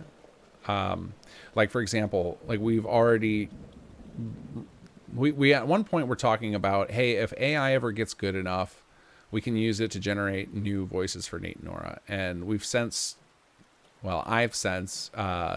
changed my tune on that because of ethics issues. Like, it's too sketchy to be like cloning. Even though we have the technology and we could do it, we're not going to do it because it's like you're in gray territory. It's not technically illegal, but it feels morally wrong to you know, clone somebody's voice and make them say things they didn't say. It doesn't feel right, so we're not going to do it. So there's a lot of like potential in it, but there's also like, we got to figure out the ethics of it all and make sure we're doing stuff that, you know, we're empowering ourselves with tools. And then there's a whole lot of ethics around now the art. Like, you know, people are pissed that their stuff is being used to train these models, and then these models are churning out their style in seconds. Like, that's a legit concern. So yeah, we're still mucking through the ethics of it and trying to find the points where we can do it. Like, for example, one of the places where I know we can make use of AI is idea generation. So we can use it for things like concept art or you know, some simple dialogue stuff. It's like, you know, like we think about whenever we ship one of our generic settlers, like our recruitable settlers, we have to have a certain number of what we call generic idle dialogue. So it's just, you know, hellos. You know, that's a great place to use ChatGPT or that type of thing. Like, an AI is just being like, hey, generate me ideas for 10 greetings, and then we just look through those ideas, or we say, generate 100, and we can just flip through those really quick and find ones that are like, oh yeah, that's good, that's interesting, I hadn't thought about that, to just like speed up, get past writer's block. So like, idea generation is an awesome spot for AI, but we've been looking into a lot of stuff. I think there's a lot of potential. I use AI a lot for helping me with coding, like to just quickly like solve, like today I used it to solve a trig problem that I didn't know, where it was just like, I could like go do the math research, but like I'm only going to need this one time. let me ask ChatGPT to write this code in a language I need, and then I'll translate that manually to Papyrus. And like, that was awesome. So we're already using AI in various ways, but there's a lot of potential for it, and some people are going to use it unethically while it's not illegal, and they're going to make a lot of money doing that. But I'm going to try not to play in that muddy water. I'd rather have a sterling reputation than make money.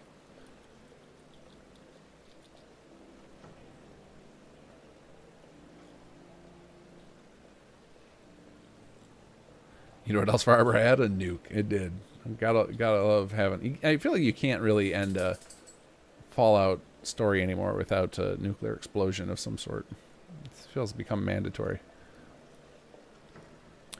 Sinister One, on the subject of INIs, I have a post on the forums and general chat asking for suggestions. If you get a chance, could you please post your current recommendations for SS2?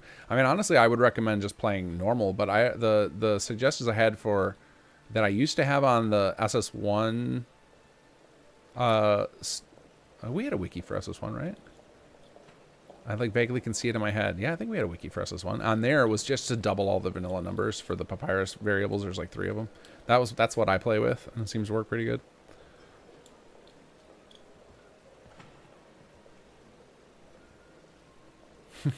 Not technically legal, the best kind of legal. So why do you think Starfield will be political? I mean, everything gets construed as political anymore, right? Like somebody with the whole world connected, everything pisses off somebody. So everything's political now.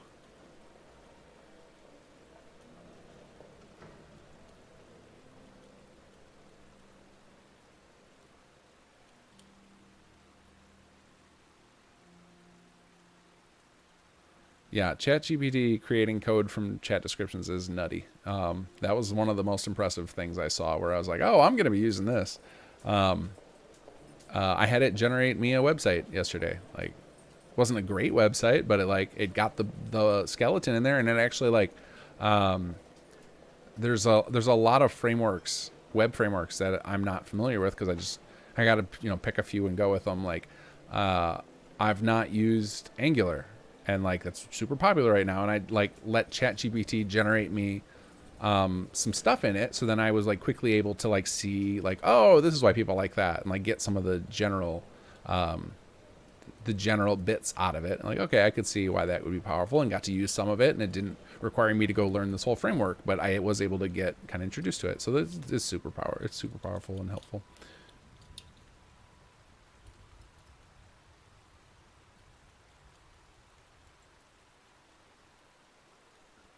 Choo-choo, are there any plots you hope someone would make that they haven't?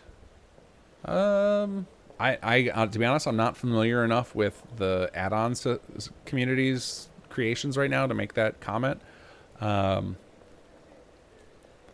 would say the ones that I was hoping the most to appear would be industrial related, like more conversion plots from one type to another, or industrial production just to make interesting products. Like those are the places I had hoped we would get more, because we had such a great depth throughout other types. I would also love to see every size and class combination. So as long as those bases are covered and then we've got 2 or 3 designs for every class, that's where I would look. Like if I was gonna create a chart of all right, this is what's available in the add-on community and find the holes, it would be anything where there's less than 3 design options for a size and class combination. That to me would be I wish there'd be more of that, just because I would love to have people to play with the mechanics and always get variety in their design. Because to me, I designed the mod around the classes because those are the mechanics, and then the designs are I like that to be free where the player can choose what it looks like. So I would like to see more design options. This is the same thing with city plans. If you were to ask me any city plans you hope to be made, and my answer would be wherever there are not enough options, any settlement there aren't enough options for.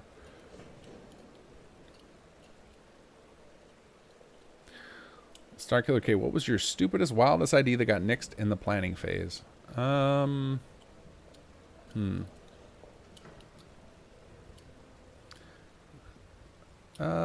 can't think of anything offhand. I think it's not.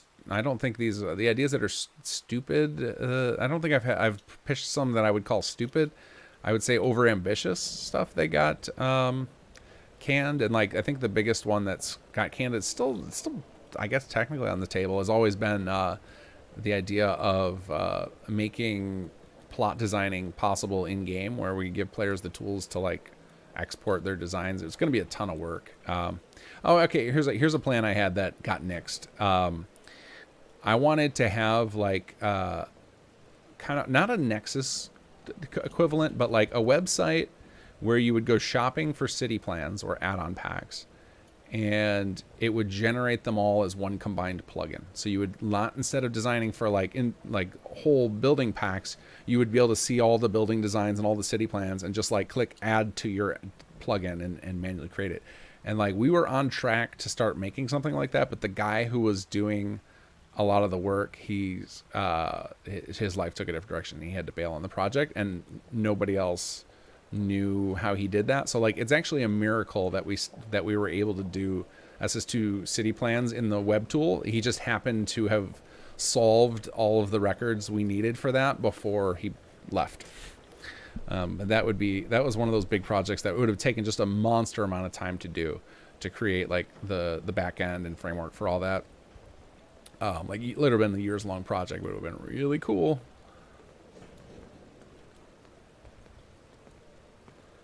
All right, I'm gonna take a couple more questions and then I'm off to bed. It's almost 1 o'clock. I just realized.